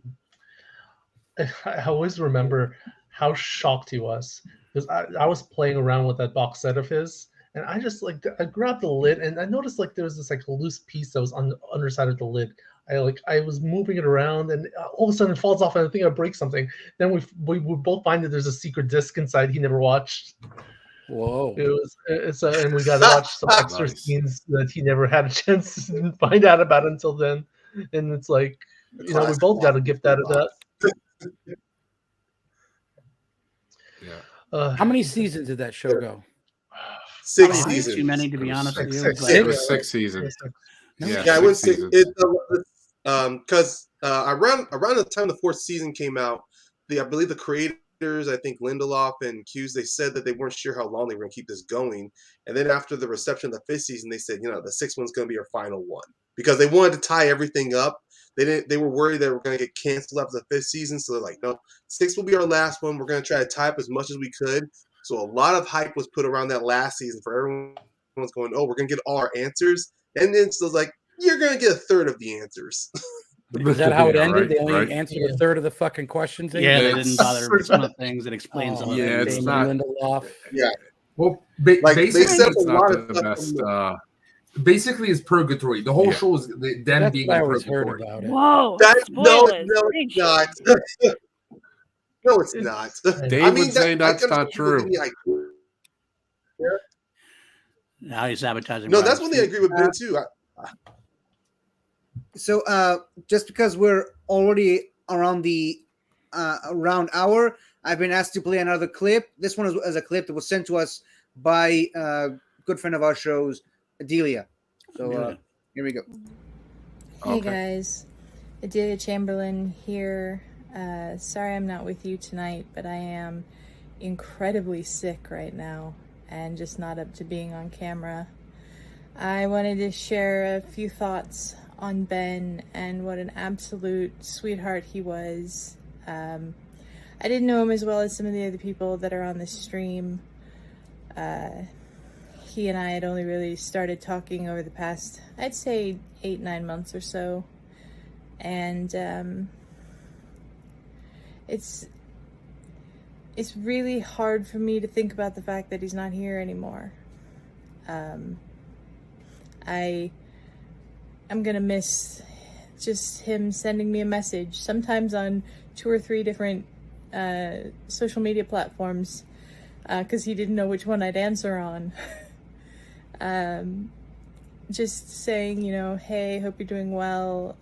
He checked in with me a lot after I had my back surgery and checked in a bunch during the holidays as well. And one of the last conversations that we had, we were talking about casting for Marvel movies and how the MCU just seems to always get it right. And I'm gonna miss having conversations like that with him. I know that he was a huge fan of the Schmodown, and it was an honor to watch the final Schmodown Spectacular with him on stream on the Let's Get Ready Network. He was kind enough to join us that day, and he was messaging me a bunch about that, and anything that we needed him to do, he was willing to do, and I'm gonna miss him. I'm gonna regret not getting to know him better sooner as well, because I should have, and he deserved that.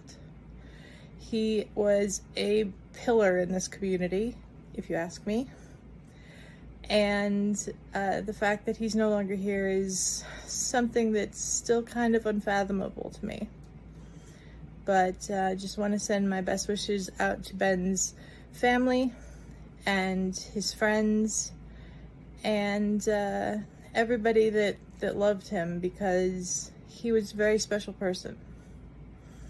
And I really hope that he is at peace somewhere up in the stars. Gonna miss you, Ben. Yeah, she pretty much says it for all of Wow, them. she nailed it, man. Yeah, I'm in the same boat. Like I knew Ben for 2.5 years, and I really do wish he was in my life a lot earlier. I probably could have used him earlier, if that makes sense. Yeah. earlier and longer. Right. Yeah. But yeah, he. You know what? For a man who had a disease that unfortunately doesn't have a long life expectancy, from what I read, he still managed to live a pretty long life for 35 years. Yeah. God. Yeah. To quote the doctor, some people do get more life in 20 years than others do in 80. Yeah, that's true. Very true. Yeah, and it never really, it's funny. It was just so, you never really, to me, it never stood out to me. It was always like, he dealt with it his way and made everything, he made himself the center of his own universe, which is that's what we're here to do in an unselfish way. But, I mean, I think he made himself the center of a universe that, attracted all of us. If you think about it, like, I don't think he acted one bit like anything was wrong with him or anything. And like from conversations with his family, it sounds like he hadn't been doing too well and last a while. And I don't know, I can speak for myself. I don't know about the rest of you guys. I didn't know. I couldn't tell. He looked great in the video with Preston. He looked great, sounded great.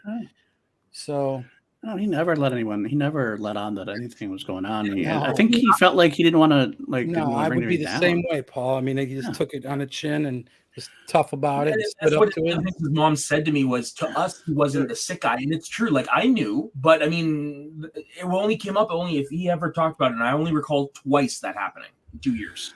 That would have been him talking negatively, and I don't think I've ever really heard him talking negatively about anything. It seems like he's just a positive force. The only time he ever was negative about something is probably maybe telling Soda to fuck off. Maybe that's the only thing. Yeah, we have video of that. Oh yeah, we actually read that. I can find it. I definitely want to see somebody to fuck off one.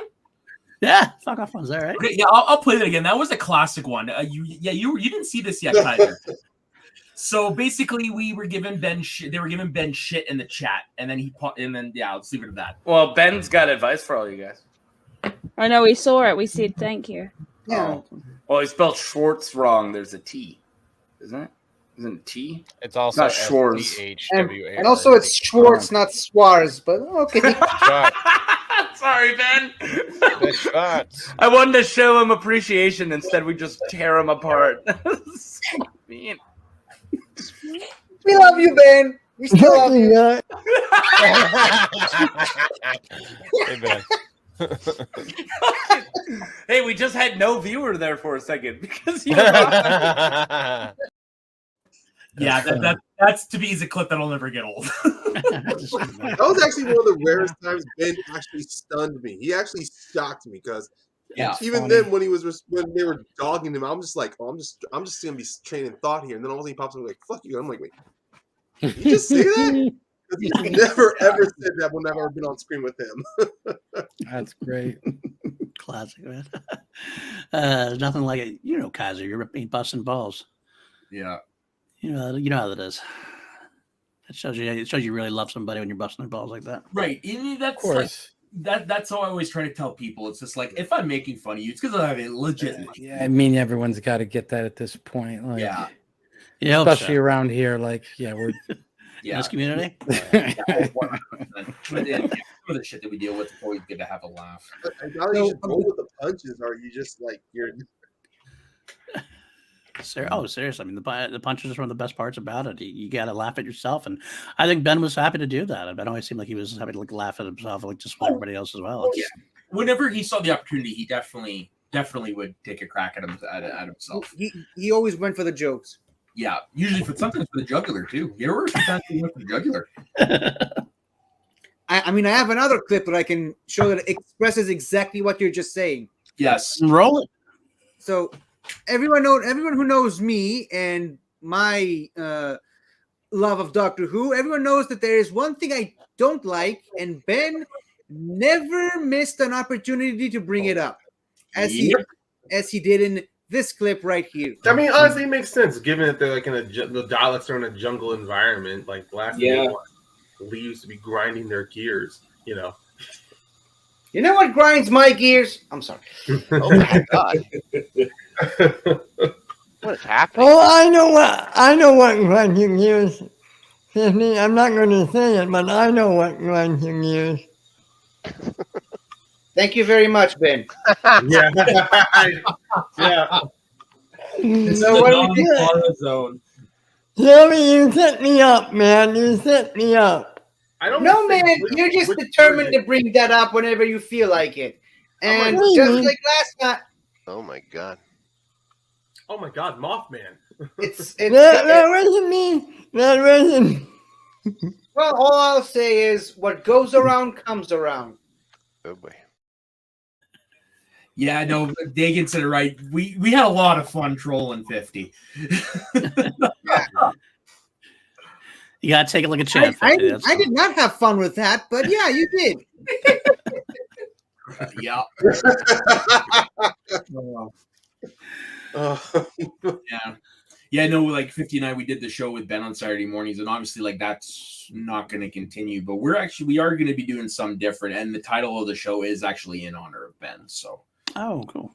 Yeah, it's, do you want to just say it now, 50, since we're both here? Yeah, I was going to ask you, do you want to announce it? So basically what we're going to do is, because, like, I'm Canadian, 50's Israeli, like I mentioned earlier, what we're going to do is every week we're going to do, 1 week, he's going to teach me something about Israel. The next week, I'm going to teach him something about Canada. And the name of the show is taken from one of Ben's favorite TV shows, The Big Bang Theory. It is Fun with Flags. Fair enough. Yeah. Yeah, so we'll be debuting that in next week. Just make sure y'all enunciate when you tell everyone the name of your. You want to show the thumbnail? Don't get yourself in any You hot water. You can go either way. You probably should show the thumbnail 50. You probably should show them. Right, so it's been updated on the bottom, so we are at $4,193 donated. That's awesome. Almost $4,200. Thank you, That's guys. awesome. Thank you so much, everybody. How long have you been on for? How long? What time? This is hour 4. You made that much that fast? Wow. We got our goal in the first hour, which was $2,500. Awesome. Yeah. When you think about it, that's $1,000 per hour. That's insane. Yeah. Good for everybody, man. That is true. Without a doubt. Yeah. It's all going to the foundation and the family. So yeah, That's a high class strip club there, Kaiser. A special thanks to everyone that's been donating. And again, $1 or $450 doesn't make a difference. Thank you for any donations, and also people who've been commenting. Let's keep it up, guys. But again, thank you, everyone. It is. Yeah. And then, of course, they mentioned earlier, thank you once again. What's the show? All their streamers. As Christian would say, I think is fitting. Right. And then, to hear like what the show's going to be donating all their Streamlabs donations for the month of February, the rest of the month or whatever to this cause is just it's great to hear. Those guys are great. Yeah. They're some of the best people also, man. They're funny as hell too. No, of course. Yeah, there's definitely a lot of funny people in this community. This show are always fantastic. Man. Gotta love the community.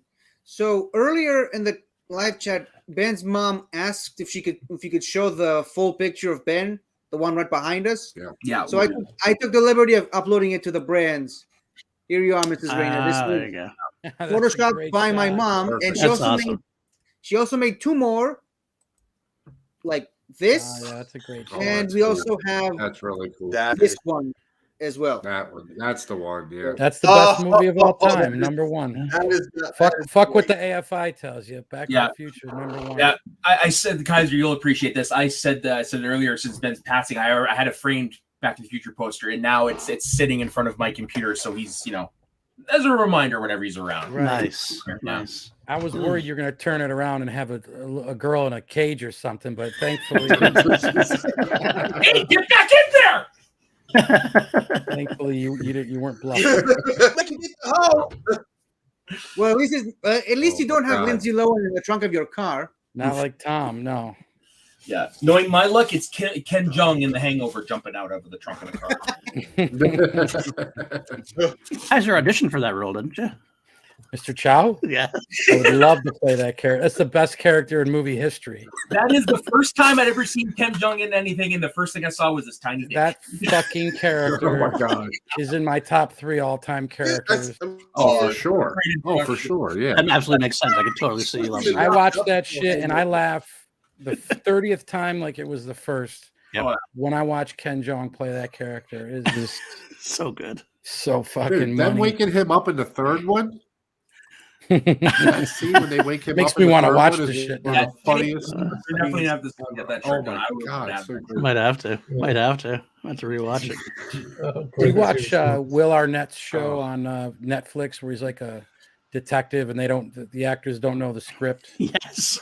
Oh, the fuck's the the name of that Murderville, show? the Murderville, cases or Murderville, whatever? yeah. Murderville. So Ken Jeong's on one Oh of my those god, it's so episodes, funny. and it's so good.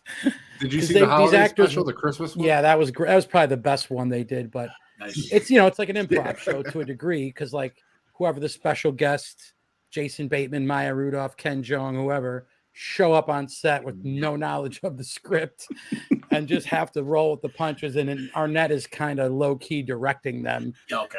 as they go along. And it's I don't know. Oh, For me, it's- I think the shit's it's hysterical. I love It's Arnett. hilarious. One thing I'm looking forward to is the Community movie.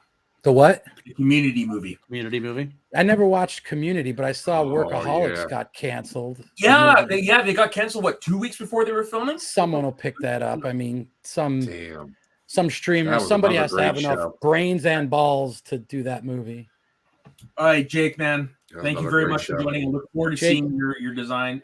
Yeah, thank you very much, man. Thank Good you night, for quitter. everything, Jake. Quitter. See you at Bible study tomorrow, Jake. Yeah, guys, we're less than $2 away from our $4,500 goal. So Sweet. Great. So So close. for- Getting close. Say it without the Guys, we're combos almost in your there. mouth. Yep. 40 And forget how much- now, guys. 40. 42-13. Mhm. All right, man. That's close. That's Yeah. getting close. yeah, Paul, close that gap, baby.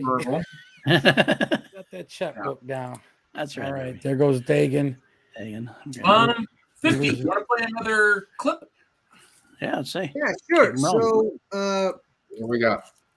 I think we should go for the context because what you saw in that last clip where someone, not gonna say who, showed a picture of the Mothman, as they call it, was a miss that I had on one of Taco shows. One of my favorite Doctor Who aliens that I missed on the Doctor Who, on the Star Wars alien game show. Yeah, Yeah. Here's I'll the be guy- the loop. here's the guy that got me, and Ben and Soda never missed an opportunity to bring that back up again, to shut me up whenever they wanted to, until one day I finally had my sweet, sweet revenge when I brought them on my Doctor Who quotes game. Oh, there. I hit yes, in the one doctor. And Mr. Sodes? Yes, and 12th. I don't understand what you're trying to say. Clara, I don't think there's any way that you can understand it. I don't believe this. I put this on here for you, and you missed. I thought, sure. Oh, by the way, that's. So you got us both. I put it here for you guys because I thought you would get it. People are gonna have fun watching this episode. Oh, Here's a change of pace. It's not 50 screwed up. It's us. For 8. Not gonna lie, when he didn't make a noise while laughing, there were parts of me was like, "Oh, easy breathing." I love watching that boy laugh. Let me tell you something. Yeah. He was just the smile, the laugh. I mean, True very delight. singular, brother. Very singular, as I'll say. Definitely, it was a badge of honor whenever we could make him break. And Holy shit! Oh yeah. I Absolutely. would catch him like starting to smile, like he knew I was like ready to tee something up, and in anticipation, I'd see him start cracking, and I would always go for the jugular to try and get that kid. You know what I mean? So it was nice to see that clip and see him smile, man. we got a lot of clips of him laughing and stuff like that. Yeah. That's what you want to see right now. You want to see him having fun and have the celebration aspect of the man's life, despite the sad passing. But we can do is remember the good times, man. I mean, that's right. For everybody. You know, it's just what we do. You know, we're sad and then we celebrate. So Live on you guys that are way. doing That's a how to great live on. job, man. Yeah. Yeah. No. just by the Doctor, we all move on. Yeah, It's true. Yeah, That's very true. Yeah, I don't know if you had a chance to meet his mom, Kaiser, but his mom, you could tell he comes from good stock. I can tell. I can tell. Yeah. I haven't met anyone in the family yet, but Yeah, we had his younger brother Jake on in the first hour. Oh, my heart goes out to them all, and I'm sure they're special people because he was a special kid.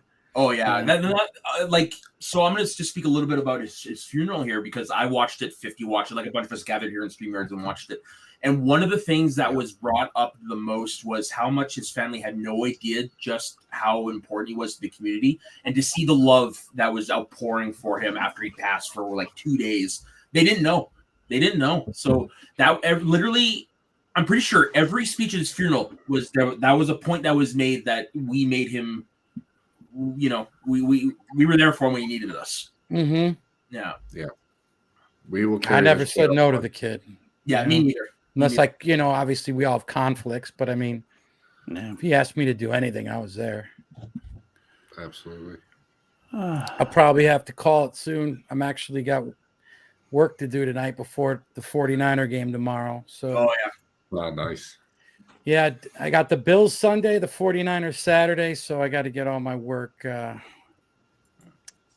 Oh, yes, mom. Is that his mom who just chimed in? Yeah. No one knew. Yeah. Oh, that's cool. Yes. Isn't that wild? Just to And know my this favorite whole name, other. the French Taunter. Yeah. Yeah. Now they know. Yeah, and that was one of the things we were talking about earlier. It's like he didn't talk to us much about his private life, and the other way around either. We didn't talk, like they just wasn't crossed. So, yeah. Yeah, and you definitely saw that. Definitely saw that with the outpouring. Oh yeah, hundreds for sure. Oh, easily. Oh, that's sweet of her to say that. Oh yeah, no. His mum's a treasure. Oh yeah.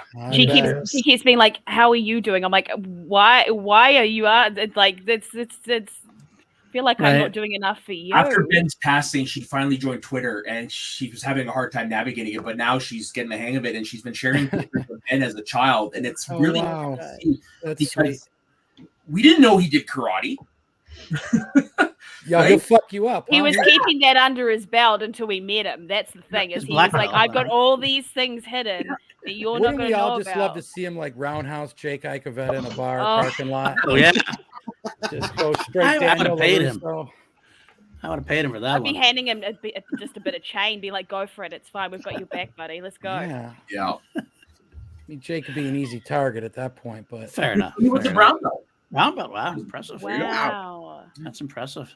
And the fencer. Really? That actually. I didn't know about fencing. Wow. Yeah, I guess you would know, wouldn't you? There. Yeah. And archery. Archery? Wow. Man, he's hot. Bitch is one of the Avengers. He could do it all. I was gonna say, yeah. Roadhouse.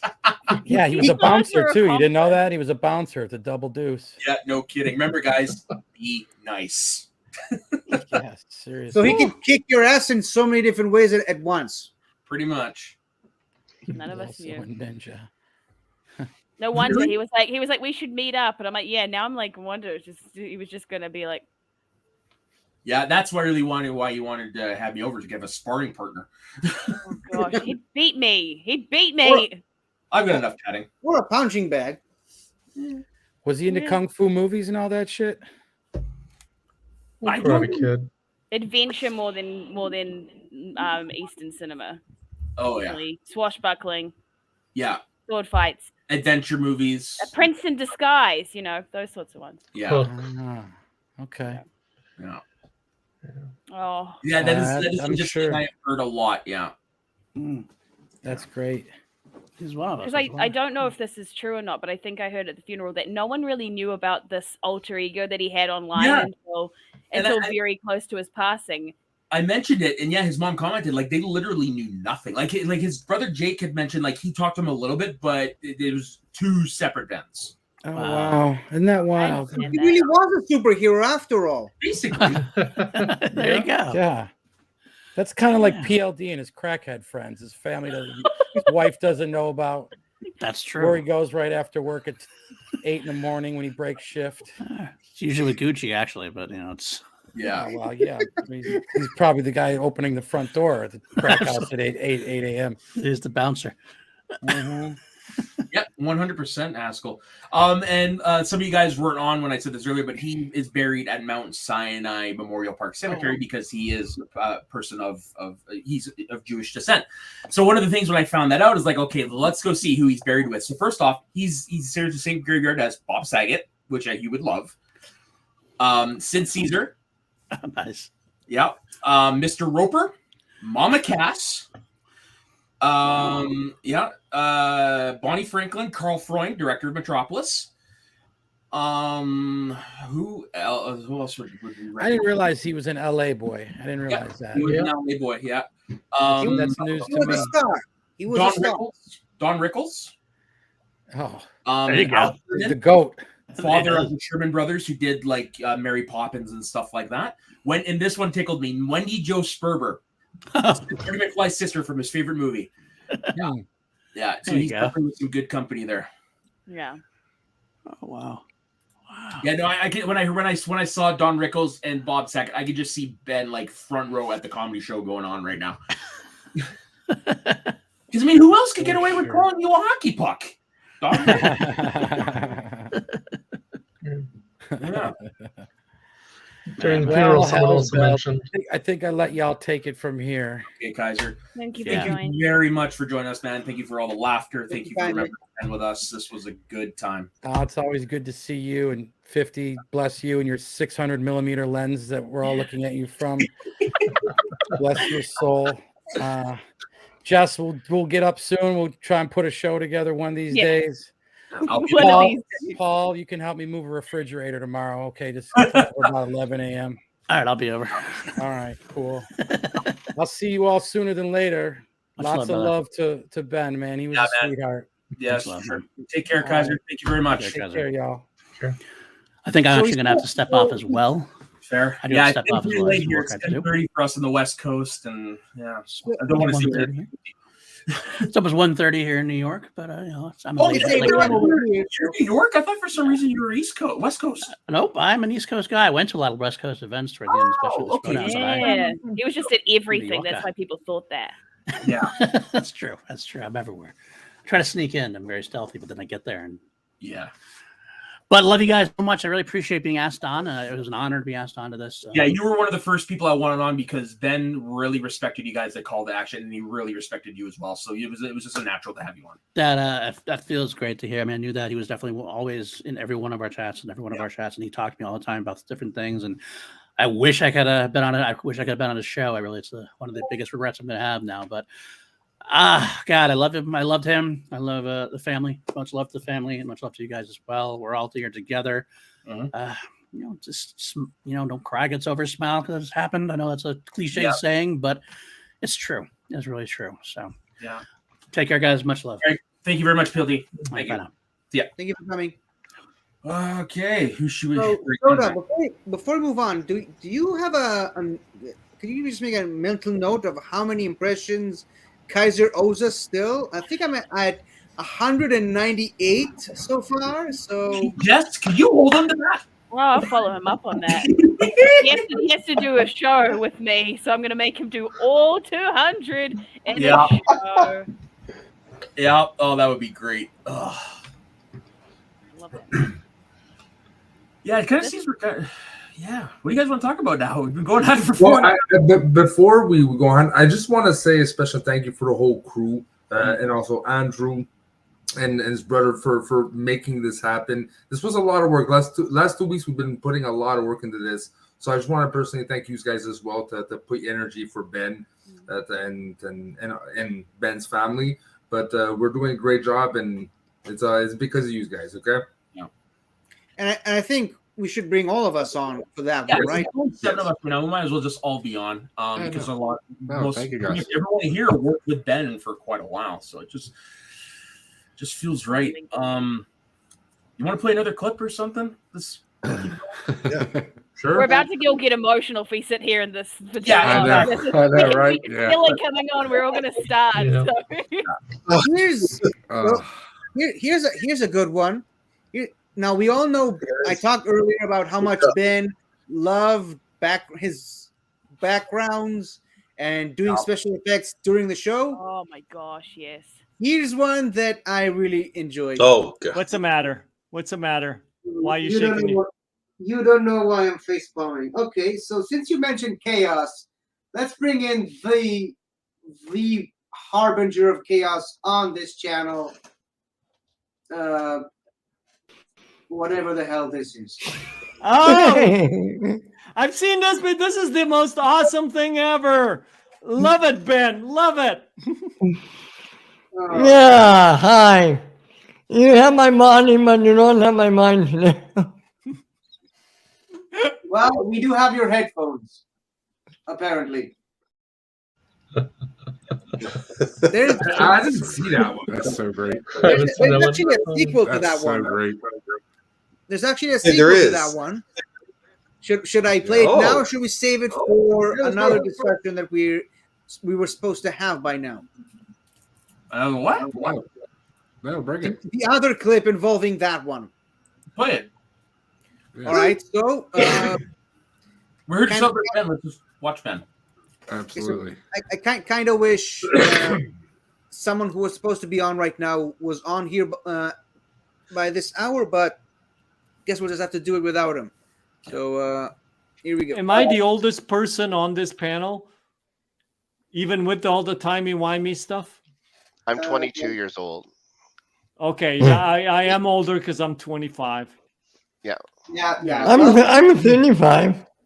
Oh, Oh, okay. so Ben's the oldest. so Ben's the oldest. That's why he's going to pieces on us. That's why we can barely see him. I think I have T-shirts that are older than Ben. I'm pretty sure. It looks like Ben has to introduce his parents at the Under the Sea dance, or else that's it for him. Yeah.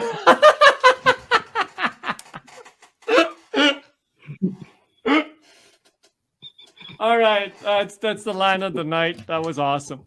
Okay. Thank you for that, Snark. It's like one of those moments where Ben was like, "Oh, I should have showed my face on screen." Snark wanted to be here tonight. The thing is, he has a dark tournament, and apparently the other people are slow as fuck and not playing as they should be. So he might join later whenever he's finished.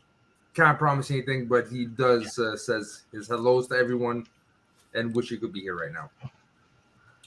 So we do have still a few more tributes. So the next one I'm gonna play is actually a short one, and it is from friend of the channel, Rachel Silverscreen, who is also one of Ben's show towards the end as well. So I'm just gonna bring that up. Play. There you go. I was lucky enough to be one of Ben's last guests on his show, and he will be sorely missed. He was funny and soft-spoken, but sharp and witty, and had just such a giant heart and cared about all of us so much. And that is something that we dearly need in this world. So Ben, thank you for all of the good times. And you will be missed. Love you, bud. Yep, which is an sentiment that's going to be echoed quite a bit. I think so. That's what they say is grief is all the love that we didn't get to share with them while they were here. So And there was a lot of grief. we were in that Oh that my stream God. for the funeral, and Yeah. I don't think any of us coped very well with that. No, and I think I was the only one who was able to see everybody. Oh, I was just like, I should turn my camera off. So I saw Jess with her like that. I couldn't stay on for too long, but Midnight was unconsolable. Yeah. 50 had his parent. 50 broke his glasses somehow. Yeah. Only me. His Only I uncle, could do his that. uncle came up first, and his uncle broke me immediately, man. God. Immediately. That was oh. Yeah, I may have at two But it separate. was a beautiful speech. It was a beautiful speech, but just broke me. I may at two separate points throughout that funeral made a guttural noise like Rocky did when Mickey died. Like, that was me. He was our Mickey. Yeah, He was championing every single one of Yeah. us. And it's funny you think about that because hearing us like continue on with his channel and stuff like that, and it's like he was because it's basically like get up, you son of a bitch. Ben loves us. That's what it was. Yeah. At the end of the day, Ben loved us. We loved him. Oh yeah. Yeah. Let's.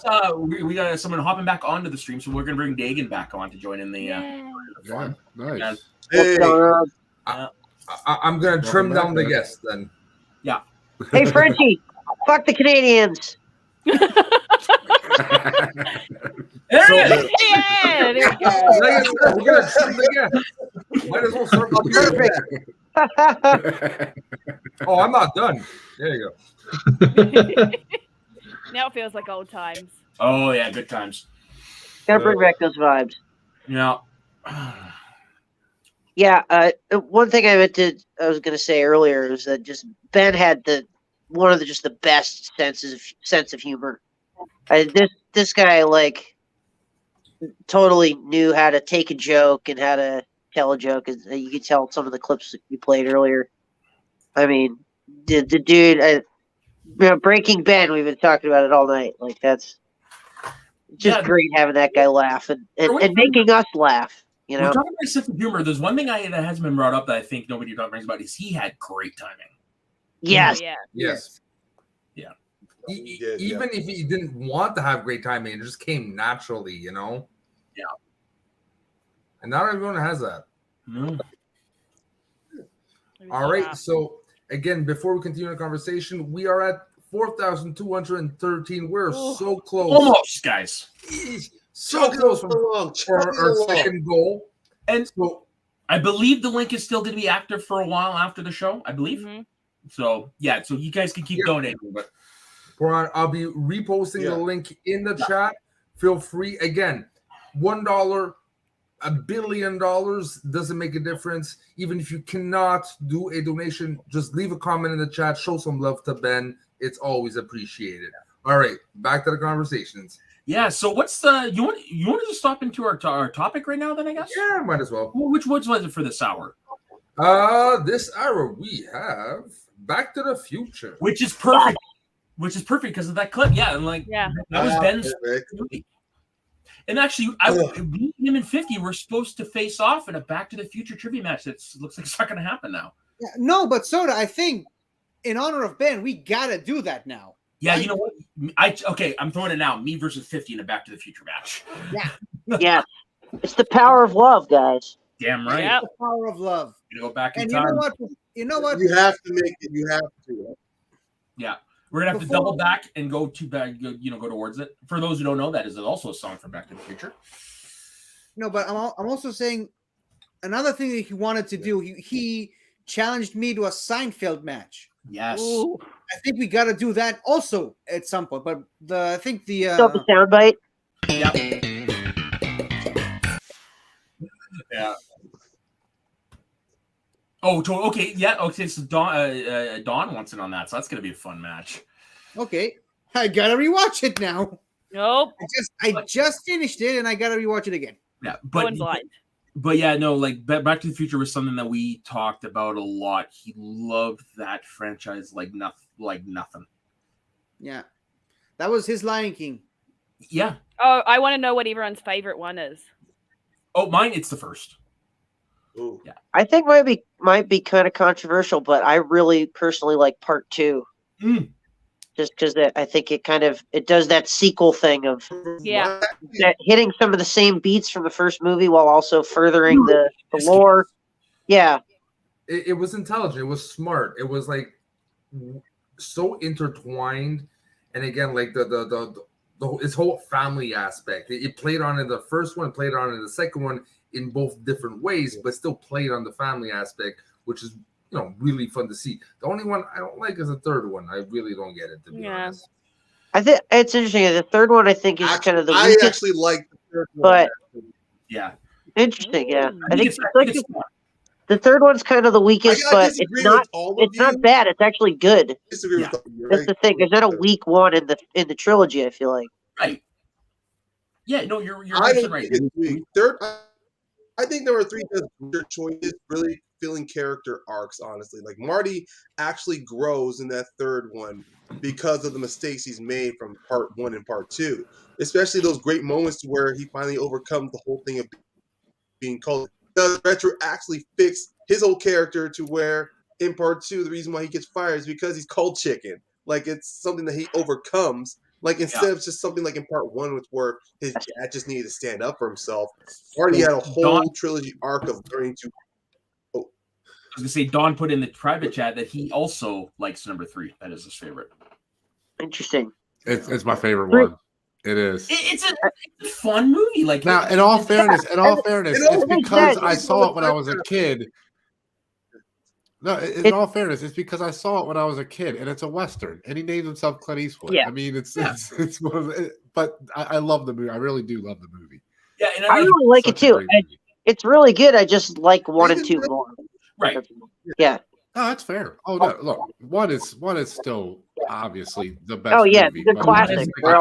I think I've seen 3 more than any of them. I think. Yeah. Yeah. When it comes to like a different franchise, but I'm actually similar to Don on that. Like I have, I like how 3 still. I was just gonna say I love Ghostbusters 2. There goes Ryan's internet. Similar reasons. Oh yeah, Go ahead. Ghostbusters 2 is amazing. Yeah. Yeah. All right, sir. Go ahead, Ryan. I think he's having technical I just issues. heard Diggins comment. Might not be my internet. Oh yeah. Maybe I'm just gonna change camera. Can I ask you guys something? You just brought up the Ghostbusters thing, but like Back to the Future, perfect trilogy, right? Don't feel like it ever needed any sequels. However, could they do it? Could they do like one of these legacy sequel type of deals where it's a new generation?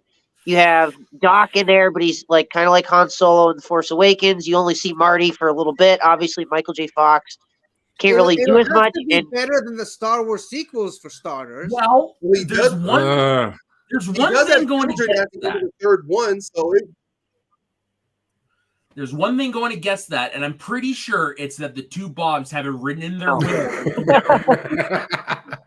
Frenchie definitively says no.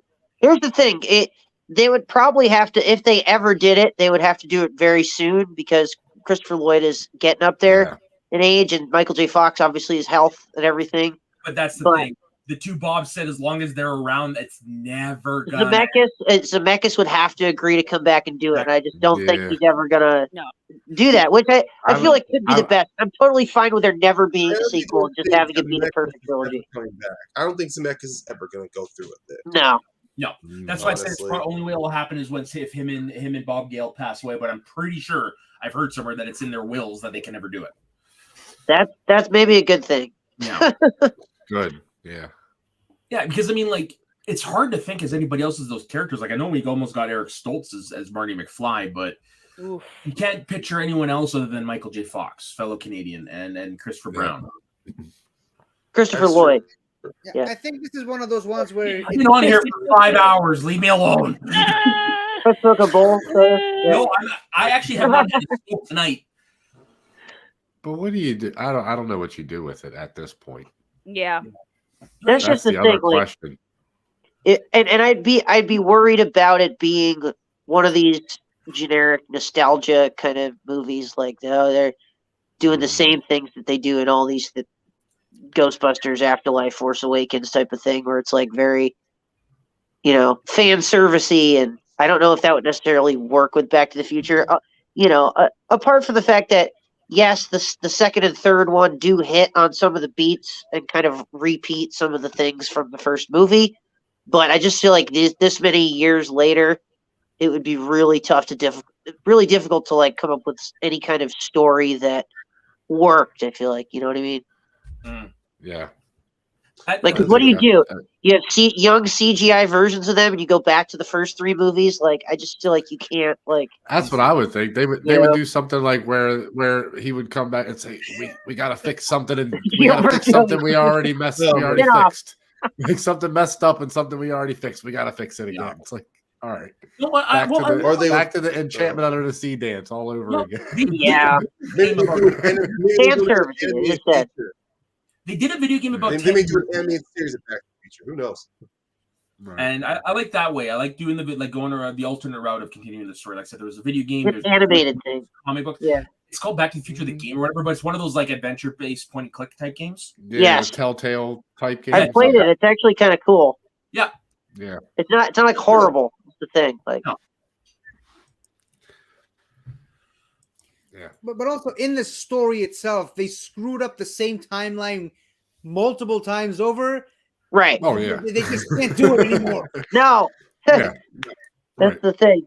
It Then you have to worry be- about like what it Doc have to was be saying. Break the very fabric of space time.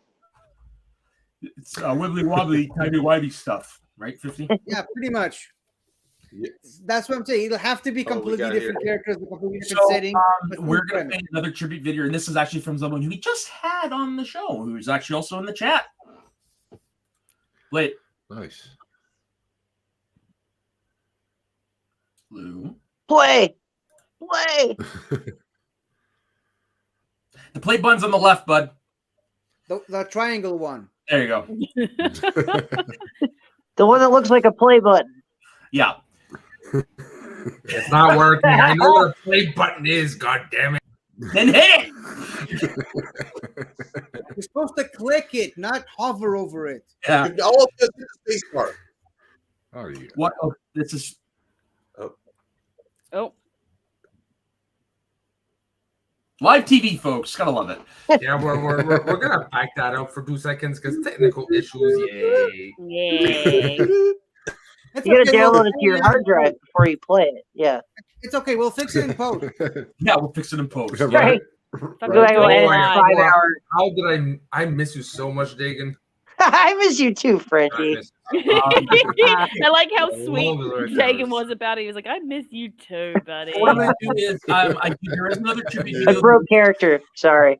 There is another tribute video that we can play while while Frenchie's doing that. And this is actually from another guy who you probably have seen around the community and chats and stuff. That Brian Newsbaum, who's been on the shows with me and Ben before in the past. So he sent me this, which I just realized I got to share the screen. So just hold on a second. All right. Well, like you say, Ben, great guy, great part of this fan community, talking film. Every time I watch like CapPL or let's say a Showdown stuff, I'll always see his name commenting, and I quite enjoyed him. Even though when he had the show Mouse Showdown, I was lucky enough to appear on the show. I believe it was an episode talking about corruption. And also, like, I had a great time appearing on his other show with sort of something about, I don't know the name of the show, but it was like a rewatch series on like Back to the Future 2. Also, every time I see him in the group chats, like Attainment, it was pretty good. Loves his presence. He's very missed. One of the most beloved people in this whole community.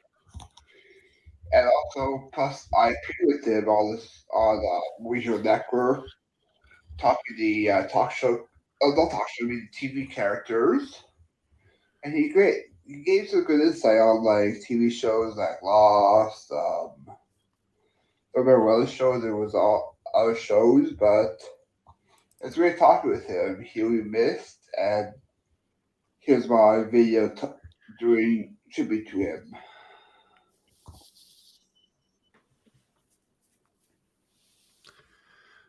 That was really nice. You're muted, Soda. Muted me. Yeah. PLD hit it on the head. I think this is how we will finally get a Back to the Future 4. If Crispin Glover makes up with the Bobs. Oh shoot! Never gonna happen. Never gonna happen. Yeah. When you play a video, that's where the echo comes from. Gotcha. Okay. And thank you for remembering to show up, Ferris.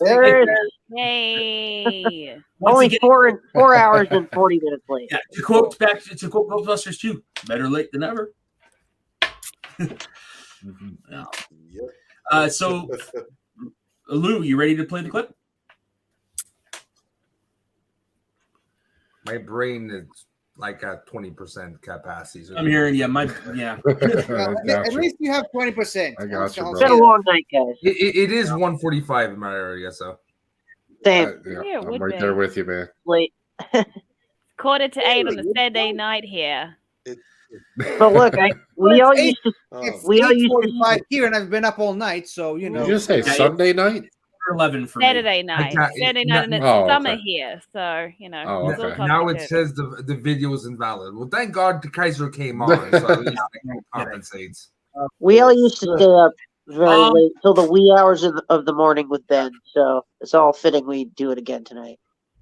Yeah. It's been a long time. Like, I was just thinking about this earlier. The last time I did a stream like this, Jess, was when you did yours on your channel. That's the last time I did it. Yeah. Okay, my food just got here, so I'm gonna pop off for a bit because I'm not eating on camera. No kidding. But I'll be back. Enjoy your lunch/dinner. It's actually dinner. So I mean, if I said lunch, it'd probably freak everyone out. So no. It's dinner. Yeah, right. Dinner. Okay, Right, it's crashing. I need to enjoy me go. some I'll be dinner. back. Okay. Bye. Yeah, okay. So yeah, we do have one tribute video, but I'm gonna play that last because I told the guy do about 2 minutes and he went 8. That's so him. It's Jordan. You know a guy? Wow. You know a guy? Yeah. Well, You got a this guy for that? he was mine and Ben's first co-host when we started this stuff. So yeah, Jordan Anderson. He has Fair. What did he say? No, the other one. The other one. Yeah. I would, but I would have to double the charge because it's you. Ha! Exactly. Yeah, he also said no one cares about Jess's futuristic nonsense because the future must be so nice. Sun'll come out tomorrow. Yeah, no kidding. I just want to go there because that's where all the games come out first. Really? In New Zealand? You get to start the Marvel. It's one of the movie. earlier Yeah. time zones, yeah. Yeah. Yeah, I guess so, right? Yeah. So when games come out, you set your Xbox or whatever to New Zealand time, and then you get the game early. Well, that's good to know. It's a great hack. Yeah. Yeah, those Well, I know a guy who's an actual pilot, so he just flies to New Zealand and gets everything and comes back. Legit? Yeah, no kidding. No kidding. The guy's really big into Pokemon Go. And he's a pilot, so he flies to New Zealand and he starts like community days early and then flies back home to continue it, then flies all the way back to the West Coast. Oh my God. He's playing Pokemon Go worldwide in one day. Tell me you have too much money without telling me you have too much money. This has to be a show, though. Like, a dude just has his own plane playing Pokemon Go all over the world. Yeah, absolutely. I want to see that. Guys, I hate to do this, but I'm gonna go on a ride. How can you do on a plane? Popping off again? I was gonna say I hate to do this, but I gotta steal Ben's gimmick that Amaru was talking about earlier, and I've been sitting here for like nearly 4 hours, so I really need to go use the you know what I mean. So I will see you guys here again soon. Oh, so he is leaving. I'm leaving, but I may be back. There's a warning, Frenchie. All right. So what's our total at? Are we still at $4,200? Yep, we're still at the No, 42. no. Oh, no, we hit it. We hit it. We hit it. 45. $4,500. Oh! Oh my God, guys! Seriously, thank you Yes, I take back everything negative I've said about you. Yeah, I'm giving you a discount on jerseys. in the world. Oh my God! Seriously, guys. Seriously, thank you guys so much. In the clutch. Yes. Ferris with the last minute save. Yeah. Well, last minute. We still have an hour and 11 minutes. So anything we have now is extra gravy. Hey, Yeah, exactly. that's awesome. Yeah. That is awesome, And man. there's you rock. Guys, that's so great. That was incredible. That was incredible, man. That's so cool. That's so cool, man. Dagan stopped in the middle of his bathroom break to say, woohoo! Hope you didn't drop your phone while they're in the middle of your bathroom break again. Okay. Yeah. God damn, that is awesome. That's You so hear that, great. Ed? We did it for your boy.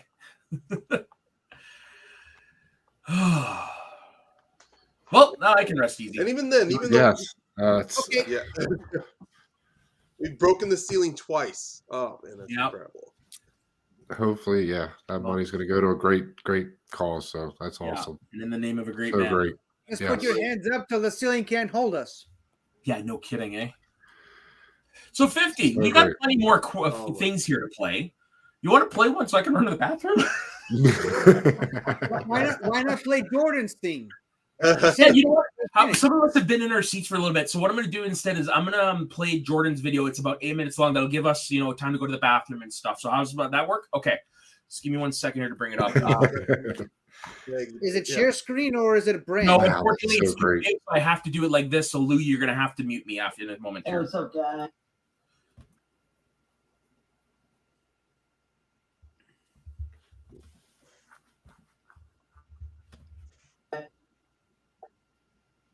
Hey, what's up, guys? My name is Jordan Anderson, also known as the Movie Hero on YouTube, and I just wanted to get on here and give my thoughts about Ben Rer.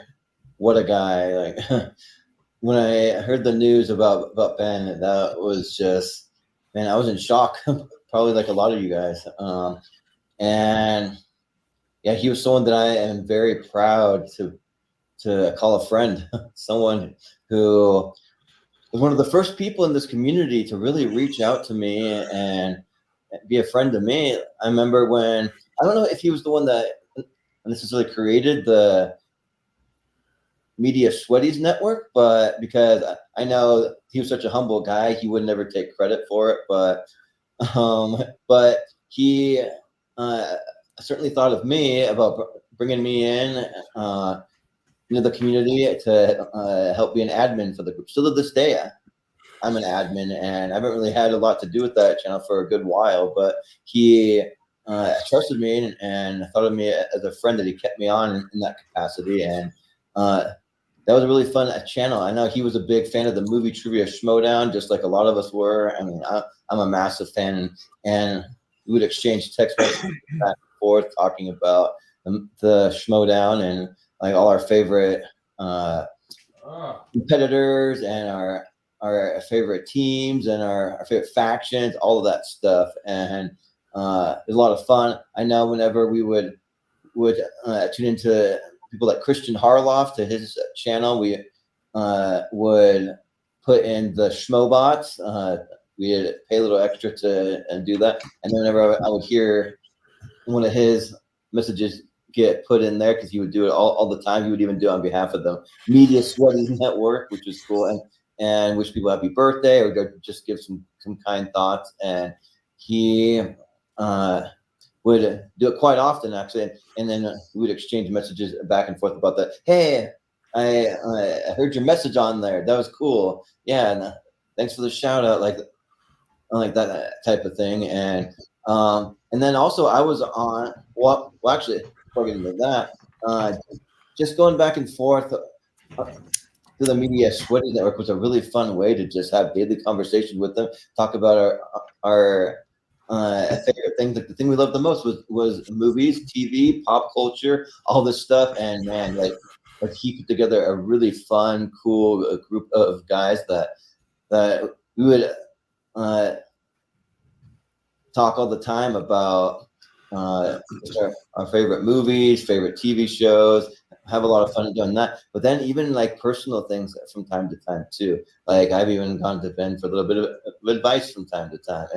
And I'm also proud to say that I was part of the very first online show that I know about. Maybe he was doing some stuff before that, I don't know. But we had a show called Get Sweaty that was me, Matt Majot, 50 Shades of Geek, so Govin, and Ben Rer. And yeah, that was so much fun. Like I know I came up with like some of the names, but man, Ben's stamp was all over that. I know he wanted to help come up with the graphic, with the intro. He was like really eager to do all that stuff, and it was a lot of fun. He's really good at that stuff. Like, and like despite any kind of a handicap or illnesses or anything, like that was never an issue, not even once. Like to any of us, we never even brought it up. And we just like to me, he was as normal as the rest of us. I mean, and like we had a blast. I could see it, the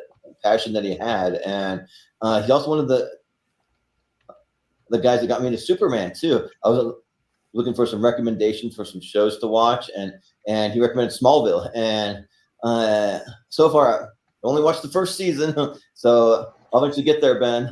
I'll get to the rest of it, but man, that show's great.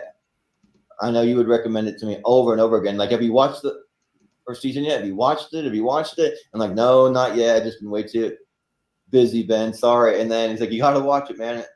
Let me know what you think about it. And then I finally watched the first season, and yeah, it was great. And we never really got to go back and talk more about that. But I know that Superman was his guy because he was a Man of Steel. He was invincible. He was just this larger than life character that like just wanted to do good in the world, just like Ben. Like he just wanted to do good things, make people happy. And man, I will tell you that for the show that I have now, that I do over on the Movie Hero Network, the multiple shows, I went to him for advice for the intros, for the graphics, because he was killing it with his channel. He had like really awesome intros, really awesome graphics.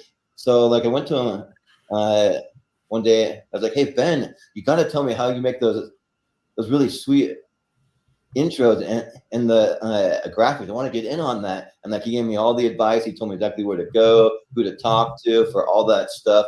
And like I used a lot of his advice, and his stamp was all over my channel, like for sure. And Ben was just like a one of a kind guy that I was proud to call a friend. We would have so many conversations, both in and out of doing the show together, and I miss those days for sure. Like he was just one of those guys that just had a very humble heart, like and a love for everyone in the community. Like he just built up and he supported so many creators. I mean,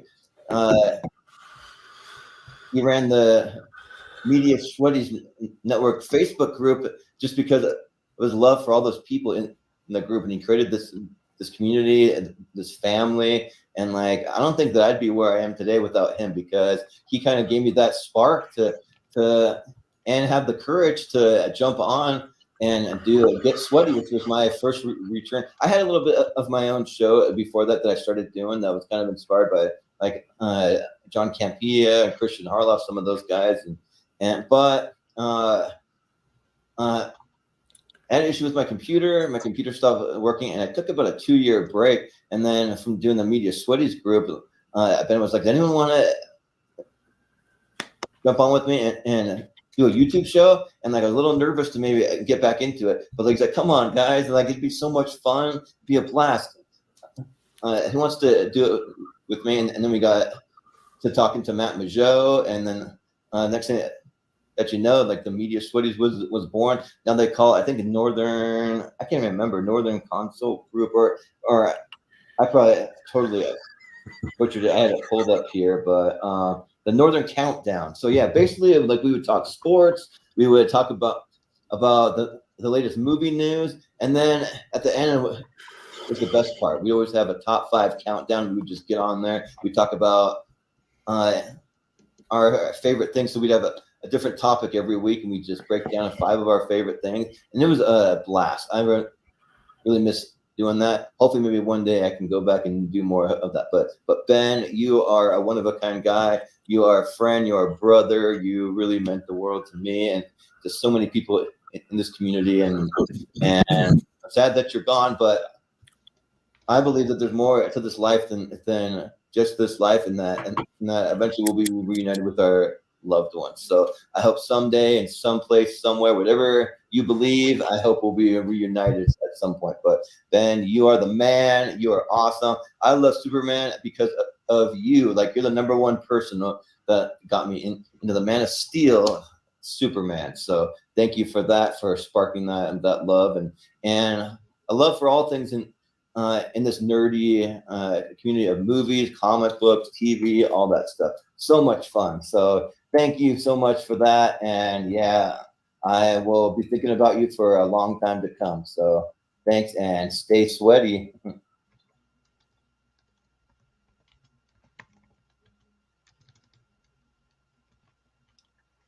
And we're back. Some of us, at What a least. great. Woo! What a great.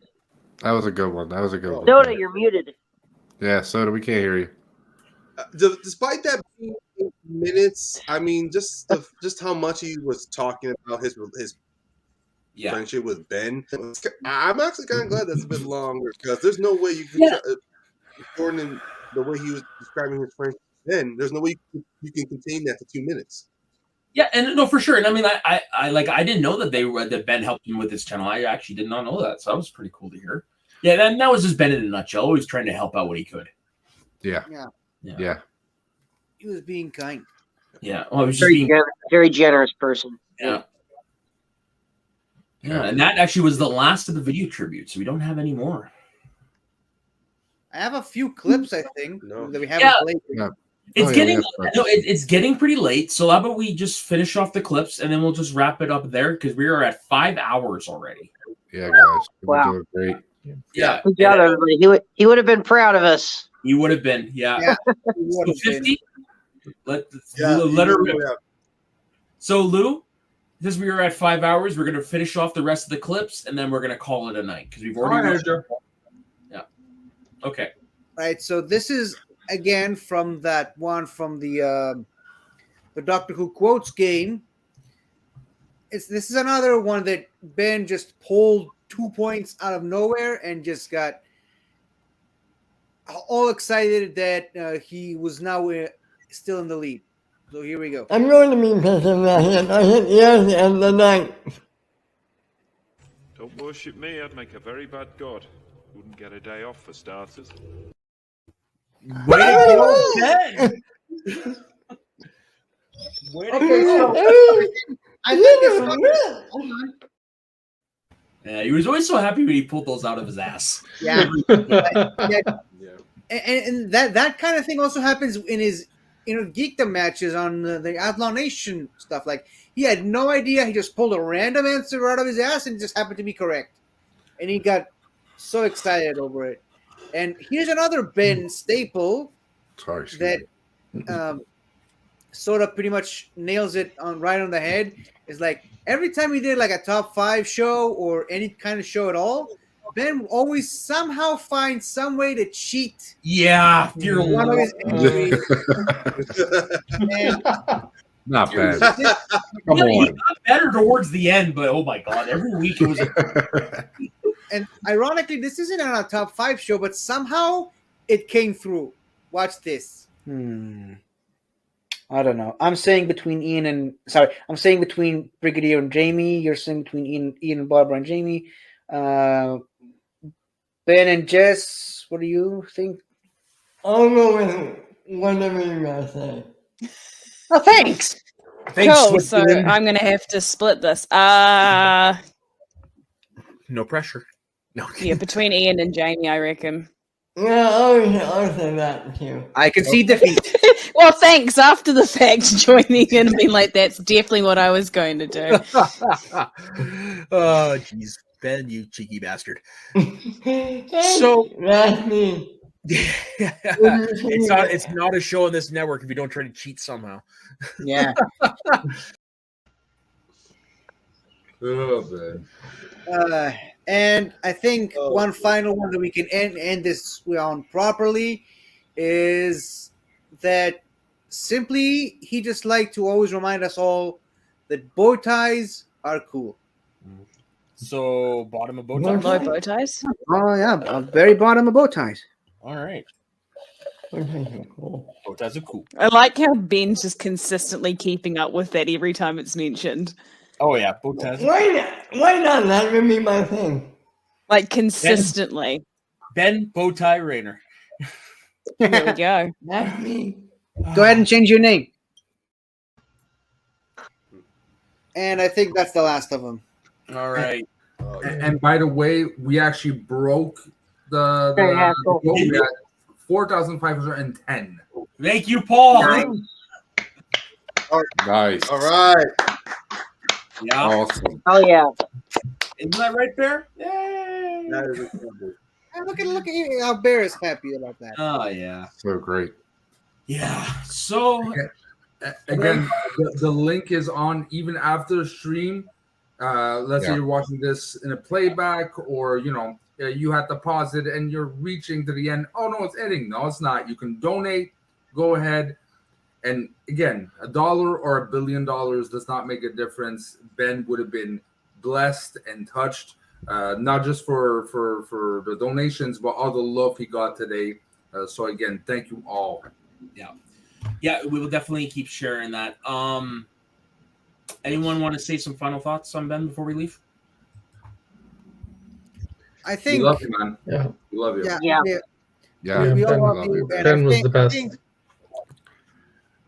I think I said it best after we finished watching. Yeah, his Ben, he's funeral, better. but- Go ahead, Ryan. Of course, the internet. Oh, I was just quickly gonna failed say, for he the was definitely. end.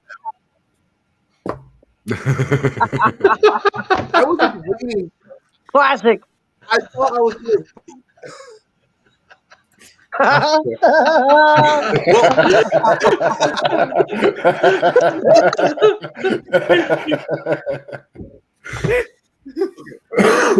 Well, this wouldn't be. I did say earlier, this would not be like in my experience with Ben if my internet didn't start crapping out. So I'm going to quickly say this: Ben, he was definitely one of the most favorite people I got to meet, being a part of the Schmodown community.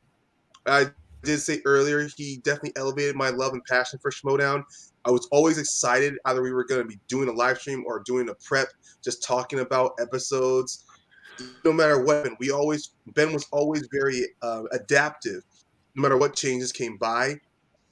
And I was definitely glad for at least to have a show with him that went for over a year and a half, host changing channels, just whatever happened. And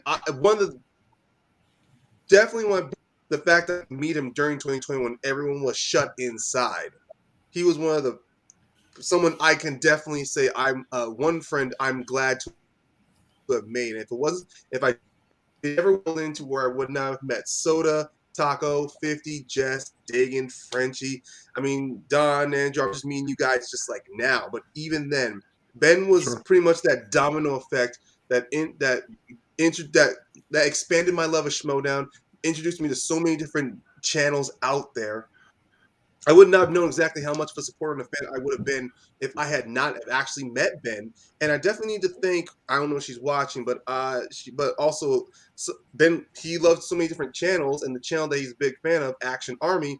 If I had not met a mutual friend of ours who is part of the Action Army, Alex McFarland, never would have ever gotten a chance to step through that door and be introduced into pretty much, as in Dakota Disney film, a whole new world. So I say, like, everyone has a message to say, but I say we end the stream, by the way, by doing in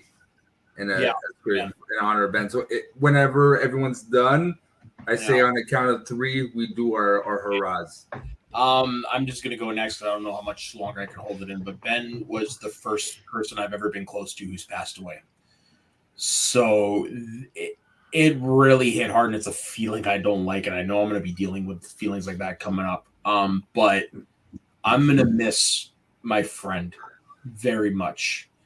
In my personal life, I don't get to talk about the things we do on here all the time, which can be very lonely. And Ben was the constant. He was there every morning, every night.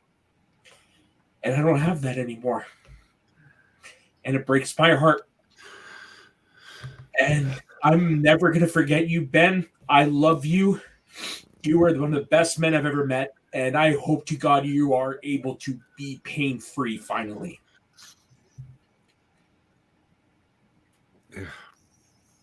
Sorry, guys. Don't be sorry. It's okay, so don't be sorry, man. That was nice. That was very beautiful. Guys, yeah, I'll go next.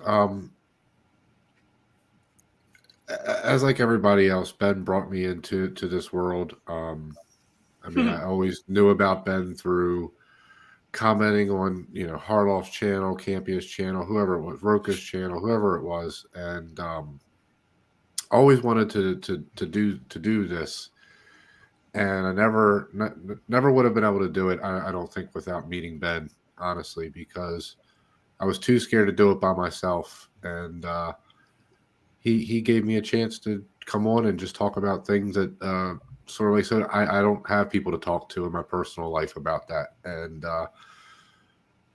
helping him build this channel, and this absolutely was his channel over the last year. I met somebody that just always was willing to show me anything I had questions about, and like I said, talk to me, and we had so much fun laughing about Star Wars and everything, and I was really excited to talk to him every week, and it's one of the things I'm gonna miss. I'm really gonna miss about just not being able to talk to him about Ahsoka, anything. So good. God, I don't. So many things. But I like to think that, as I said in the chat earlier, but I like to hope that they have Disney Plus and YouTube access to wherever comes next. He's got no ads. No ads. No restrictions. Where he is probably has no time per se, so he probably already seen it before us. He's already seen it. He's already seen it. He's already seen it. Yep. No, but just to finish off, guys, I just it really was a joy to talk to him every week, and that's just the thing I'm gonna miss the most. I think is just him, and like everybody said tonight, his laugh. That laugh is just so infectious. So yeah, we love you, Ben. But thank you guys. Thank you all. Yes, thank you all. Who's next? I already said I love Ben, but one thing I want to extend is the love we have for Ben extends to Anne and extends to his brothers and the whole family. We love you. We love you all. We hope to keep contact.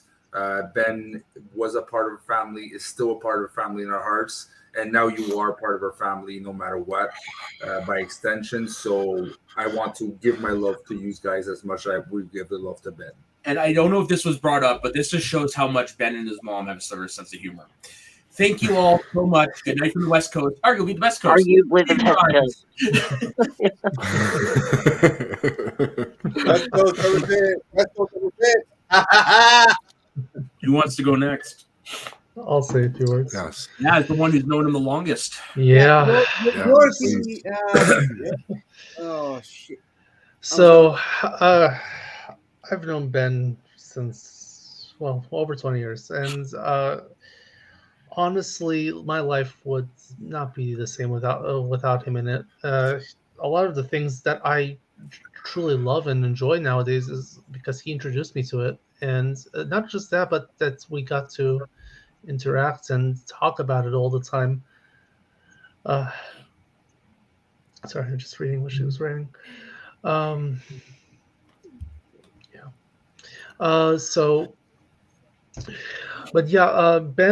was someone who was the only one really who I can talk to about these things, about all our shared interests, and he was there was no one like Ben, and there will never be someone like Ben, and I'm very thankful that I got to know him over all these years, and I'm so happy that he was able to get to know so many people as well over online and in person. That got to know what a great person he was, and that he was able to touch so many lives as well. Jess? Yes. I guess I'm gonna miss him constantly asking me every week what guests I was having on, and me being like, I don't know what I'm doing week to week with content. He was always one of my biggest biggest supporters and champions, and I think he was like that to a whole lot of people. I don't know where the guy found the time to be there for everyone. He didn't leave all the the house time. all the time. Yeah, but he was there for all. Like I swear there were times where he would be in one stream and commenting, and I'd go to someone else's stream, and he was also there commenting. So I feel like he must have had some like Matrix style TV wall that we never got to see, and it was just him watching everyone's stream simultaneously with like multiple devices, like commenting on everyone. Come back to the And he was- future part 2. Yeah, iPad, phone, smart TV. Yeah. Yeah, Yeah, it was you the see scene those from guys- Swordfish. It was He the had, like, scene from this- Swordfish. Yeah. Like That's what it was. the sports center set up, but it's just all YouTube streaming. Behind the Matrix the whole time. Exactly. It's like those guys that you see in China with all their Pokemon Go phones, and he's just always just tapping on all of his screens, sending in super chats. I never got to the point of having super chats, but I'm sure if I ever did, Ben would have been probably the first person to send one, and then would have took amazing pride in being the first person to give me my first super chat, because he was always like that. I don't think I've ever had the same gif repeated in a conversation as I have with Ben, because last year I was doing a whole trailer free, spoiler free year, and the amount of times he'd excitedly say like, "Oh, have you seen the trailer for?" I'm like, "No, Ben, spoilers." And would just put up the River song spoilers, and he would go, "I'm so sorry." I'm like, "It's fine." But I think we'd have that recurring conversation every time there was a new trailer for something. And I'm gonna miss telling him that I'm not watching trailers. Well, you can 'Cause tell he'd me anytime that you're not watching trailers. You know that. Yeah, That's the exactly. thing. His death, it feels like it's brought us close again, because I mean, there's been so few people in throughout the stream I haven't talked to in a while, just because I left the community last year, and it's been nice to get in touch with everybody. That's what families do in these situations. Yeah, it's emotional, but we do. So, I mean, look at all the, like I said earlier, grief is just all the love that we didn't get to give him. It's all What is that grief if not love for excess persevering? love. So I think the best thing we can do for Ben's memory is to take all that grief and all that love that we have for him and put it back out into the world, because it's exactly what he would have wanted. Yeah. Is for us to put all that love that we have for him out, just like he did for every one of us. Yeah. Maybe someone else could talk now. I've done enough. Well, Dagan did say his piece earlier, so I did. I had a couple more just final quick things. He was always just such a delight to share any kind of screen with, whether it was live or just hanging out. And I'm really gonna miss those times, and I'm really gonna, it's a real bummer that I'm never gonna get to like meet him in person. Just it sucks, but I will see him one day. That's the hope. And yeah, it's real rough for all of us, but I think it shows that any one of us, we would do this for any one of us. And Ben especially probably deserves it more than anybody. So yeah, that's Very it. true. So there's one more person, and 50, it's your floor. Come on. I have One to more for time. Ben. All right, fine, for Ben. One more for the road. One more for the road. One more for the road. One more for the rocky road. Okay, so I didn't do that one. I don't believe you. Okay, so being someone like me from the country that I live in, with the problems that country brings into any conversation, I was always nervous to join anything like this online community and just to share where I'm from. And Ben was the one person who always encouraged me to always get out there.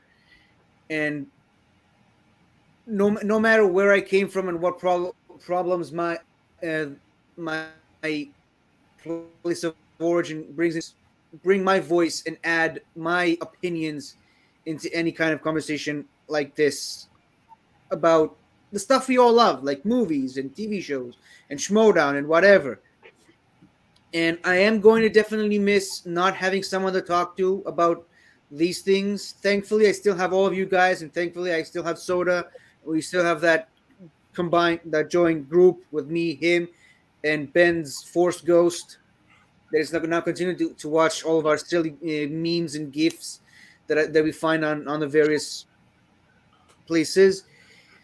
But and I'm also going to definitely miss always having that one person who always watches any video that I upload, regardless of whether or not he actually cares about that video. He just wants to show his support, just gives a view, gives a like, leaves a comment, even if he has no idea what it is I'm talking about.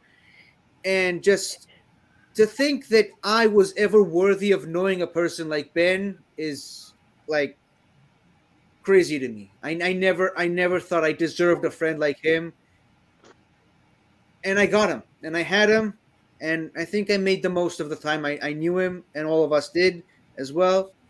And I think one of the few points of comfort that I have in my life right now is knowing that in a world, in a time when the world was shut down and no one could leave the house, Ben was a guy that made the most of it. And he spent the last 2 years of his life doing what he wanted and doing what he loved more than most. And I'm so privileged to have been a part of his journey for those 2.5 years that I've known him. And I'm so blessed to have known him in my life, to have had him in my life. And to finish it off in the only way that Ben would approve of, movie quotes. Right now, he goes, we stay, no following. He'll be right here. Oh, you bastard. He lives in you. He lives in me. You motherfucker! Over everything we see into the water, into the sea. In your reflection, he lives in us. He is you. Thank you. I knew I kept you last for a reason. Rock and roll 50. Fucking A. So Should've before known. we log off, Don, is there anything to talk about the future? Yeah, no, I just want to. The last few weeks, I've got to know personally the Ben's mom, Ann, and brothers, and through talking with them, and Josh and Joe from the channel, we just want to let everybody know that with the family's blessing, we are keeping the channel going.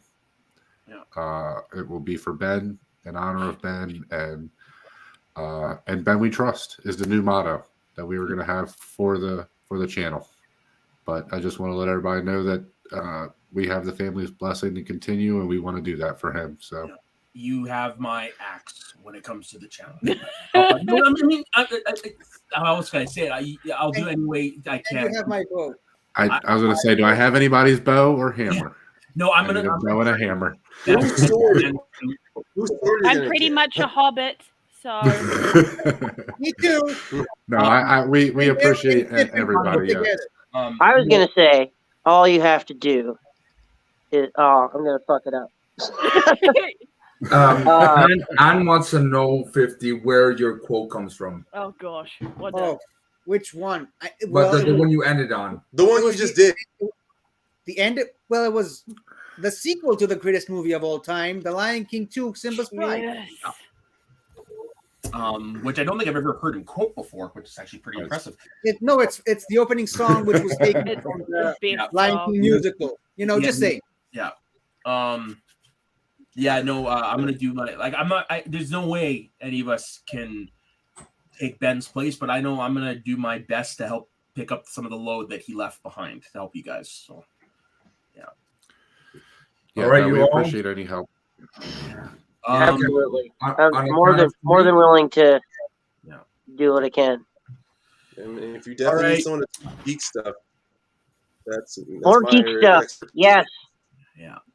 So, as we sign off, absolutely, let's do it. On a count of 3, 3, 2, 1. Yeah! Love you, Ben. Obviously, Ryan, you're late. All right. Take it easy, All right, folks. everyone. We will see you Bye, later. guys. Thank everybody. Love y'all.